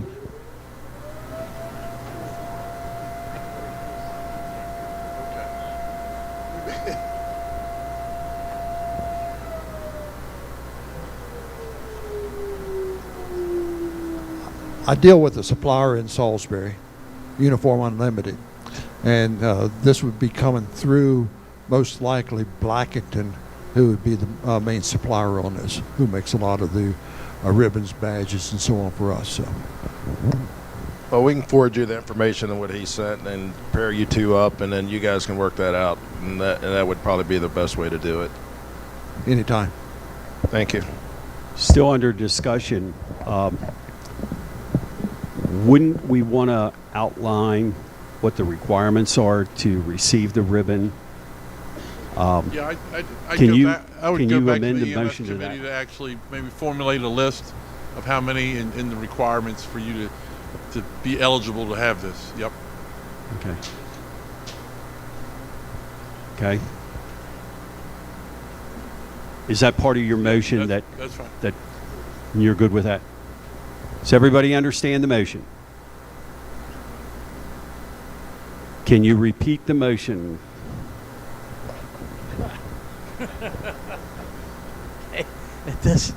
At this time, I have that the committee support the uniform badge for members participating in the pandemic, and that the EMS committee to establish the requirements. Is that good with the? Yep, perfect. Okay. Any other discussion? Calling for the question. All in favor say aye. Aye. Any opposed, no. Ayes have it. Motion carries. Tim Dayton. Yeah, that was one of those times that I was looking to the right and not the left, since they accused me of only looking to the left last time.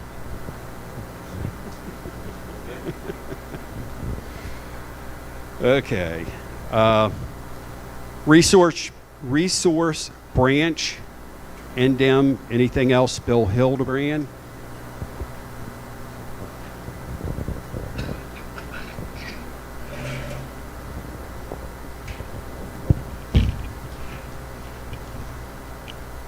You have my report. I submitted it electronically, but I would like to report that the committee had training last weekend with a young lady from Greenbelt who's up at MDEM, Lisa Hedgewood. She's the MDOC Training and Exercise Administrator. She did an SEOC 101, WebEOC, and we did a little bit on mission-ready packages. This was training which we've all had some of, but it was a refresher. And there are several factors now that have changed the way that MDEM will be activating and whatnot. One big one is we don't have a location. And they're working on that, and the other is COVID. It changed a lot of things, that ways we do it. So I look for a lot more activations to be virtual, but that yet to come. And so this is just a step for us. The committee is one that's pretty much on call when needed at the SEOC. So our focus will be to try to stay up to date with the latest standards and how they want us to operate, and to be fluent with WebEOC. That's all I have. Any questions for Bill? I would like one more. Sure, go ahead. I would like, I know that the convention committee will be reporting tomorrow, but I would like to let everybody know there's only one change in the caucus room assignments, and they are aware of it. Southern Maryland will be in the PAC this year, so all the others will remain the same as they have been, and a list will be forthcoming. Okay, thank you. Search and Rescue Committee, anybody here? MCAC?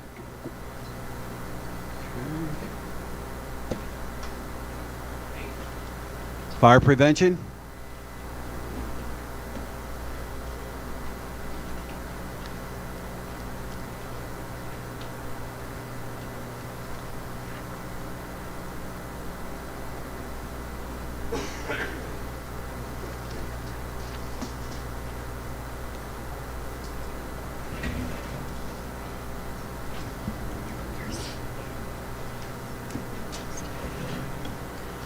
Good afternoon. According to Teresa, I'm going first. I submitted my report electronically given the hour of the afternoon, and those that have to travel or those that want to relax, I will be as brief as possible.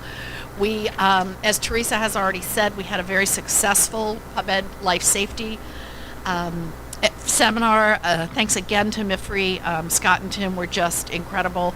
We will start planning. We'll do a hot wash fairly quickly, and we'll start planning right after convention.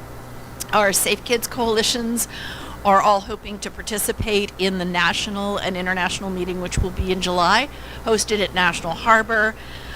Just a quick reminder, as the temperature is going up to 70, we do have 6, 4 of which bought by this organization, outdoor heat displays, and I'm working with Kate to figure out how we can once again have a demonstration of that at convention. The placement will need to change, but we want all of our member companies to know that is available. It used to be borrowed on a fairly regular basis. There's one in Hagerstown, one in Prince George's County, one on the shore, which we may relocate to a more central location, one at Mims, and one, I think, down in Southern Maryland. They take 2 people to put up, but then they're fairly easy to have as a message about how hot a car can get. We'd like to see that changed. The only other quick update I have, our safe sleep displays have been used fairly consistently across the state at a variety of different Safe Kids coalitions. We had our state child fatality meeting 2 weeks ago, and in consultation with Dr. Rich Lichtenstein, I am buying 30 more of those with federal HRSA dollars. So one will be in EMS, every EMS jurisdiction. So you don't have to go through a hospital, Safe Kids, or a health department. They will be located in each of the EMS fire offices across the state. Our numbers are up.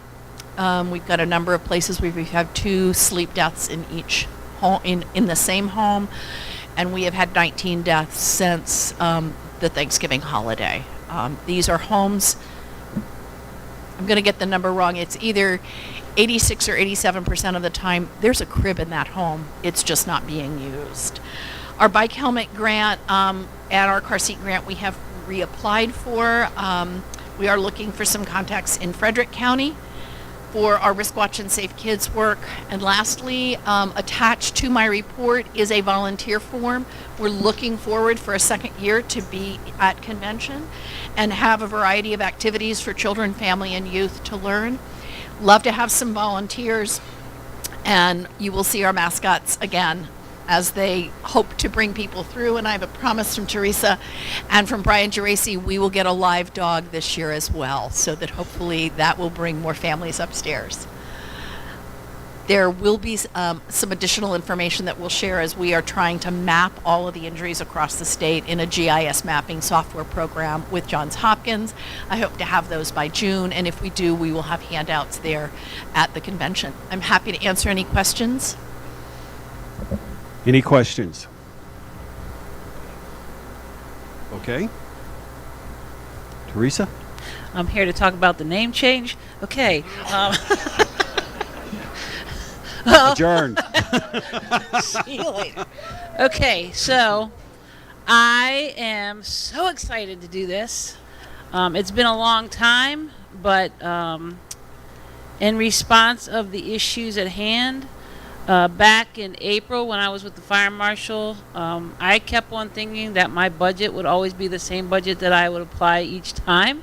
But then Sarnike told me that I had a lot more money, and the fire marshal told me I was holding out on him. I'm going, I can't hold out that I don't know. So once again, we are able to offer the Public Fire and Life Safety Educational Grant. Remember in the past where we did the fire prevention program where we would go through Alert All. Right now we have set for 80 member departments, but Ronnie already said that he will go back to appropriations and ask for additional if we go over the 80. It's a $500 grant to each member company, and then it's an estimated value between $1,200 and $1,400 worth of items that you would get. The department's responsibility to this is a donation back to the MSFA for $100 to help support this going forward. We stopped doing this in 2015. We were able to bring this back. The link is live. It's on this sheet. It comes back to myself, and then and we have Ashley process. We are asking everybody to have it in by May 16th. And that we are working with Alert All. She was able to find the past information. there's been some confusion because I only sent it to 7 people to have them look at everything, and one of the people thought, oh, I can send it to the world. Well, yeah, it wasn't ready. So now it's ready and it's out there. So I got to send it to Kate to put into the weekly report, but I'm very excited that we're able to do this. I also met with Presto, which purchased the Knox box carbon monoxide alarm. Presto is it's the people that make their kitchen appliances, and because of that, they got into a lucrative deal with Knox, and they have the carbon monoxide alarms. Currently you can go to walmart.com and get the alarm itself. Talking to Steve, I asked him, is the smoke alarm available in the second language? He said not until this code change takes place. There are some issues, they are concerned, and they want to see how everything plays out first with Kidda and First Alert, because First Alert is actually selling the 8th generation smoke alarm now. Mary Kay Oppie told us on a conference call 3 weeks ago, myself and Beth Ann Neslet from Montgomery County will be receiving this alarm so we can see it. She wants us to have it in our hands so that we know what the nuances are. Because right now the alarms that we have, and I asked the same thing, are these alarms going to have the shelf life factor that, you made an alarm 2 years ago, and Kidda especially and First Alert, they're the only 2 organizations that have the shelf life activation. So once you install it, the 10-year begins. It's not 10 years from the data manufacturer. So that's in their stuff. So Presto said that they would do the same thing. They're the only company that does a second language alarm, CO, and working on the smoke side. So we were able to secure $60,000 towards the CO alarms because we thought, like I told Ronnie, we get so many donations from Pepco, BG&E, Smetco does some stuff for us. Is it Potomac, Tim, up here, Potomac Edison? Yeah, they've given smoke alarms. So our partnerships with them get a lot of that. So that money is going to go to that. We're still trying to finalize that program, and I'm trying to get that done by this week. I'm waiting for one piece from Presto so that I can move this CO alarm thing, because I need a link for them, because what you'll do is we're going to do the same thing. For $100, you will get almost $1,000 worth of smoke alarms. It's either going to be 25 or 30, CO alarms, 25 or 30 CO alarms that you will receive for the $100. And that's to help move these programs forward. So our ultimate goal is to have this, and then you'll get a piece of paper back and how you're going to apply, because when you go through Alert All, you'll deal with one person there. We're not going to have you call the 1-800 number and just get whatever. Felicia is the lady that we're dealing with there, and she will oversee the program for us. Judy, who used to be there, she has retired, so she is taking over for this program. They have all the documentation, so we have that. I have some of the rules that I'm cleaning up, so that'll go with this aspect on the flyer that's over there. But it's a great program that we're able to bring back. We were able to update the trailer. We again thank you very much for that part. And then just like Jason said earlier, community risk reduction weekends are May 20th, 21st, October 20th, 21st, and 22nd. The fire marshal is very adamant. He had a come to Jesus meeting with the professional, and he told them that especially with the death in the high rise, that they needed to do their jobs and get this ball rolling faster than later. And a person in the legislative meeting made a comment, and I think he kind of he got a little mad, and he said, you know what, and he's going to tell everybody this. If you can't do it, he does have the people that will do it, and he will strip your authority. So he is very adamant. So if you have a high rise and you're first due, and it's not sprinklered, and you need to find ways to get it sprinklered, please reach out to him because he will help you get that done. And then on the last weekend, we did a focus on lithium-ion batteries and the challenges that places are seeing. But I am waiting to get the link. I talked to Jennifer Williams with FRSI, and on Thursday, they did a day event with the District of Columbia in partnership and the City of Alexandria on a fire safety symposium on the challenges for the fire service. I don't know if you were able to go. I do know they had a good amount of people there. I watched it from Annapolis. I was invited to go to the in-person, but Thursday is my day there. They had the FDNY talk about what they're dealing with. Sean DeCrane, who is the Director of Firefighter Health and Safety Operations Services, he is now partnering through FSRI about the research that they're conducting, and he gave a lot of insight. I was able to send Jennifer a message.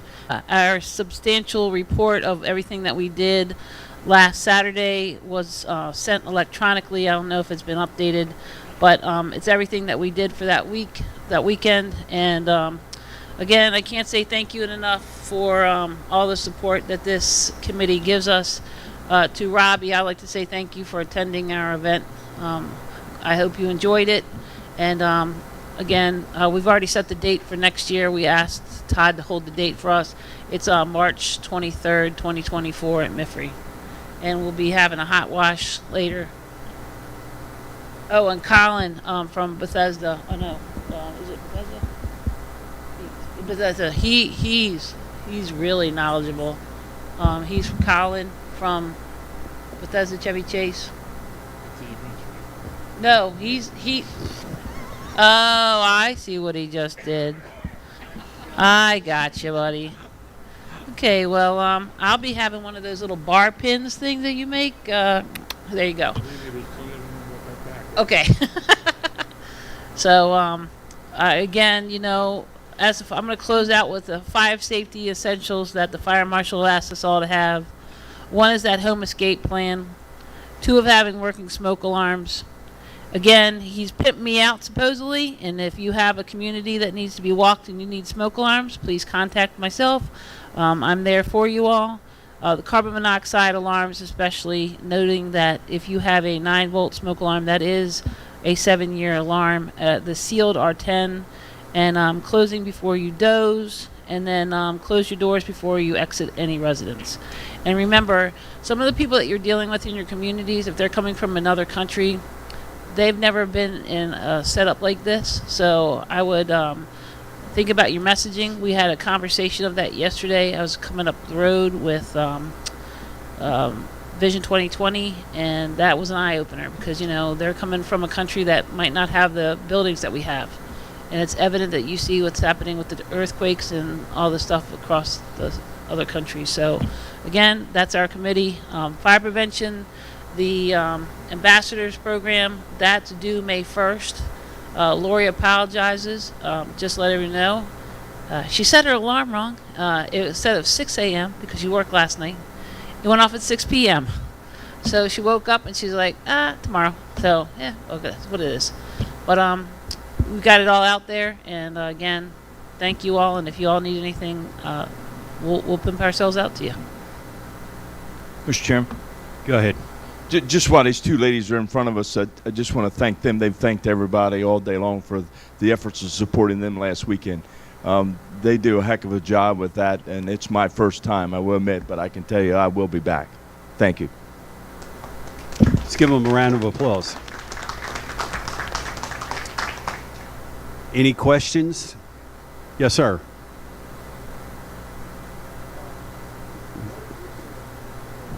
Go to another one. There we go. What resource materials would a company receive under the grant program? Thank you for bringing that back. So we're going with You'll get helmets